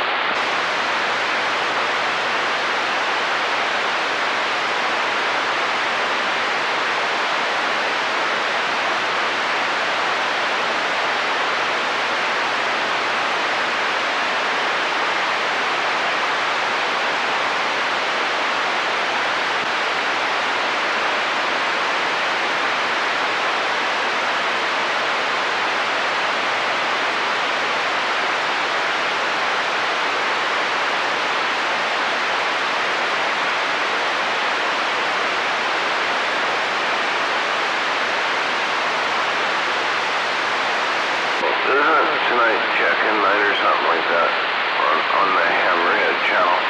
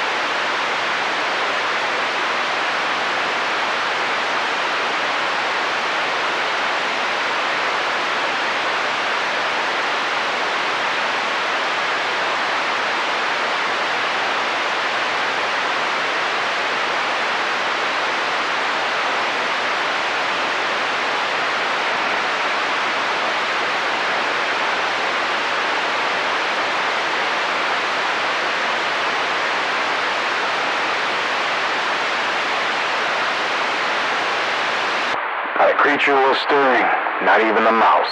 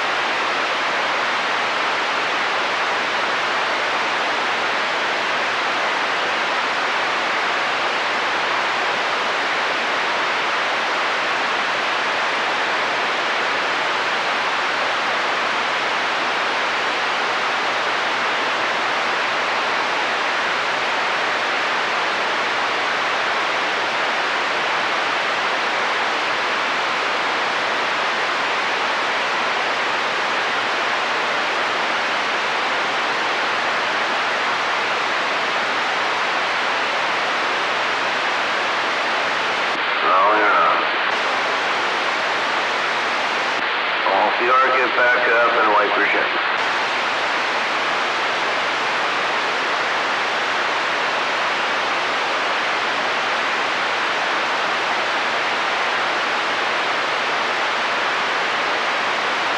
Not Steve, get back up and wipe your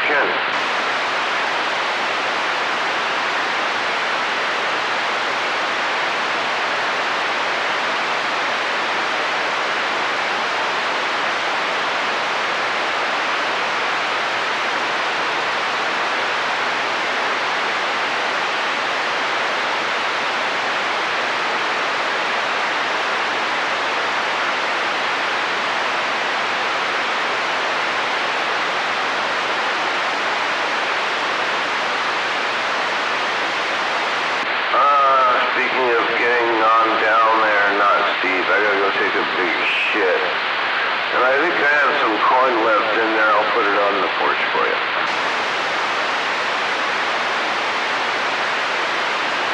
There. And then you can get on down on that.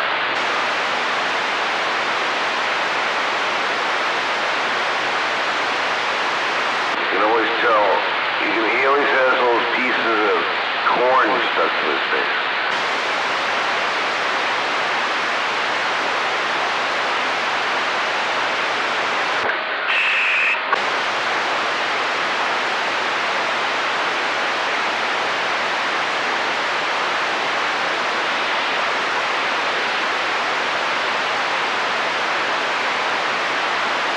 Sandbagging.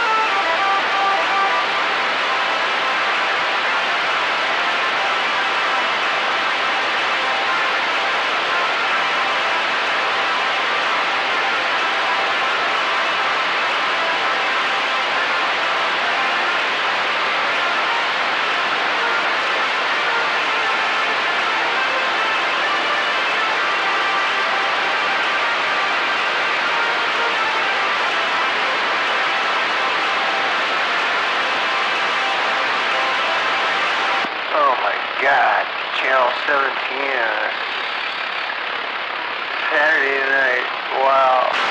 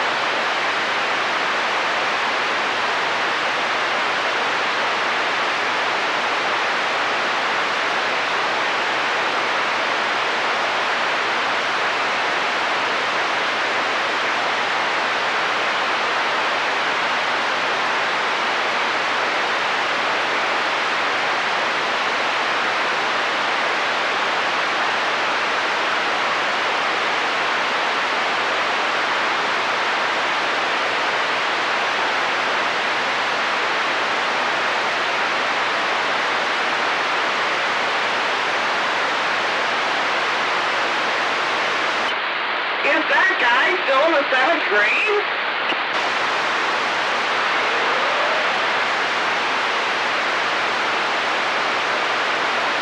Oh wait, I guess 4th grade.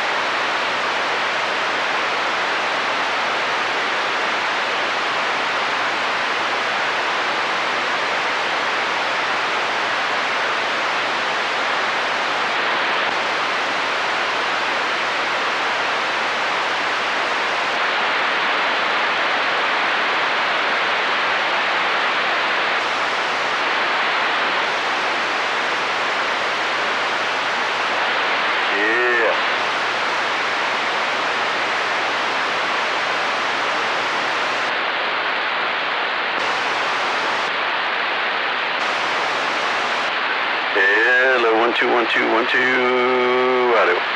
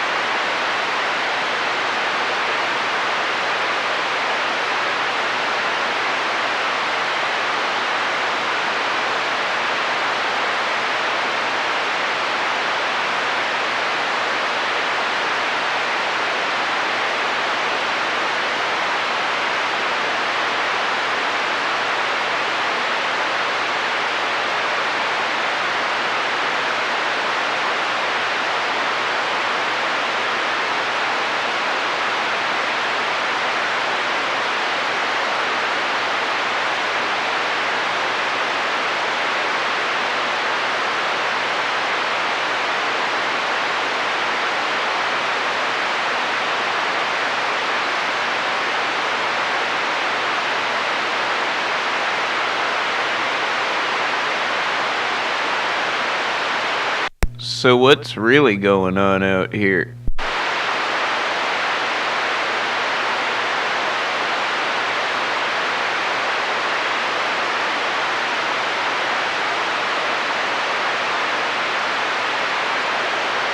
Did I miss all the fun?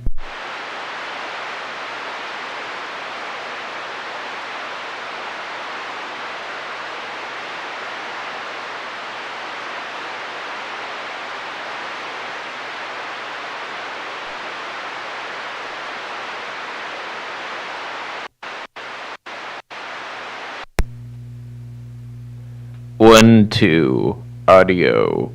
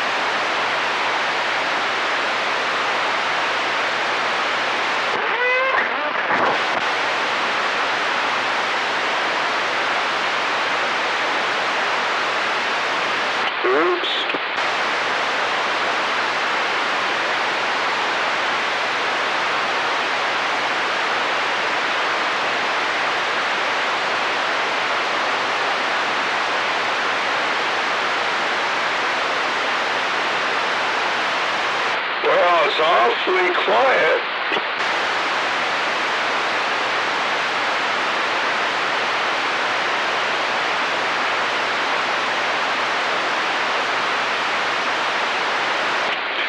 I understand most people are probably watching a show or doing something, not sitting here talking on the radio. Well, waiting for the commercials to go away, and we'll be back. What the fuck are you mumbling about? Intermission. You want popcorn? You probably want a fucking lollipop. You want it placed in a certain spot in your body. Most people put them in their mouths, but you're really like mumbly or something. There's something wrong with your audio, man. Mumbly, okay? Yeah, Hammerhead, you got the mic gain jacked up a little too high. But I'm waving, and MAD, good evening. What's going on, Double Tap? Oh, not much, just hanging out here at the Seattle Shack and getting ready for some dinner here real soon. Mrs. Double Tap's cooking up a big old chicken dinner right now. Oh, Joe. Must be ready. Enjoy yourself while you're melody and make yourself feel good.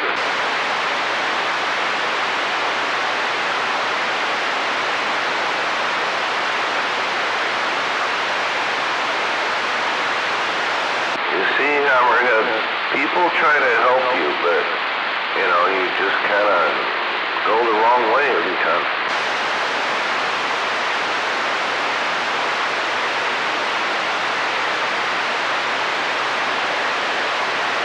Well, I guess this mic ain't kicking what it should. It shoots good, no one ever complains, but, oh, you're probably right. Sounds like shit. Sounds like shit. It's alright over here, it's just kind of, I don't know, for how loud you are, it just doesn't have all the crispiness, you know, like I normally hear out of you. So, I wouldn't say it's muffly even, it's just not all that, you know, not like I've heard you before. Check. I appreciate that. Yeah, I kind of talking on some old school stuff, so it's expected, but yeah, I'm kind of running out of fucking mics. I'm about this thing I got's kind of wore out. I guess I talk too much. Did you get the jet boat in the garage, all the water drained out of it and ready for winter? God, don't breathe. You know what? That has been a blessing. I went out there and, you know, did all that, you know, pulled all the plugs and everything. And then, as I popped it off the last time, all of a sudden I got this big bad, actually when I was even taking it out, it's got a little growl in it. It's like fucking, you can hear it in the hall, like I'm growling. I'm like, what the fuck? I swear to God, I thought the pump was going bad. And there's two bearings you gotta lube, and the one bearing I kind of forgot the last few years. But anyways, now this starts to sound like a fucking rod knocking. And then I'm like, well, okay, I know it ain't the fucking pump. It could be the pump, but if it's that, if it's the pump, it's really fucked up. But the drive line going into the flywheel, all the bolts were just barely hanging on. Oh, good thing you found that. That could have been catastrophic on the lake at 70. Punch your drive line right through the bottom of the hole. Oh yeah, it could have been. You know, it is a little aluminum housing, you know. Yeah, it ain't that much. I'm like going, ooh boy. Yeah, I mean, if not punching through the hole, spinning all the girls you got in the boat, all their hair up in it. You don't want to do that either. So, yeah, good thing you found it.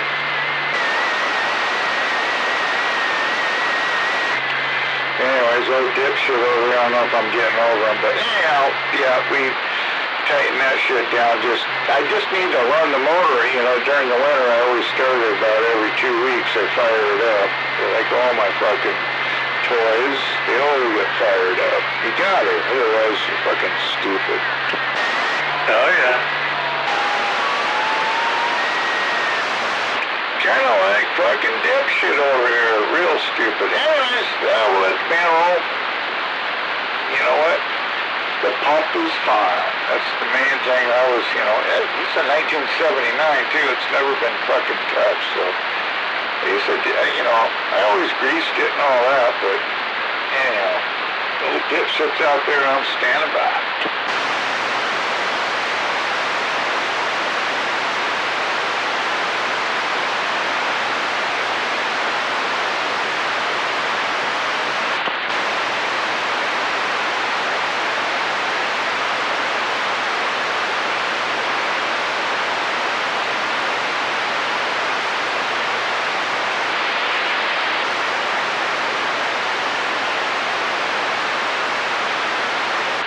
Another air leak.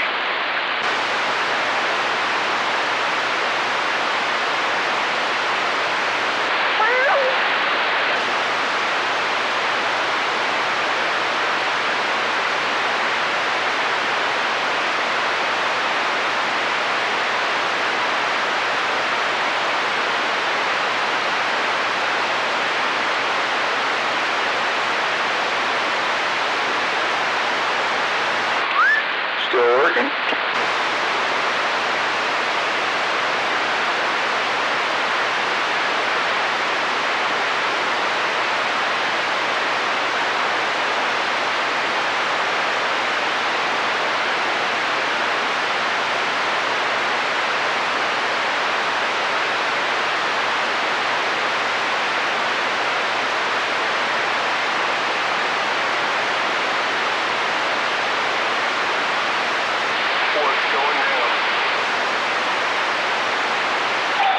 I thought I just blew everything up.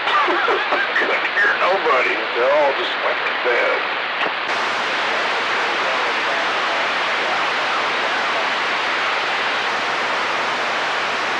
Jay Whitey, I'm waving a hand. You know where? The old Bonnie Lake Station. Waving back again. How you doing, guys? Oh, not too bad. Just getting ready to have some ham and scalloped potatoes. And have a little early Thanksgiving tonight. Oh, cool. Right on. Yeah, I love ham and scalloped potatoes, so can't go wrong with that. And then there's always dessert. Exactly. What's dessert? Come on now. What do you have for dessert?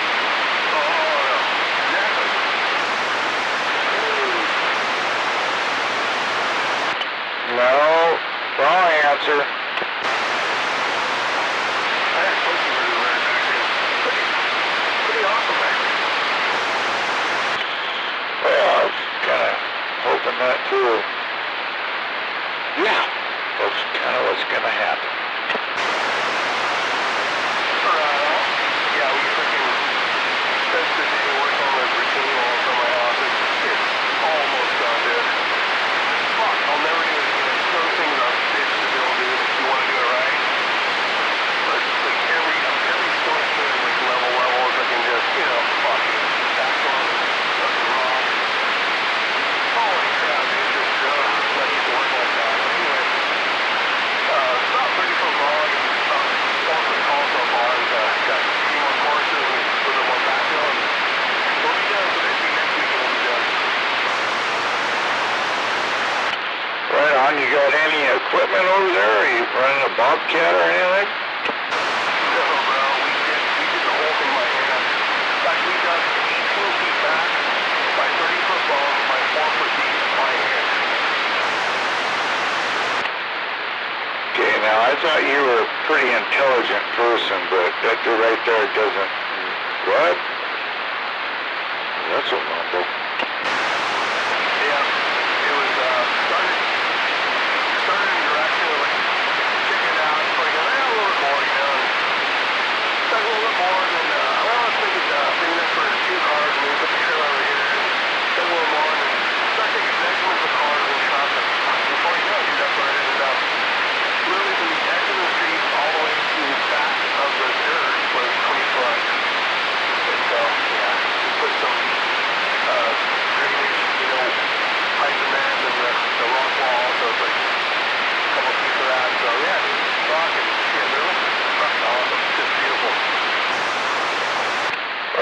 not to change the subject, though, you've been fishing at all? I've been taking last 2 weekends in a row. So not this weekend we haven't, but the last 2 we've been going down the green and use a little piece of prawn and this pink jig and a bobber. And you just kind of bobber through all these things, like you can see them, they're fucking thick as snot. Anyway, you roll through there and, fish on! Anyway, it's great for the grandkid. He was ripping it up. We had not been fishing. We thought about it, but we were told to watch. We need to fix this. So we need to get that goddamn wall done, so let it come. Yeah, we're fishing up by Matsler Park there. Yeah, it's kind of a well-known place.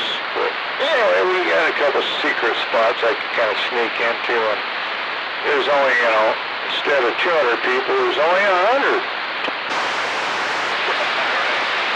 Yeah, I got this thing on my phone called Fixed Rate.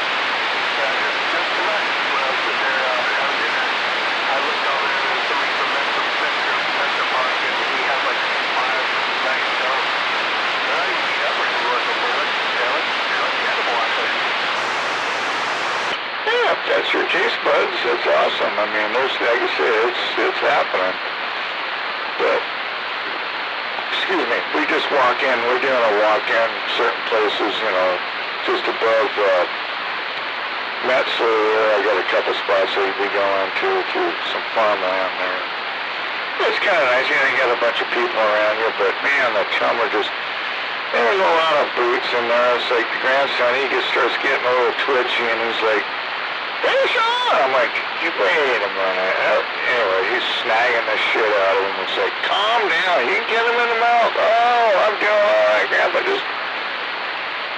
Anyways, they're so thick in there, he feels something, he just whips it.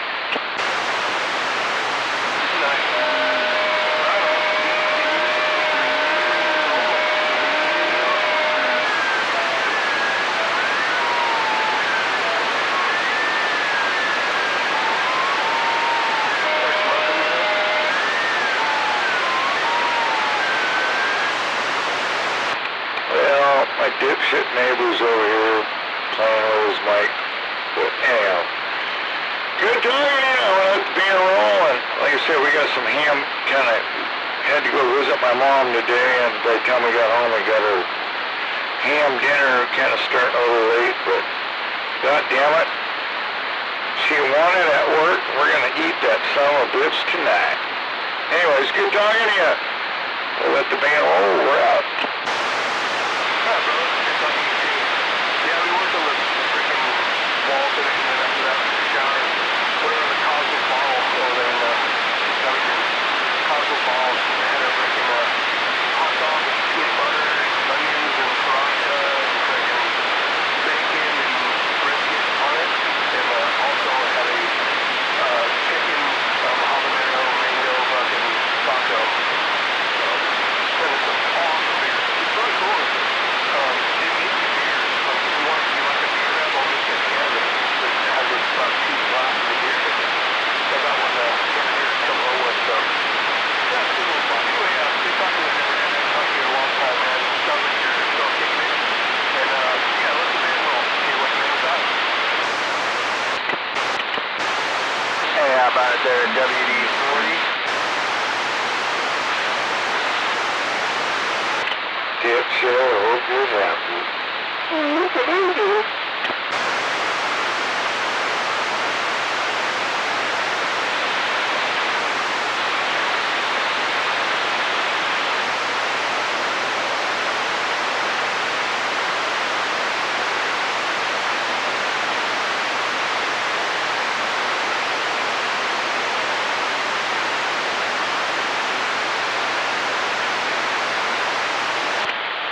I got to say is, I'm really intrigued on this. I don't know why, but just taking off right at the Rochester exit, waving a hand. It's always nice to catch something when you're fishing.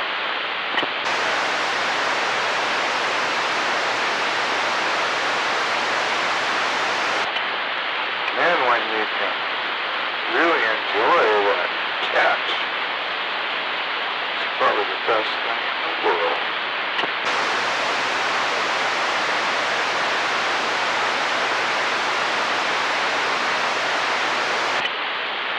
And we got some different species, you know. There's really very different species. More intriguing.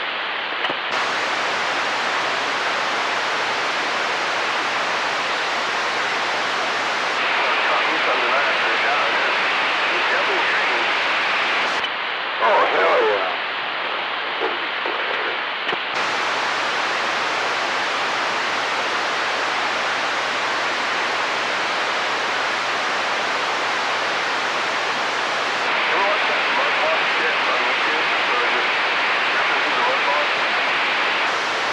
I have seen that. You talk about mud bogging, you know, rigs getting through it. Yeah, like something motorsport or something like that. You gotta just go ripping through like quads and pretty much easy to job, but some guys have these big ass monster trucks out there just go ripping through and then they also like tie two trucks together off the back so they can pull each other around. That's kind of just something else I find YouTube. But then watch YouTube and holy fuck, that thing goes pretty nuts. You look at the 12-month mark. Oh yeah, they got that back east with the mud bogs and stuff. Oh, half the women are naked going around in those, they're fucking lifted, what, 15 feet fucking lifted rigs going through those mud bogs? Oh yeah, I've been there, done that. Shut up, stupid. Yeah, it was pretty fun. Oh, we ain't looking at the titties of the women, you know, I'm married, so no, we weren't looking at that.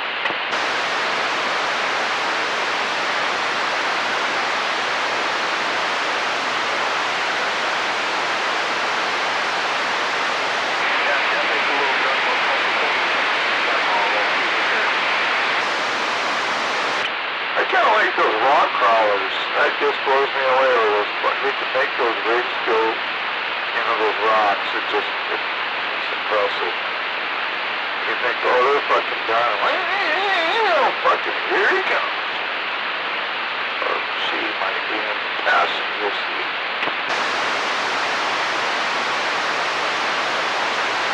Yeah, I know you're looking at some Overlanders that they can basically like plugging in the back of your truck with the full drive. So you see a lighter full drive actually, but these it's all jungle. And he's got a hold the handle with, believe it or not. Camp trailer. And he fucking pulls out his camp trailer, dude.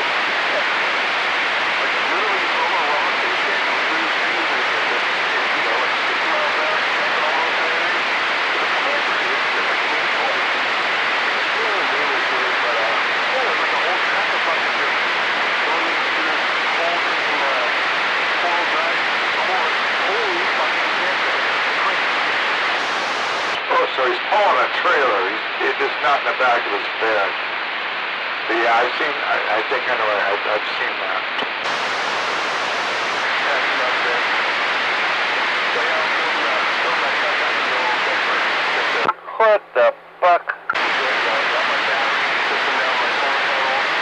They ordered my camper shell, so got two really great shots and shit. And so yeah, good stuff. Ready to go. Start doing some trips. Put it in the camper shell now. Hey, I was watching Old Girls Garage this morning. Yeah, better than nothing. But anyways, watching them and they're putting on a tent on top of a canopy of a fucking tundra. You've probably seen it. Anyways, they had a full fucking, that thing had an awning over it, and it had a cook station, refrigerator, and, you know, of course your power supplies and all that. You know, I was just like, oh, son of a bitch. I'm sure it was probably $5,000 to purchase all this, but yeah, it falls right out of a tundra, just a standard tundra bed, and then the shit's all on top of the canopy. That's cool, yeah. I've seen those.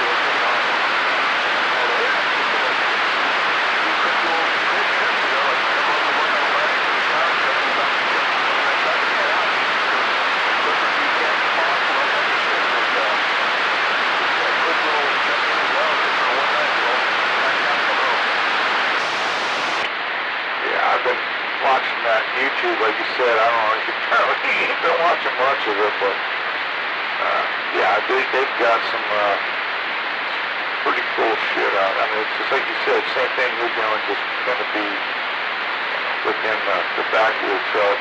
But yeah, those, anyway, I just seen so much shit. It's just unbelievable how all that stuff. I mean, just fuck, they got bands right now. You jump in it, you can live in it. Fucking grid-free, you can live in it. I mean, there's amazing shit out there. But anyhow, I'm gonna get out of here and go eat some fucking ham. Good talking to you. Good luck with your system there, whatever you come up with. And yeah, I'm just gonna hit the hotel and fucking not be cheap.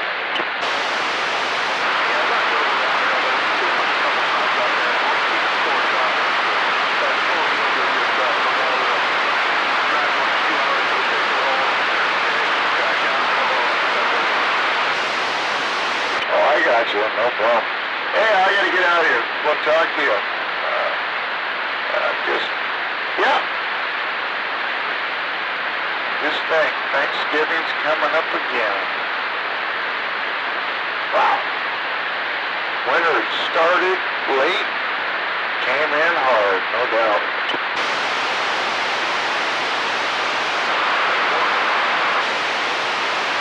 Nothing you just said made sense.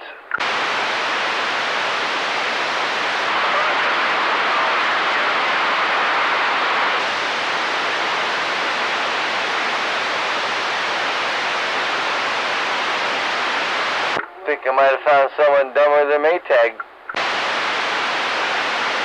No, you did.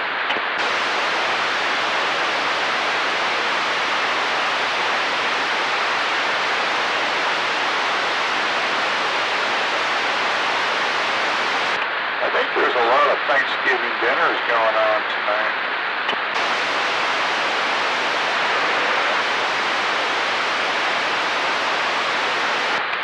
Some of us are going hunting before Thanksgiving with archery equipment.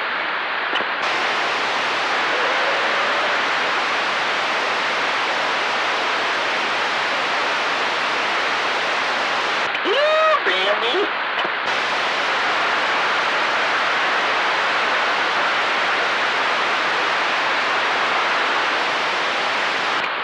I know you do, Rocky. You guys go in the same spot?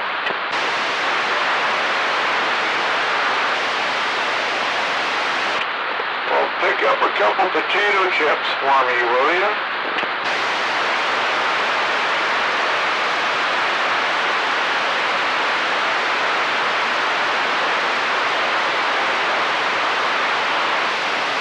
No, we haven't. We will. We will the end of this season. Oh yeah, we got some stuff over there. My son bought. Oh, he's got all the money in the world, but he bought those cameras. You can watch them, right online on his phone. Sounds like a date. He's selling them even. So he bought. One. You guys can have a date. Did a bait plot. We're all set up over there. We'll see what happens.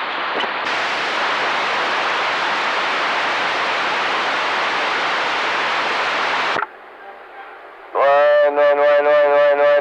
See where what's coming. Working real good, no problem. Got my old piece of shit out there, but I was just turning the audio up more to see what happened. What you doing, Beavis? in that kind of one. It's my Friday. I'm getting drunk. Well, yeah, you sent me a text. I thought you were already shit-faced, and that was 3 hours ago. It's all a matter of luck. That's kind of... It's a process. We're glad to see you're still with us. Is it steak night, Beavis? No. I had steak last night, though. Nice. I got a bear tag and a cougar tag. I'd eat steak every night, but it kills my gout. Shot a bear. So, have you ever eaten any bear? I've had a couple, I think they were like backstrap. You put that A1 steak sauce on it? They were okay. No, I put enough seasoning on it. I don't really use anything. Every once in a while I use Heinz 57, but not often.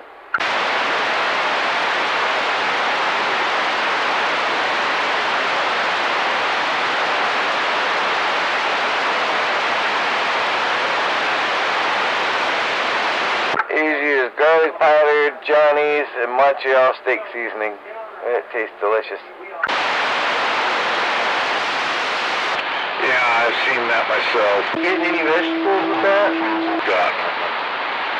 Yeah, I try not to. I've eaten it quite a few times, and I mean, you can grind it up and make like a summer sausage out of it. It's not too bad.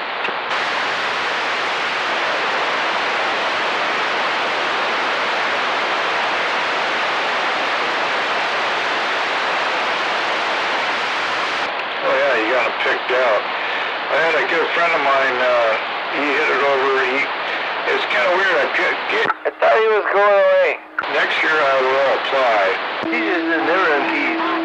You can apply for, he gets, I think he's got 3 doe tags and 1 bug tag. And I mean, that's like $500-600, I think is what it was. Wasn't that much. But you got to draw for it. So I don't know how much the actual draw fee was, and then you got to pay for it. You know what I mean?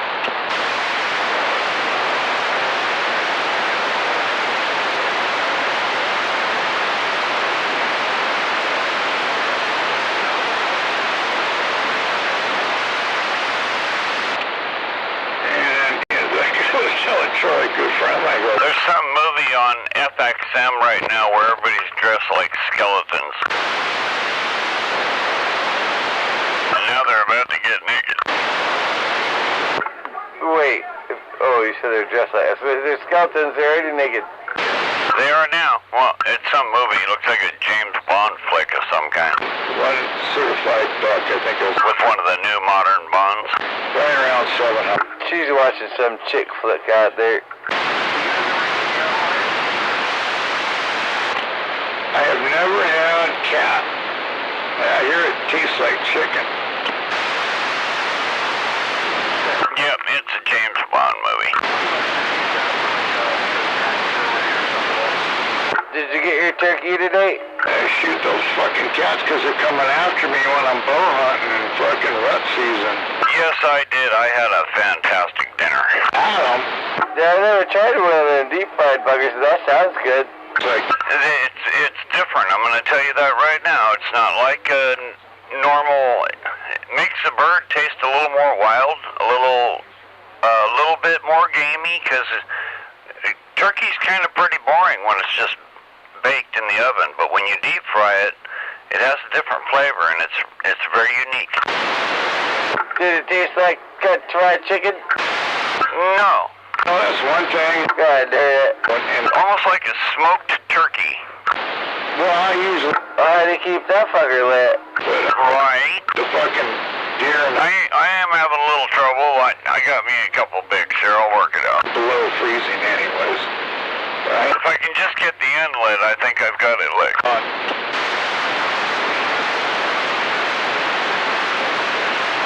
Thought maybe I could try a blowtorch.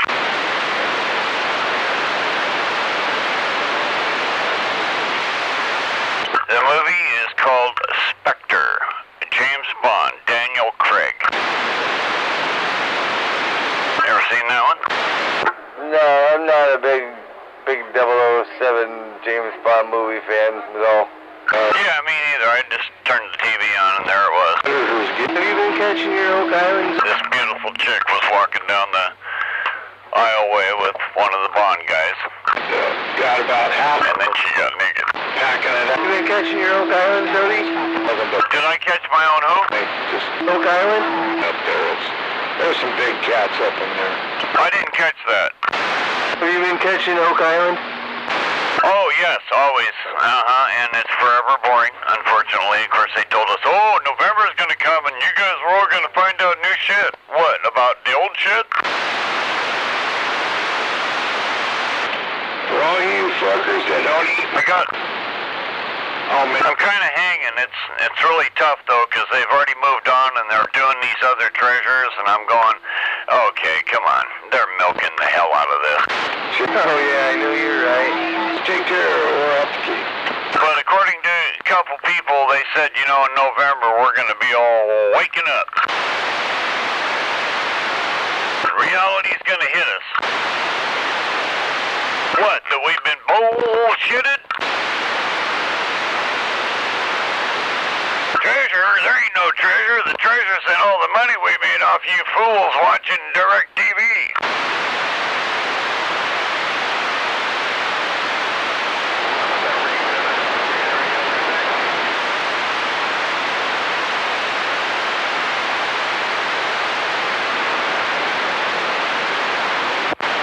Sounds like it might be an early night for some, huh?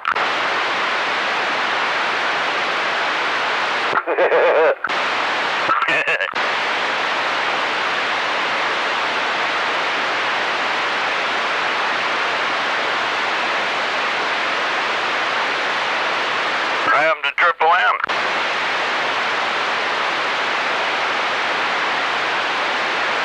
Did you run everybody off, Beavis? I didn't do anything. That fucking retard was out there yapping. Wasn't my fault.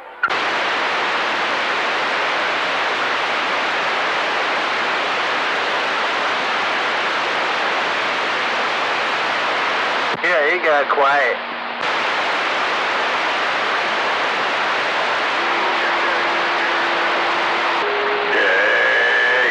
I don't even hear that mad guy from Tacoma.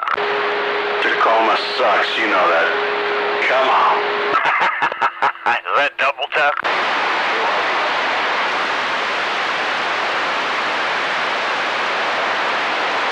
I agree with you about Tacoma. Crackoma. Come on, you know. Tacoma sucks. It does. All day and all night long. Crackoma.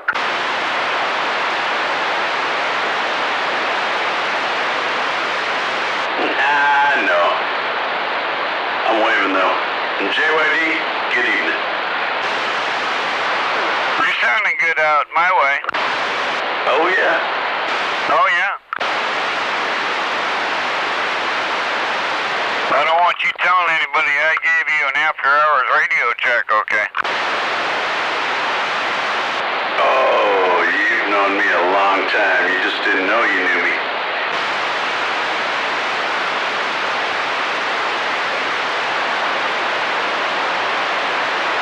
Who's he talking to, Beavis? I have no idea. I don't know what a gringo is. I think that's just white, right? I'm not sure. I wonder where he's at right now, because he can't hear us. He isn't. Don't tell me he's all get out and no receive. Damn it. Actually, I don't. I'm thinking he's up there at Trailer Park's place. I'm just thinking that.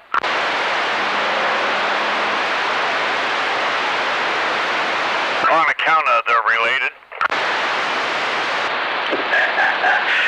Oh, man. I really don't know what you're talking about. How about a double tap? You got a copy? Oh, I'm not shy. No, he can't hear us. Double tap, double tap, double tap. He's got someone in his ear, clearly. Yeah, I figured that out. Roger that. That's why I did all my little tests. And good to have you back, Big O. Hey, I'm all y'all down south. I heard people yelling out there. He heard me. He heard us. They're in my ear. Yeah, we're waving back, double tap. Waving out. We're all waving. And cat box. Everybody, all of us. Even me. WD. Alright, I'm gonna fire this stick up here. It's a little smoke stick. I call it Zodi's personal smoke stick. Shame on it. That just does not sound right. You know, Indians walk around and they got their little, whatever they use, and they walk around and they bless all. They're little smoky. Yeah, so I don't know I can't remember what they call it. I'm not an Indian. Well, the more they burn it, the smaller it's gonna get.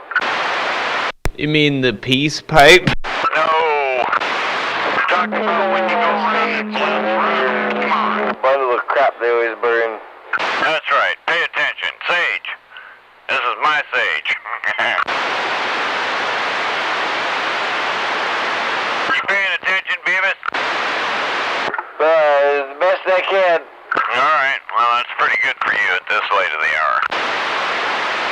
I've seen you make it to 9 o'clock before you disappeared. That's a lot. Made it to 10 o'clock. That was amazing.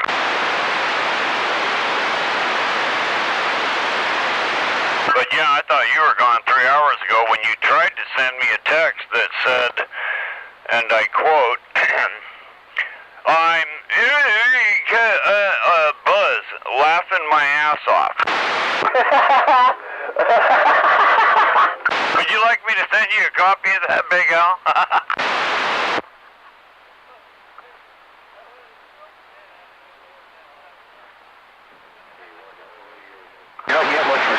Uh-oh, somebody had a really good dead key. Yeah, his audio cut out again. I could still hear him talking, though. Yeah, it's pretty funny what he sent me. You cannot decipher what the fuck he's saying other than he's catching a buzz.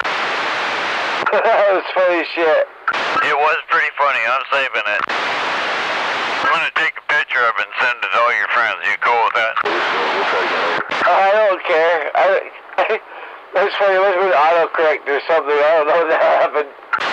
He texts me like that every other hour. IRK and in a buzz, laughing my ass off. That's actually not too fair. Like he texts me like that every time he texts me, though. Oh, I know. He does it to me too. I send out texts and I'll look later and go, fucking spell check. Who's got no audio? That would be Beavis. Who? Beavis? Oh, Beavis, good evening. Are you having trouble hearing me? Yeah, maybe you're the one with no audio. I got no audio? No, you got audio. Holy crap. Alright, I'm gonna keep my audio right where I have it, Roger. And 9? Okay. Are we playing games again?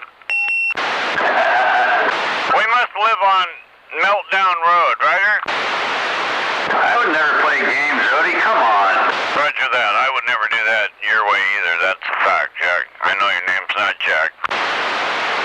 How is Jack, by the way? I mean Jake. Hey, Jake. How's Jake? I don't know how Jake is. I heard him last night. Damn it. State Farm's missing in action tonight on a Saturday night. I'll be damned. Oh, I know why. You know why too, Papa. Well, is Maytag having another blowjob event? No, because he don't like Hammerhead. So when Hammerhead appears, he disappears. And I did hear Hammerhead not too long ago. Yeah, you're right. So I'm going to say that Hammerhead made Jake disappear. Kind of like Gonzo can make Maytag disappear. I've been noticing that a lot for quite a while. All he has to do is key up and say hi to the rest of us, and all of a sudden I don't hear Maytag no more. He don't key up. That's not a bad thing. Now, No, you're right. just thought I'd point out something that has become very freaking obvious to me. Because I was too busy paying attention to other shit, you know, real shit in life. Hey, Papa. Yes, sir. I'm glad we got to have this little QSO. You have a great weekend. Yeah, you as well. I will now. Now that I know that not everybody on Meltdown Road's having a meltdown, Roger?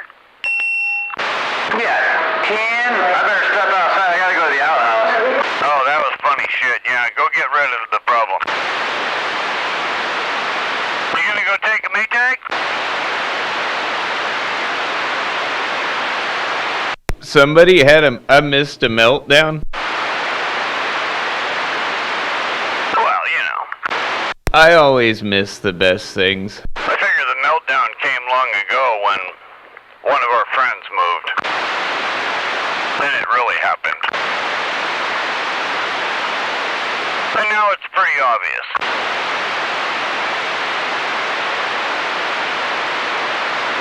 his crush moved away? I think so.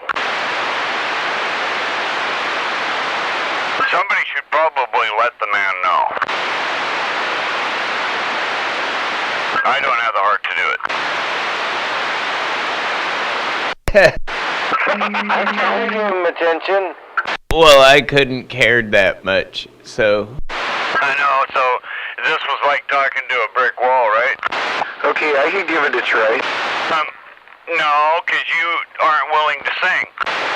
Somewhere to the rainbow, that's where Maytag will go.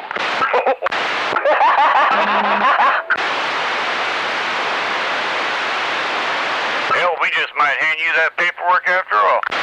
Maybe that's where he already is. Somewhere over the rainbow. Somewhere over the rainbow. Oh my God. Painting little rainbows all over his house. I better take a couple of hits to calm down. I think you should continue, and I'm going to stand by. I'm gonna take a couple more hits, cause I'm just starting to get... This is getting good, man.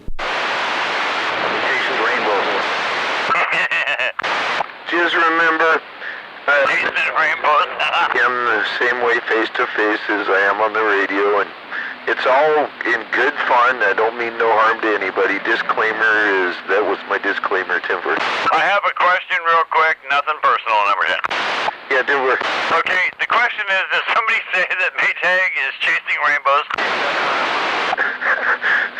No. No, tasting the rainbow. And I just walked in the shack and... That's even worse.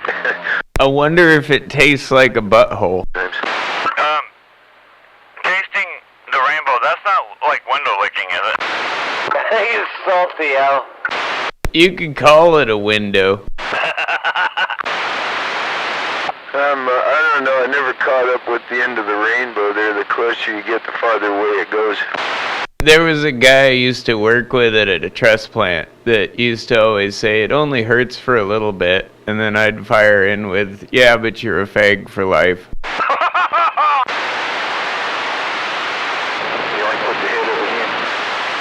That's funny. You don't like that word.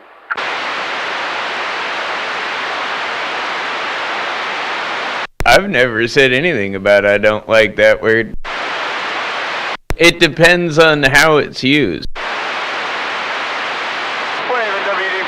if it's in England, we're having a cigarette, right? Or a faggot council. Do you know what a faggot council is? It's just a bunch of people sitting around a campfire. It actually doesn't have anything to do with being gay. I think Genderman's out there trying for you, or someone was. Were they smoking cigarettes? I mean, they could be, but I mean that's it. I mean that the original term was a bundle of wood used for a fire. First time I heard that, I was a cigarette. What happens right now if you Google the bundle of wood? Well, it'll also probably bring up why people called gay people faggots. It was during when they were burning witches and stuff in the Dark Ages. They didn't give gay people their own steak. They just threw them in with the rest of the faggots.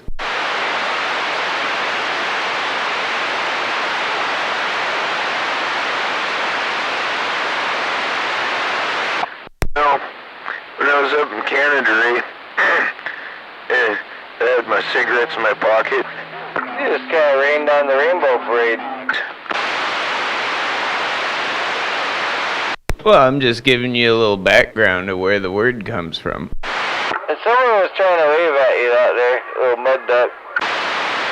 Yeah, so a fag could be a bundle of sticks, or a cigarette, or numerous other things. Or if you want to, basically, if you think gay people should be burned, you can call them that too. Fair fags, it could be just a bunch of Maytags. Although I know a lot of gay people that just like to say that. They like being a faggot, and that's their thing, But it doesn't have to mean something bad. Well, people are collars around and get walked around with a leash and put a mask on and bark and purr and bark and go to the bathroom in a cat box and shit. It doesn't mean it's right. What have you been doing at the same bars I go to? No, she's telling me the guy the Sean guy, you know what I'm talking about, she works with or whatever. Now he's into that whole thing, he bought a mask and he's got a collar and... Oh, he's getting into the whole dude, that's like it's a big thing now, I guess, especially up in Seattle amongst the gay scene. Yeah, he's going to some pup party soon or something. Oh my god. They all do it. Yeah. Oh my god, that's funny shit.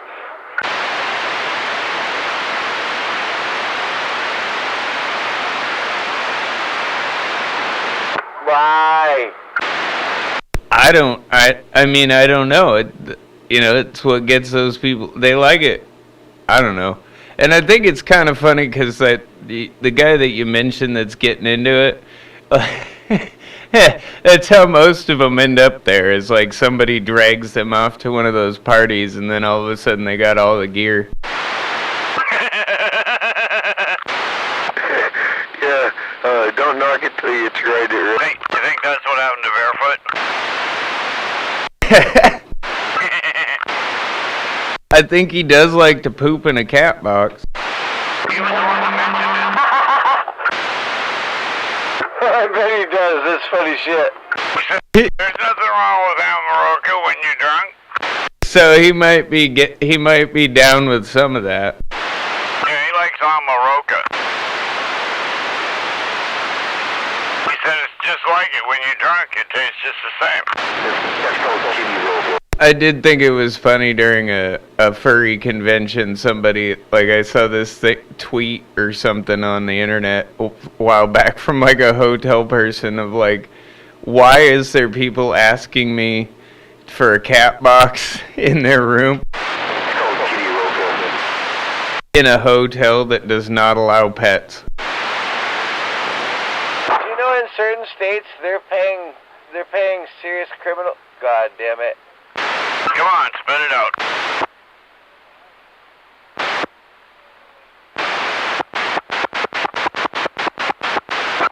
Boy, you're learning. Come on now. It's not my fault. Oh, they're back. Oh, you know in certain states they're paying hardcore criminals $300 a month not to shoot someone. If you don't shoot anyone, they'll pay you. Really? I wonder if that'll work. Move to. Well, first you gotta be a hardcore criminal. But I mean, really, you're paying them $300 a month not to shoot anyone. Do I get back pay? Oh, and there's another place, the transsexuals, they're getting like $1,200 a month because they're poor. So do you have to give money back if you shoot someone? No, $1,200 a month versus $300. Well, transsexuals, they were selling with transsexuals. They seem to be poor, so they were doing this fun thing that they get like $1,200 a month. But if you're a criminal in this state, not this state, I can't remember what state it was, but that state, and you didn't shoot anyone, they give you $300 a month if you didn't shoot anyone. What the fuck? Yeah, and where is this state where they're in a state of confusion?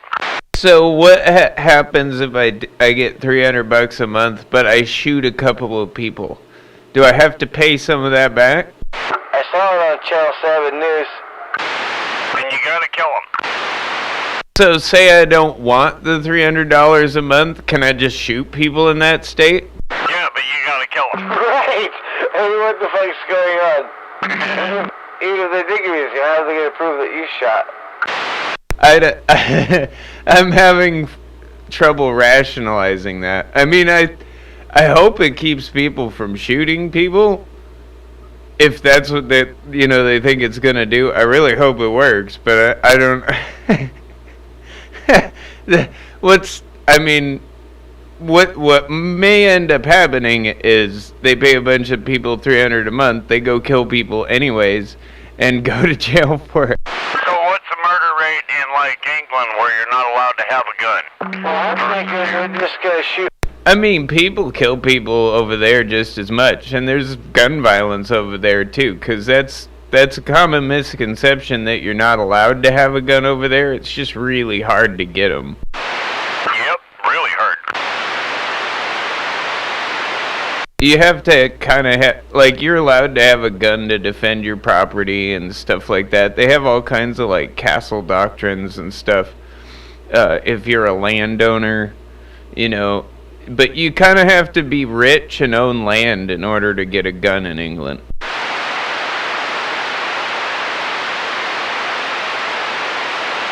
And it's got to be enough land that you can shoot the gun on without hitting anybody else. So it's like rich people can get them because they hunt on their land or whatever. So I imagine that the murder rate is probably maybe similar to America, but nothing like it. But the ways of death are way different because they don't all have guns, so they have to kill people with other means. Well, they have less people because they're an island and it's a small place, but they have a lot more people in smaller areas than we do. So they do have a high murder rate. But it's usually, because guns aren't super available, it's usually knives and other weapons, but, people beat each other to death. But people still kill each other. Right, so it's really violent because guns really aren't so violent that, one shot, boom, you're dead. But where you gotta use physical force to kill somebody because you don't have a gun. Buddy, this is gonna hurt you a lot more than me. Now, if you go, I don't think it's really just necessarily a people problem. I think to some extent it's an American problem, because if you look at Canada, per person, there's more guns in Canada than there are in the United States. But they don't shoot each other as many times as we do. You know what I mean? Like, for whatever reason, the gun violence is down up there. Yep, always has been. But they have more guns per person, even though they have significantly less people and significantly less guns. If you do it per capita, they have more guns per person than we do. Well, it's like Robin Williams said, Canada's like an upstairs apartment at a college. Guns in the armory, though. They're partying and we're working. Yeah, it's like a loft apartment above a really great party. Yeah, that's it. Yeah, that's what he said.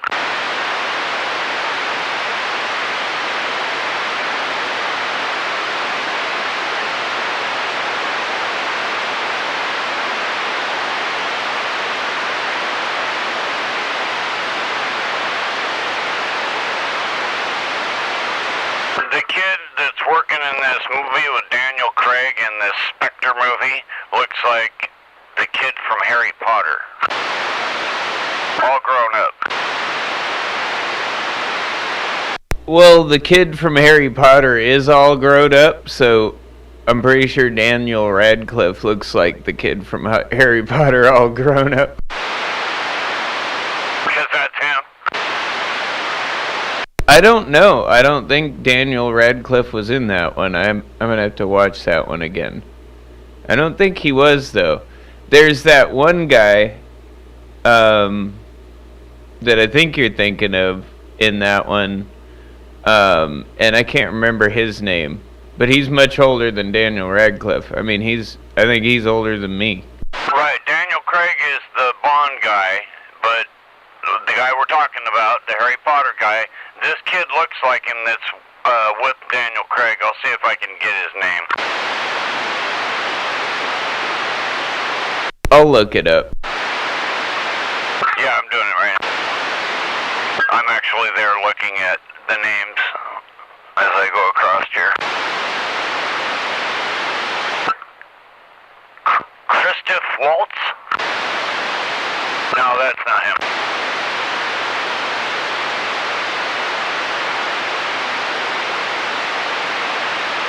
Oh, Christoph Waltz? No, that's not the guy you're thinking of.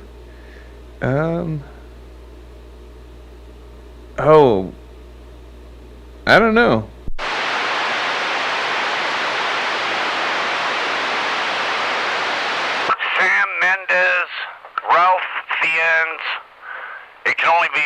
those two guys. No, it can only be like Ralph Fiennes. That would be the only other actor that they're naming other than a woman and Daniel Craig. Oh, Ralph Fiennes? He's the guy that plays M in that movie. The head guy. Oh, okay, then it's not him. Yeah, this kid looks like a grown-up Harry Potter, standing there with glasses and all, curly hair, the whole bit. Oh, you're thinking of the Ben. It's Ben something, and yeah, he plays the new Q. Oh, okay. The movie's turning out to actually be not too bad, but I'm having more fun following the radio, so. Yeah, he's the quartermaster, which is what Q stood for, quartermaster. But he's really young, so they're like they're training him for the job, is that it?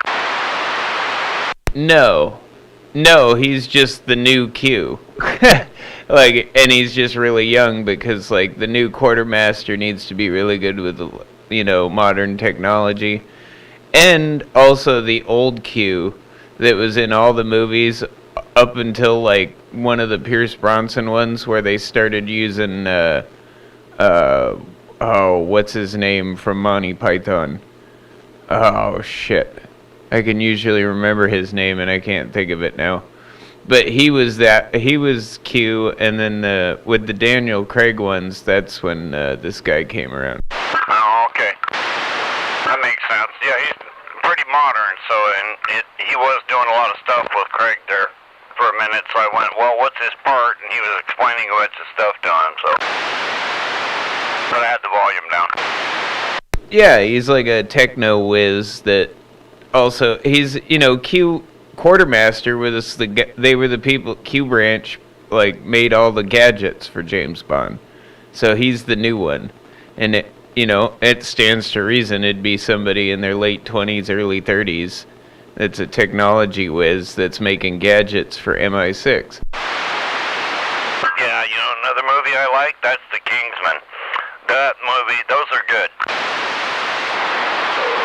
Yeah, those are pretty good. Yeah, pretty good movies. Good plots and all that. Good acting. Now, it is funny that you did mention Ralph Fiennes earlier, because he is actually in Harry Potter. He plays Voldemort. Yeah.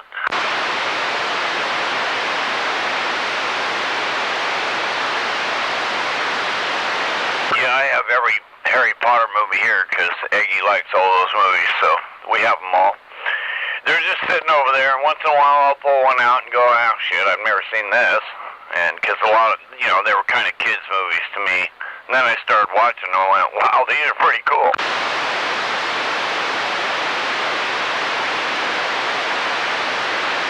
Good story writing.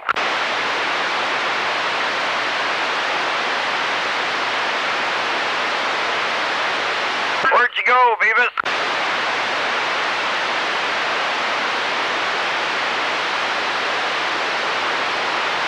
Well, he disappeared. You remember the original Avengers movie, right? That was based off of the TV show? Oh, hell yeah, that's older than shit. Sean Connery and everything? Yes. Ralph Fiennes was also in that. Yeah, a lot of actors were. Yeah, Ralph Fiennes and Uma Thurman and Sean Connery. That's a great movie.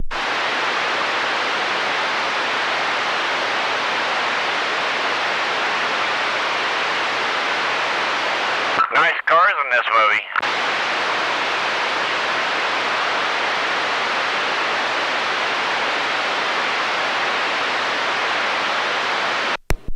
It's the only thing about James Bond movies is they take a really cool car and destroy it sometime during the movie.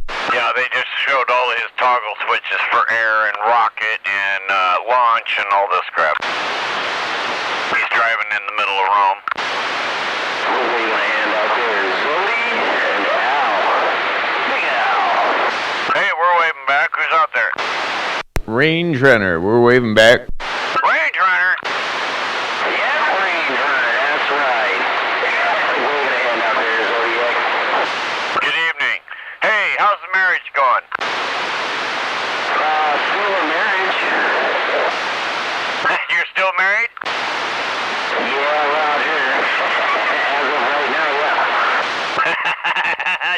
sound so happy about it. Well, he did say as of right now. I know, because it could change minute to minute, right? That's right, it's Saturday. It's Saturday.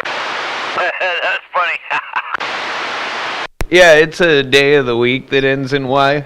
Well, he has a chance to really fuck up tonight, right? He's young, Zody, but not as young. Well, I hope everything goes good for you and you manage to make it till after midnight so that you make it to Turkey Day at least, right? You are, Roger. Good hearing you guys out there, man. I'm just over here sandbagging, playing around the garage. All right. You have a good night, Range Runner. Good to hear you. Likewise.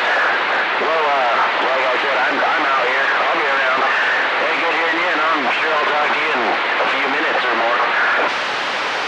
Okay, yeah, we're just getting started out here. I don't know how long any of us will last, but we'll find out.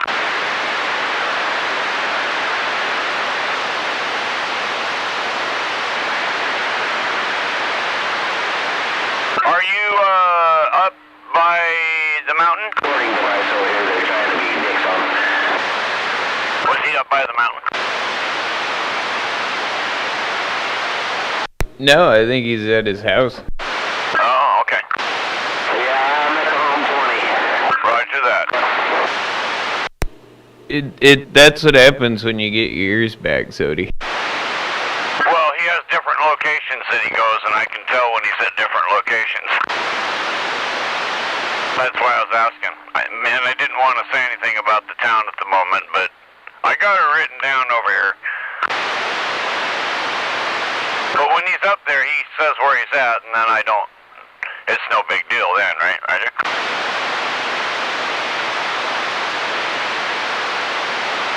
So you can hear me, that's good. You like it when you can hear me. Oh yeah, I can hear you. I hear you better from when you go to the mountain. You know where. Oh yeah, Roger, I'm heading up there tomorrow. Yeah, you're smart. You buy yourself a piece of property up in there somewhere, because you know the right people, right? Yeah, Roger, I probably should, you know. I know the guy that owns the property up there. I know you do, so that, maybe end up working for him or figuring something out to where you could benefit him for the rest of your life and somehow help him make that dream come true that he's doing. Yeah, Roger, and I'll just live on solar. I can totally do that. Oh, that'd be cool. That would be awesome to live up there like that. I'd love it. I'm talking to Zodiac and Mickey G. We can shoot his poachers for him. Oh yeah, patrol his property. Dude, property security is like a big thing, dude. Like, I saw a buddy of mine was telling me he was going through someplace in the Midwest, but he saw all these people out in like these big, huge properties, right? And it looked like they were all squatting with like RVs and solar panels. And he stopped and talked to somebody in town about it. And they're like, no, those people are typically like, they stay there like all winter or whatever, and it like all those places are owned by like rich people to go hunt on when they want to, but they don't ever live there. But they don't want people going and hunting on their property. So those people are there to kind of shoo those people off, and by whatever means. That'd be a great job, actually.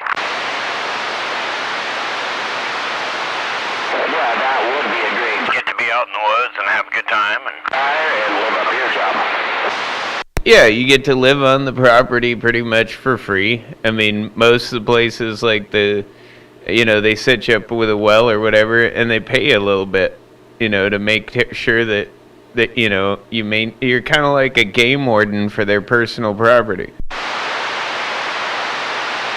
Roger, that place that I go. a friend of my dad's used to drive around for Simpson on their property and keep people out of there. Law enforcement up there, so I can do that. He worked for them for a long time. He loved it. Yeah, wave and make a tea.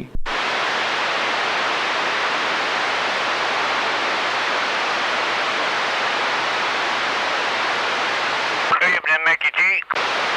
Hey, Williams, buddy. How you doing?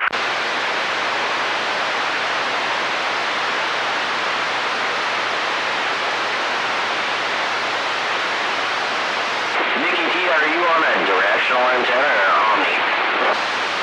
Directional only. Roger. Okay. I was wondering because I'm on omni and I can hear Zoe down there pretty good. Hearing me on your Omni, are you? Oh yeah. The old game master. Roger that. Yeah, we're on the stock mic here. I got a different mic heading this way pretty soon, but for now we're using this one. As long as it works, right? Yeah, dude, I hear you loud and clear. There's no problem with the audio's good. Good deal. Thank you for the after 5 radio check. Roger. You know, we have a rule. There are no rules, and one of the rules is there's no radio checks after 5 p.m. You know that rule? Yeah, check. Roger that. Okay, good. I just wanted to clarify that. Just remember, there are no rules. Yeah, well, rule number 1 states that there are no rules, and if you don't agree with that, you refer back to rule 1, correct? Yeah, we used to have it in the book that, rule number 4, if you didn't understand the first 3 rules, read rule number 4, and rule number 4 says refer to rule number 1. Rule number 1. Quote, there are no rules on the CB radio. That's why they call it the CB and always refer to rule 1. Right, and I guess it depends on if you're actually talking on the CB radio. If you want to be, literal about it, then you got to look at your radio and go, well, that's really not a CB radio. Well, is it or isn't it? But it doesn't matter because there's no rules. And rules don't matter anyway because rules were meant to be broken, and I'm here to tell you the people on Channel 17 break them better than anybody in this country. That's a fact, Jack. And that's the fact, Jack. That's a fact, Jack. Army training, sir. That was a great movie. Army training, sir. What are the chicken across the road? Boomer chugga. Yeah, that was awesome. You're talking about stripes, I know you are. Yeah, that was a damn good movie in the 80s. I still want to get one of them RVs, man. What is that? That fucking Safari. Right, and that thing was set up, man. They had stealth. It had it all. It was like a striker vehicle, remember? They had like a command center in there. Yeah, and all bulletproof and shit with missile launchers. Hell yeah. Yeah, build one now and you'd call it the Survivalist. 50 cal coming out the side. There you go. Now we're fixing her up. Tires that can't be shot out. Oh yeah, I forgot about the flamethrower. Don't forget about the bulletproof gas tanks. Bulletproof tire covers. Right. And of course, we don't need windshields because we have, 3-inch steel plating and we use the cameras. Well, you gotta make sure your tires are protected too, so you get the heavy metal shield. Right, you make sure the tires are bulletproof as well. They can't deflate.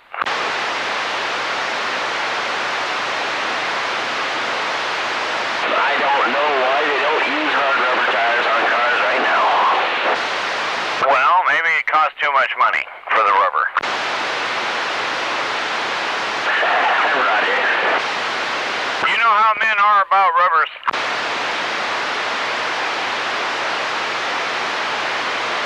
Well, I know when the government fucks us and they don't use them.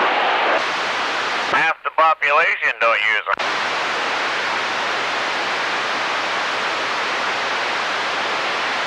And that can be a bad thing.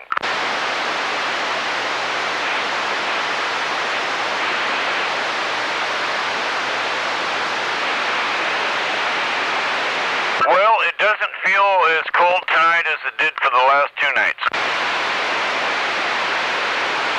Oh, there he is. Uh-oh, who you got?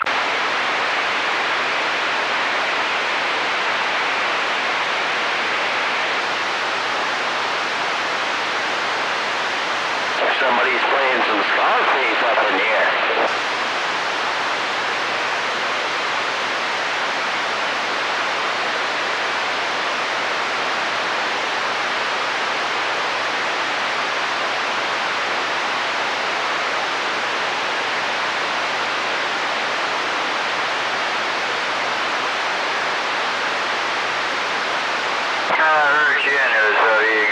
I got you here about 5.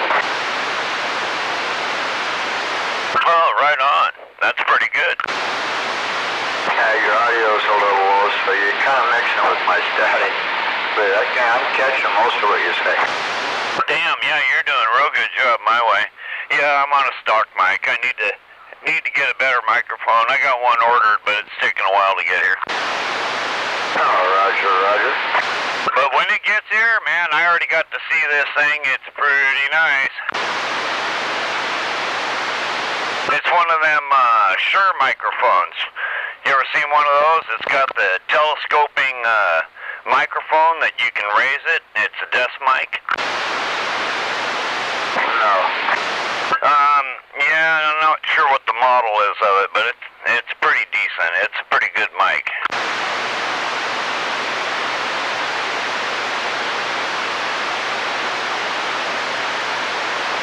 I'm hoping it'll give me better audio with this radio. If it don't, I might try the turner on it. We'll see what happens. Big surprise, right? Well, I had the turner on it originally, but it kept cutting out because it's a 6 to 4 pin adapter to make them work together, right? Anyway, that gets flimsy, and I got tired of it doing that, so I'm having one professionally built for me so that we can use it and it won't be doing that anymore. Apparently, when my audio cuts out, some of my fan club people get really upset, and that tends to draw flies. Roger? Roger. So, you know, it's not good to be attracting flies. Flies are bad. So, we said, well, we'll just solve the problem. Oh, no. I'm not that quiet of a guy. I don't mind chatting here and there. It's just I'm trying to hear you through the static. Sometimes it gets a little rough. But yeah, well, you shouldn't want to have to do that. So, yeah, hopefully I'll be able to do something about that.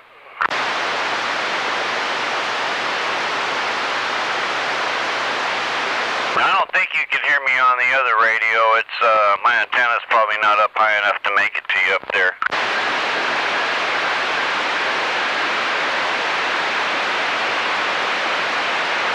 What time does the party start? Well, it started hours ago. Just some of the players seem to have fallen off. I'm always late. Kind of like a game of Monopoly. You start with everybody there, and pretty soon you look around and go, oh, what happened to everybody?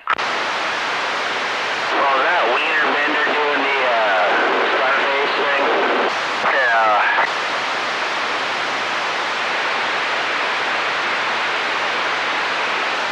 I can barely hear him, thank God.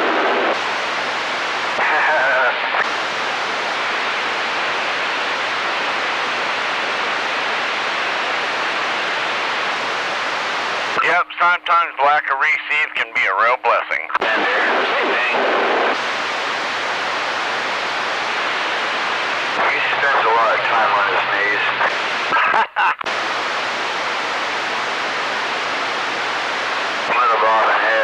like waving or whatever. What?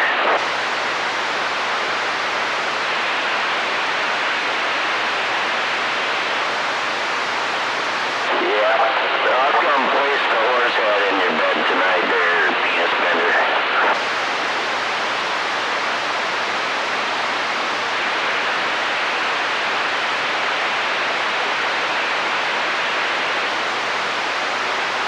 Oh, you want me to hit you in the face with my penis? Is that what you said? Whoa! We don't need to hear that. I want to know that. I just had to throw it out there. Yeah.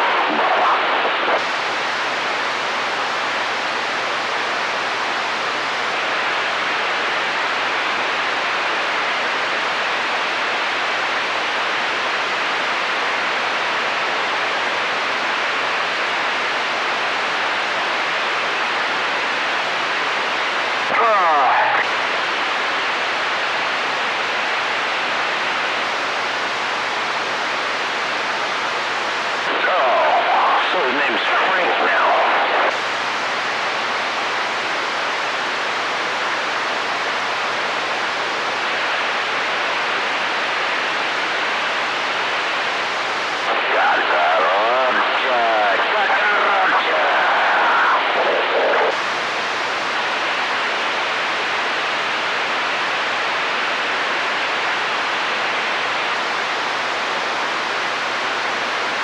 Whatever you say, 515.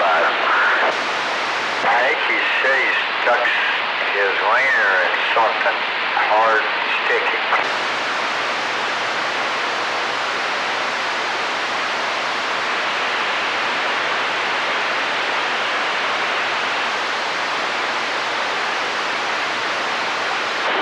Hey, Mickey G, did he just say that he's the only idiot out here?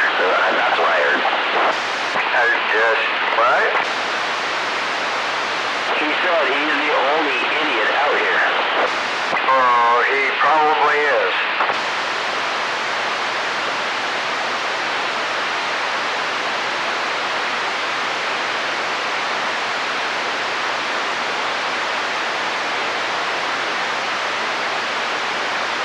He's probably got the cucaracha horn on his, I don't even know, on his bicycle. Yeah, it could be. He goes by the cucaracha. What a stupid song.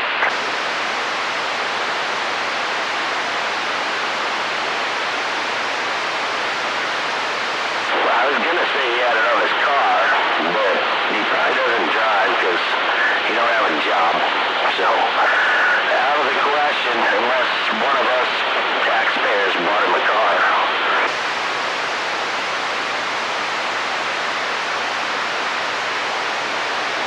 Well, if we did, we'd never know about it. Yeah, thank Nancy for that.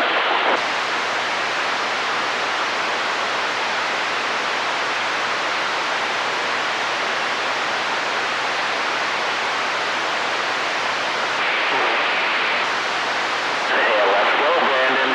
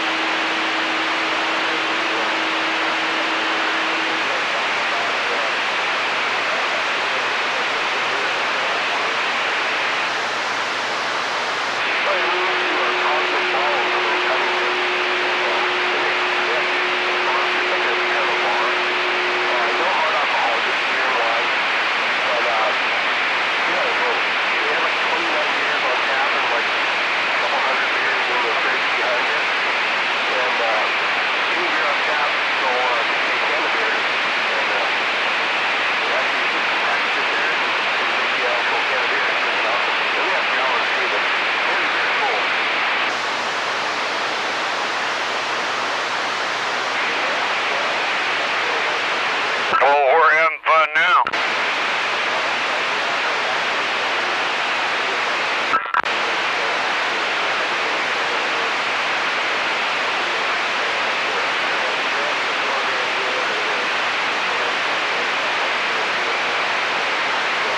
Am I hearing, like, Morse code out there?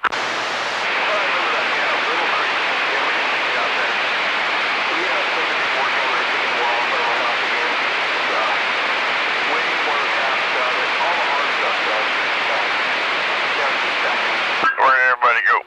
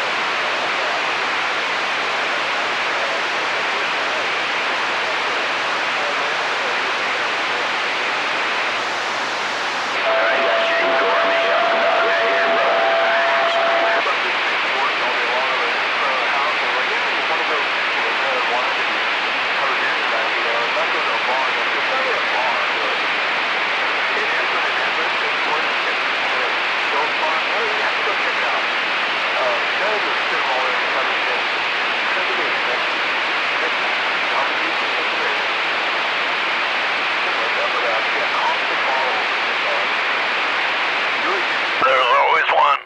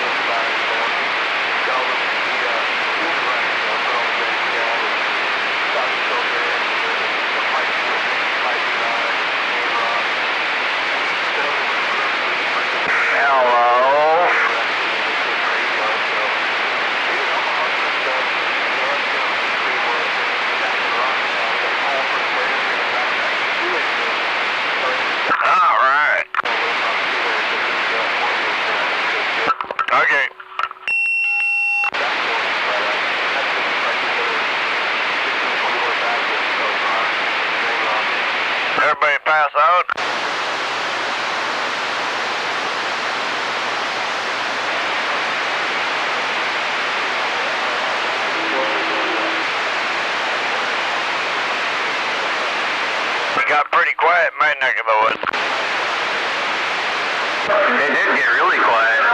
Oh, it's terribly quiet. It's like, wow, where'd they all go? But I'll have you know, up on 27485 on sideband, somebody's got a rolling dead key going there, and then there's like a tone war going on a bunch of other frequencies up in that area. A good thing I'm staying right here. Well, yeah, I was just checking because it was dead quiet. Went, well, you might as well spin the dial, and I can spin it quite a ways.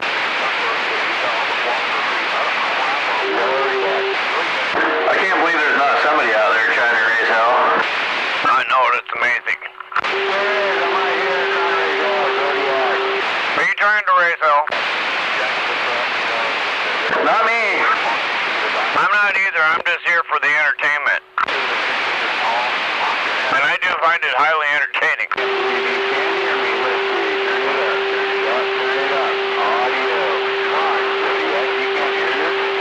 Yes, I can hear you.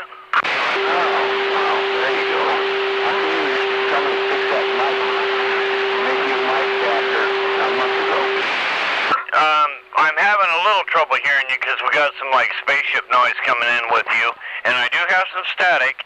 Your audio is a little low tonight, but I can definitely hear you. Alright, hang on. Oh. Zero that out. Put that down there. This up there. That's the best I can do right there. There you go. Okay. So, how come you didn't just let me make you that adapter a month ago? Oh, haha. Wait, yeah, it's not ready yet. No. We already talked about it. I said, why didn't you just let me make you one a month ago? And we talked about it then. Because it never got done because a lot of other things happened in between now and then, and a couple different people are getting them done for me.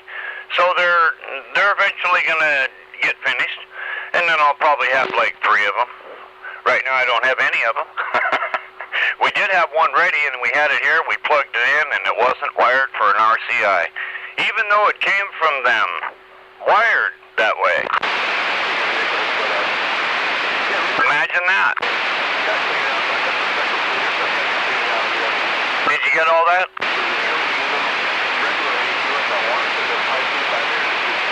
Where'd he go? I didn't hear anything. Damn, boy, that static is just coming in here and wiping me out all of a sudden. And it's just really loud. I got good static here around my house.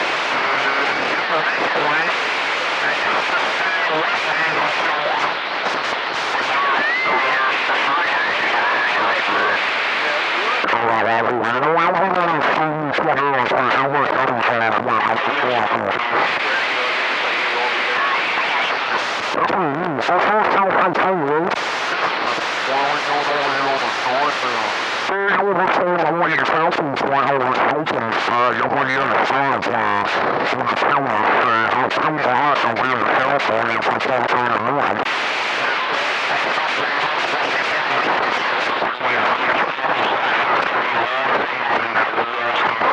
Well, I want to really ask you, I want to ask you, when you want to be somewhere and I say, you're so crazy, you're definitely a killer. Alright, I made it. How about it?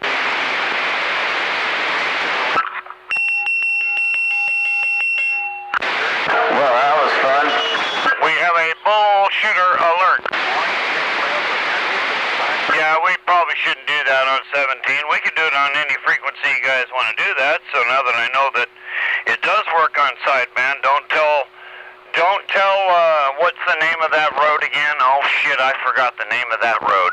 Oh, Meltdown Avenue.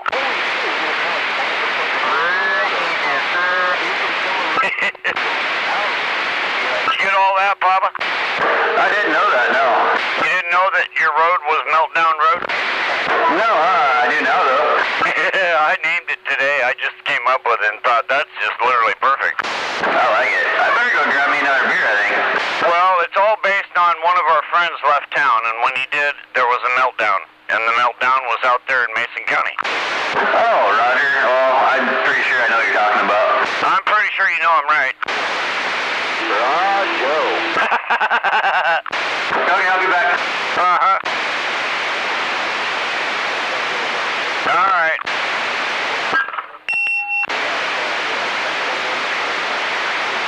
So, 468, if you're still in there, Mossy Rock, you were sounding really good down there on sideband, up there on sideband. Well, it was actually up there, down there on sideband, right? Where'd you go, Beavis? Yeah, it cuts down a lot of that noise. Roger. Yeah, we lost Big Al and Beavis and a few other people too, even Inspector.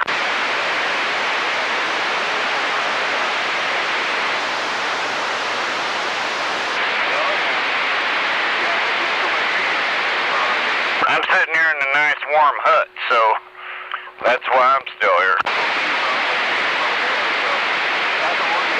I thought about playing my guitar.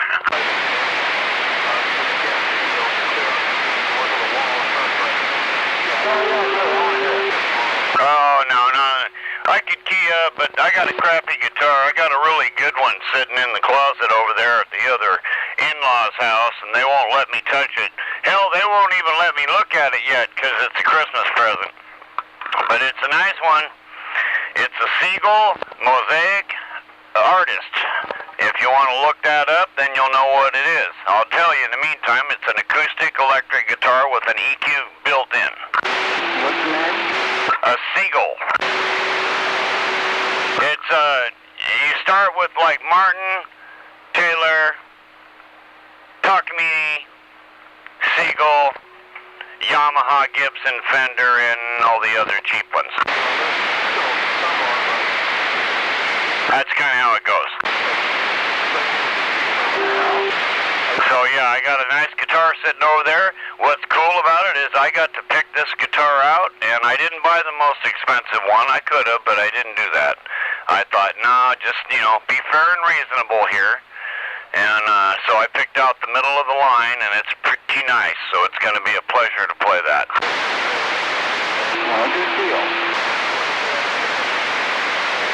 I'll be playing some country music, and I'll be playing a little bit of rock and roll, maybe some Eagles music. Stuff like that. I know a whole lot of country. What was that? I know a whole lot of country, but it's for my own stuff. Yeah, you're fighting my static. Are you up on the mountain tonight?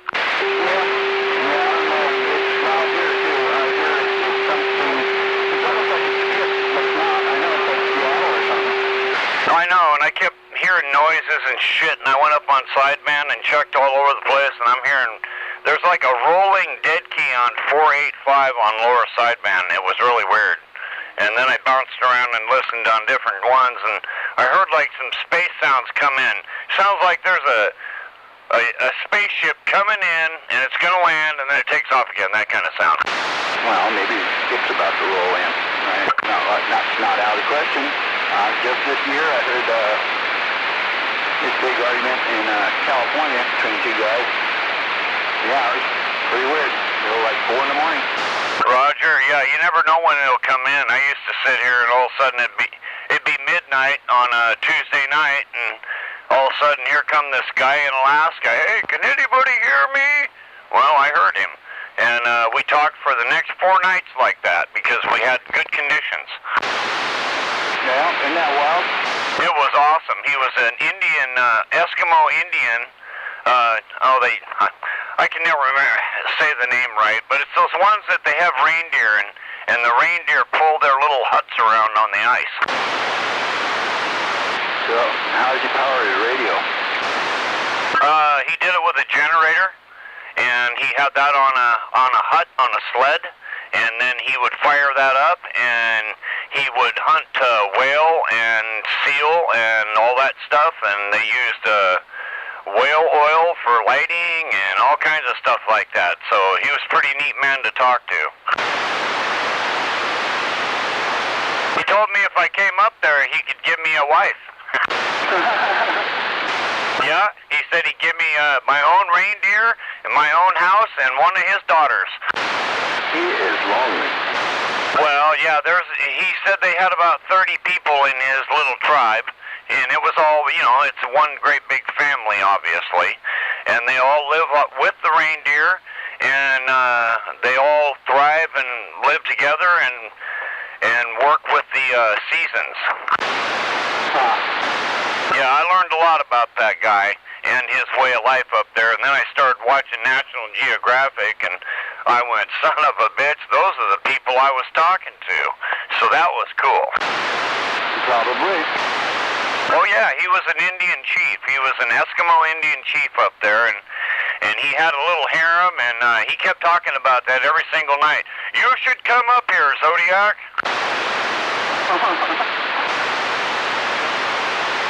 I told him, no, it's too cold, and he promised me that I wouldn't be cold.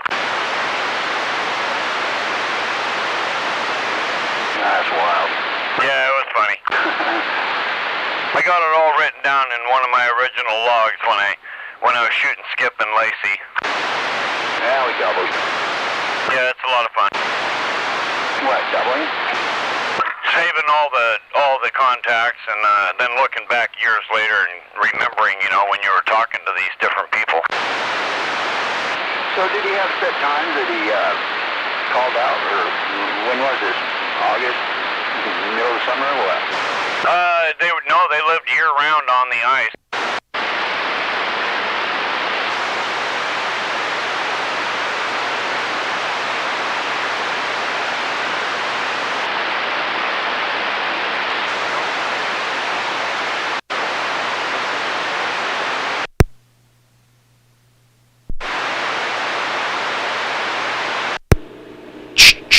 Audio 1 2. Audio. Wow.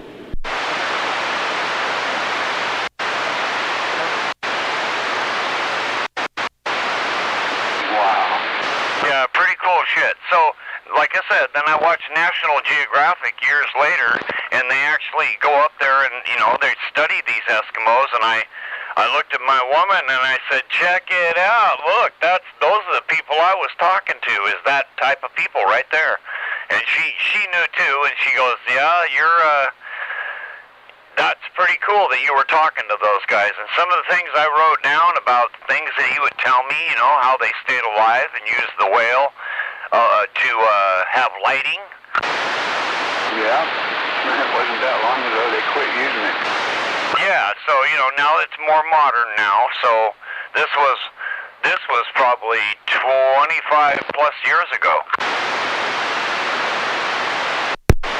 Man, that was so long ago. Wow. Yeah, you're funny. I know, I'm pretty funny. And actually it was a long time ago. And welcome back. I was wondering what happened to you. Oh, I had to go do some stuff. Have you met 468 here out of Mossy Rock? Yeah, I've heard that guy out there before. Alright, that's who I'm sitting here chit-chatting with, so. And we're waving down there to 468. Copy, copy. Back at you.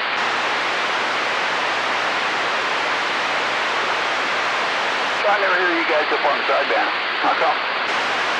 I don't talk sideband. What? I don't talk on sideband. Well, why not? I'd just choose not to. I don't have a real reason why not. Other than, like, occasionally I get tired of people trying to tell me I'm off frequency when I'm definitely not. Right. Well, I always have to turn my clarifier no matter whether I have a locked one or an unlocked one, and I hear it every time. But this time I didn't hear it from anybody when I went and did it on this radio right now. That's the first time that he dialed me right in, and I told him I already had him dialed in, but when you see where this is at, I took a picture of where the clarifier is at. Roger? Yeah, 10. And that probably has a lot to do with the ears on that, because unless you unlock the clarifier on those radios, they don't change the transmit frequency. So your radio might be transmitting on frequency, but you have to listen way off frequency to hear the other guy because he's way off frequency. Okay, and that makes sense, and that's okay? Now, is this Anytone 666? Yeah, I mean, that's typical for, it's typical for, like a radio, CB radio, to have to tune the clarifier a little bit on sideband. And the reason why is because, like, none of the CB radios are dialed in exactly from the factory. So they know that not every Cobra 148 is going to hear the other Cobra 148 on sideband unless they adjust that a little bit. Okay. This Anytone Quad 6 is mini driven. I can open up the receive. I can open up just transmit. I can open up both. I have the choice of whatever I want to, and I can close it right back down. So right now I just have received open up so I can tune the receive. That's all I want to do because it's brand new. It's like 4 months old. It's not gonna be out frequency. Yeah, my 6666 has the same option. I just use it on receive and transmit, and the only reason I do that is I've found that people can hear me better too if I like find where they're at, because oftentimes they've got some sort of unlocked clarifier or whatever, and it's not as stable, so it's a little off. But both of their transmit and receiver, kind of off frequency, so you got to use that to find them, and then they can't hear you unless you're there. Yeah, and some of them, they have it opened up to where when they start trying to dial you in and the receive, it messes up their transmit. Yep.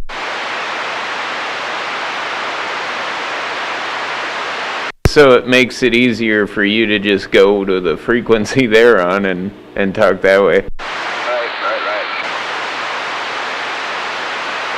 Yeah, like I said, all I did, I didn't have to move it for him. I heard him perfect, but he had to move it for me, and I went, oh, here we go.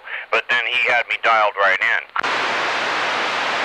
Yeah, and that might be your sideband might be transmitting just a shade off frequency. It happens. I mean, it's not unusual for a radio to be a little bit off frequency, especially anything that's like one of these export 10-meter ham radio wannabes or a CB radio. Right. And on that note, I'm kind of with you about the sideband thing where people are always saying, oh man, you're off frequency. Well, so are you, dude. I had to turn my shit just to even understand you, and the other guy's totally off from you. So the two of you are somehow managing to line up, but neither one of you are in the same spot. One of you is Donald Duck, and the other one's this. So, and I didn't say a word. I was able to hear both of you, but you're sitting there both telling me about it. So yeah, I kind of went that way myself for a while. So Another thing I noticed is some of the guys on sideband kind of act like they're superior to a AMer. I fucking laugh at that like crazy. I love it, like watching them on the waterfall on my SDR as they're trying to tell people that other people are off frequency, and you can clearly see that they are. Right, exactly. Because that doesn't really lie to you. Nope. Which radio are you using that has a full spectrum? Oh, I'm just using an SDR dongle plugged into a computer to do that.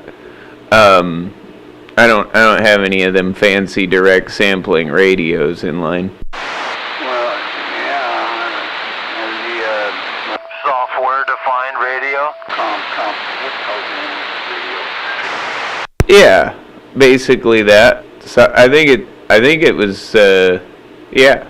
I think that's originally what it was. Somebody told me it was something different one time, but I think that's bullshit. But yeah, software-defined radio. And it's a little USB, like, I'm running an RTL SDR version 3.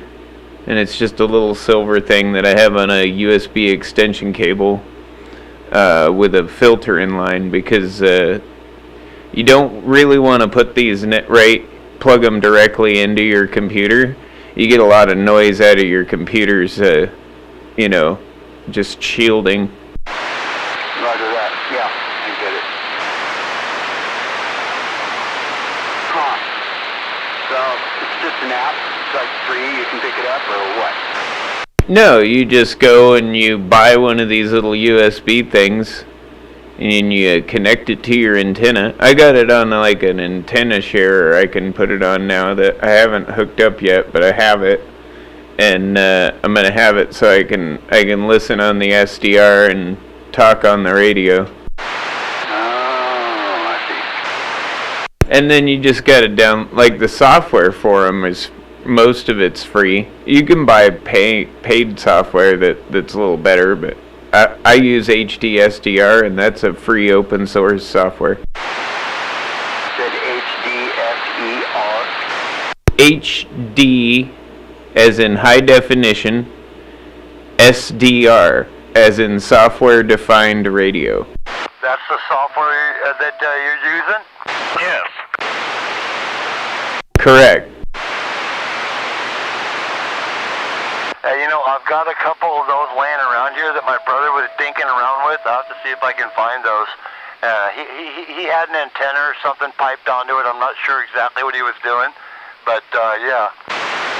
Yeah, I'll give you a little, I'll bring you a fucking USB drive that has everything you need to get it working too, if you want.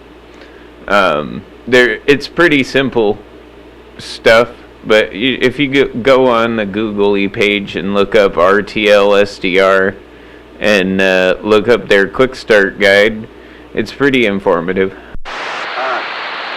Now, what was it you were saying? I had a text in the background when you said something. You don't want to hook it right into your radio. What were you saying? You don't want to hook it right into the USB port on most like laptops and computers, because there's a lot of noise in the electrical system, specifically in the chassis of the computer. And that's because a computer, any electrical noise is meant to ground out to the chassis. So USB shares a chassis ground with your computer. So what I'd do is I've got a special USB filter that's literally just to eliminate hums in like audio equipment for USB.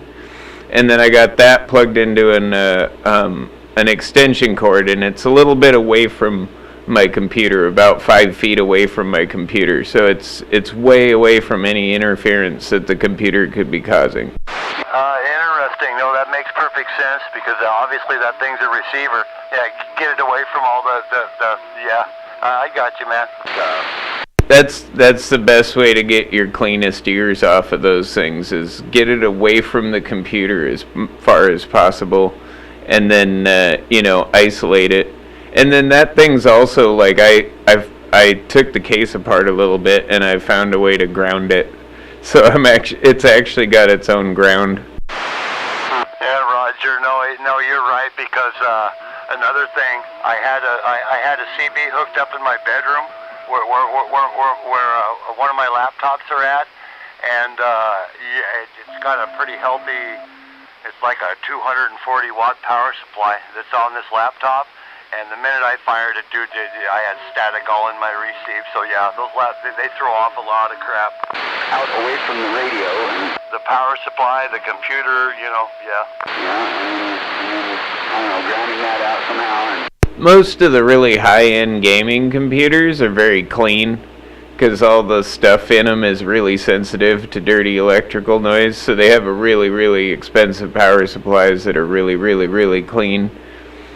But literally every computer out there uses a switching power supply, and those are just kind of inherently noisy, especially when it comes to RF noise. Yeah, the laptop's a Dell Precision, but yeah, the adapter, yeah, it's a big switching power supply. Throws off a lot of crap.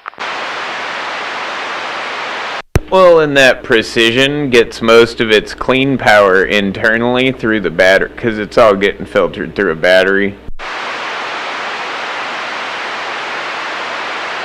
And yes, sir. that's what my laptop would be doing, because once you get it charged, this thing don't even have a hard drive or a floppy drive on it.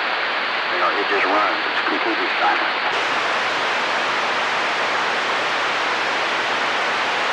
Hey, there was something else I wanted to talk to you about too. And one of the other radios I was looking at there was a Striker 955. Well, I'm talking on a 655 right now. That's a good sounding radio.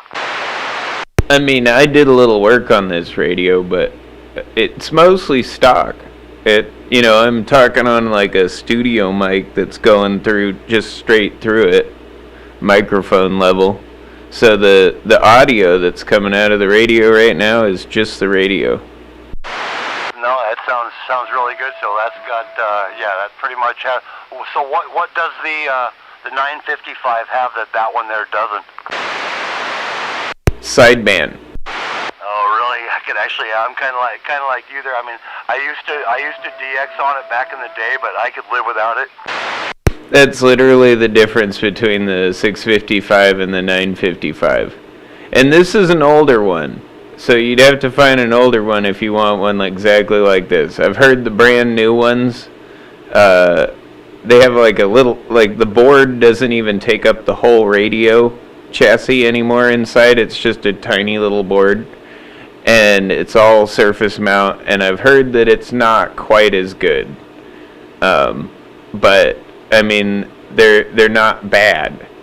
That's basically what I've heard. Copy that. Yeah, I watched the modification on the 955, and it's about as simple as it gets. And if you can do without the sideband, I think it's like there's another one that does about the same amount of power as these radios, but it's got like a round meter. And I'm trying to remember, it's like there's the 447, and then it's like the 497, I think. What's the reason why he doesn't like sideband? Probably the same reason as we don't, because people they're always picky and prudy and act like they're higher and mightier. I could be wrong. I'm just thinking he's probably going to say something like that, maybe. So we'll see, right? Here we go. I get that, and I've heard it before many times. Yeah, they are always zenned out. They're not as bad as they used to be, but nowadays it's like channel 6. If you go to 38 lower when the skip's rolling, it's just channel 6, man. You might as well go down to channel 6. It's the same thing. It's just a train wreck of everybody trying to shoot sideband with more power than they ever would have needed to do it. Over the top of each other at the same time. Except, conditions do favor certain people over others, because, and it changes too. Like there'll be a time where I got 2 hours straight, I can talk to anybody I want, from San Francisco to Florida, to New York, to Alaska. And then later in the evening, after 3 o'clock, I can hit Australia. But here recently, I haven't been able to get them, so I can't wait to get that tower up and the beam going. I was pretty thrilled with my little one pill here in this IMAX. I was able, not too long ago, was able to talk to Melbourne, Australia, and that got me excited because I've never talked to Australia on the CB. I had heard him out there, and even when I was running the 4 pill, I couldn't get to him. And now I'm just running the little driver box. And I'm talking to him just fine. Well, what's really pushed me to get this beam up and running is I was out here talking one day. I was up on 425, and I heard a guy from Ireland out there talking. So I keyed up for him, and he said, "Yeah, take it down to 415." So I threw down and thinking, "Okay, go to 41." And I dropped it one channel, and I keyed up for him, and the Irishman turned into an Italian. No shit, you're not. and I hesitated for a second, and I thought, well, do I key up and say hello to this Italian, you know? He's calling from Italy. I said, hell yes, I do. Just let the Ireland go, because I may not get that one, you know? That's one in the hand is better than 2 in the bush, right? So I talked to him, and long story short, he was calling. He was trying to reach Hawaii, and he was shooting over the North Pole. And I realized, oh man, it's not me at all. I'm not shooting skip that far. All I got to do is throw my signal up in the air, and he's dragging it back across the pole. Dang, it's getting cold out there. Oh, there he is. Hey, there he is. Hey, can you go to 7? Okay, going. Holy that. Oh, damn.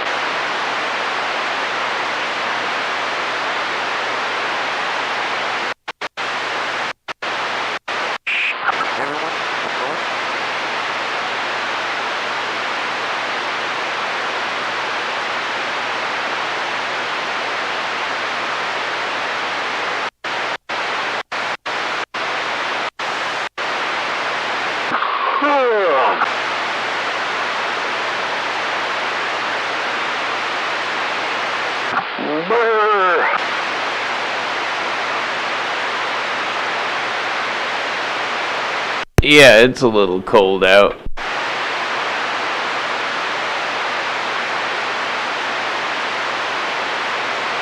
Come out to play and nobody's around. I'll see how they are. Just have to pick up my ball and go home. Waving at that Jake from State Farm. Hey, if Rigid comes back here, tell him I gotta find my damn glasses. I'll be right back. Yeah, Rigid's still here.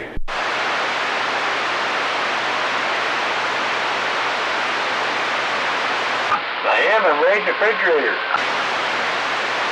Yeah, Zodiac says he's looking for his glasses.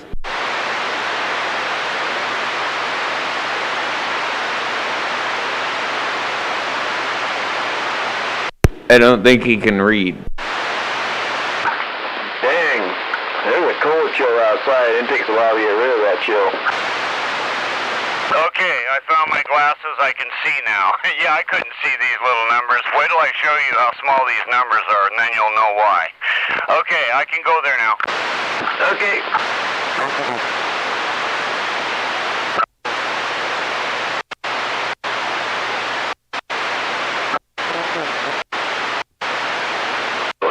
Yeah, this, everything's doing, as I sent you on that little text. I tried to make it as short as I could.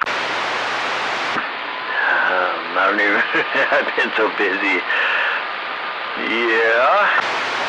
Yeah, I sent you just a quick one. You've been busy? I was hoping you were taking, like, the day off. I thought I was gonna, but it didn't work that way. Oh, you poor guy. I know you're wore out, too.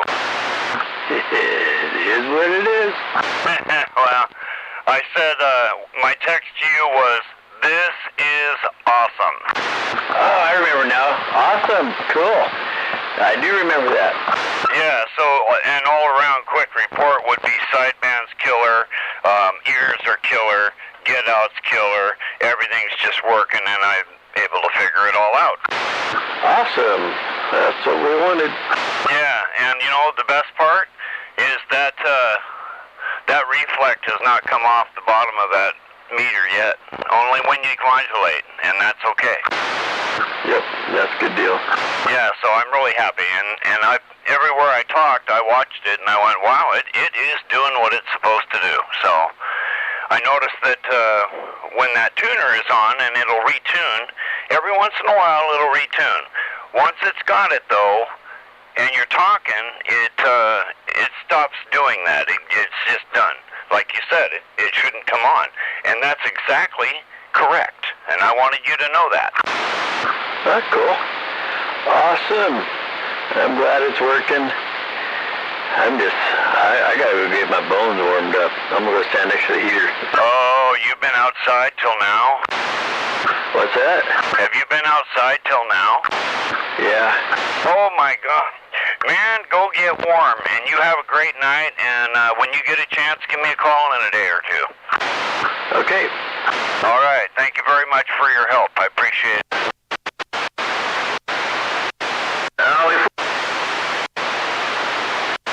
Down there, then came back and flew up around your pad, and yeah. Ah, shit, you should have given me a text or something like that. I would have looked at you on that flight radar 24. His doesn't, it's not tracked on that. He doesn't have a transponder tracker or what. Boy, you know you're getting old when you need your glasses. He doesn't have an ADSB transponder? Nope, not in that old Piper Cub, no. Well, he definitely has a Mode C transponder then. Yeah, I don't know what it, but it's up on that flight radar 24, I know that. Well, it's an FAA requirement. If it's a Piper ultralight where it doesn't need an airworthiness certificate, then it doesn't need it. But I'm pretty sure Piper doesn't make that particular type of airplane, at least an old one, that would qualify, because they're all two-seaters or bigger. I don't know. All I know is it's a 1946 Piper Cub. J3, J6. Yeah, I hear ya. It could be a lot of those. But either way, that's an FAA requirement. He's got to have a beacon in it. They have to know where he is. No, I'm sure it does. I'm just saying it doesn't show up on that flight radar. That's all I know. Wow, that got shaky. What was that? What happened? What, something got shaky? Yeah, somebody's audio was like really shaky up and down for a second. It was weird. It could be me. Is it me? No, you sound good. Everybody sounded good. It just sounded like it was shaking up and down all of a sudden. Is it me? No. Oh, no, you're doing okay. Weird. Not me, huh? Yeah, it was weird. It's gone now, but it was there for a second. It might have been maybe two people trying to key up at the same time, and I only caught one of them. Oh, piss on it. I'll take the blame. Bet you they got that key, the coax switched up backwards. They keyed up and had that relay going. Oh, there's our culprit. It's Fenderman. Oh, I was listening to the whole thing. I just want to blame you because you're here, and you never hear, so you got to get blamed, don't you? Oh, yeah, I switched my handle to Gremlin. Yeah, it's working good over here at my place. Good evening. It's only the Gremlins that get your radio messing up. Yeah, I know that sound. Dan's right. Sorry, I didn't mean to get in the middle of your queue, so.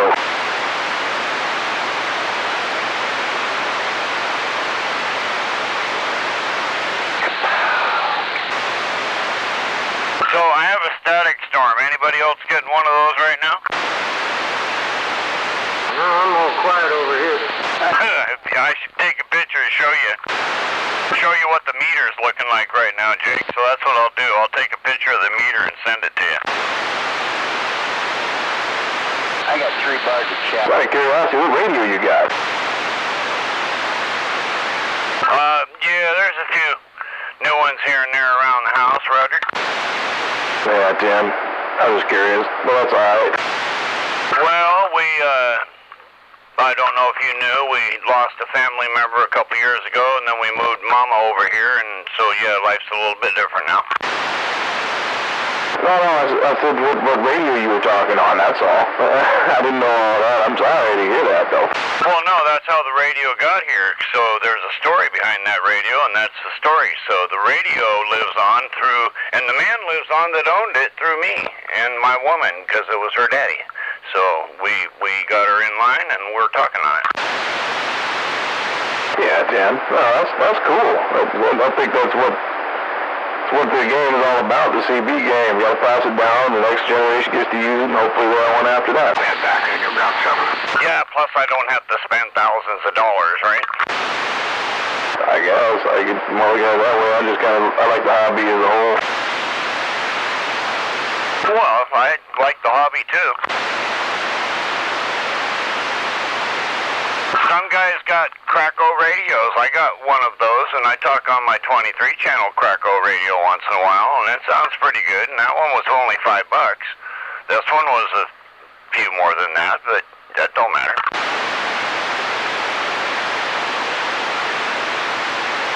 What matters is if it works, right? Exactly.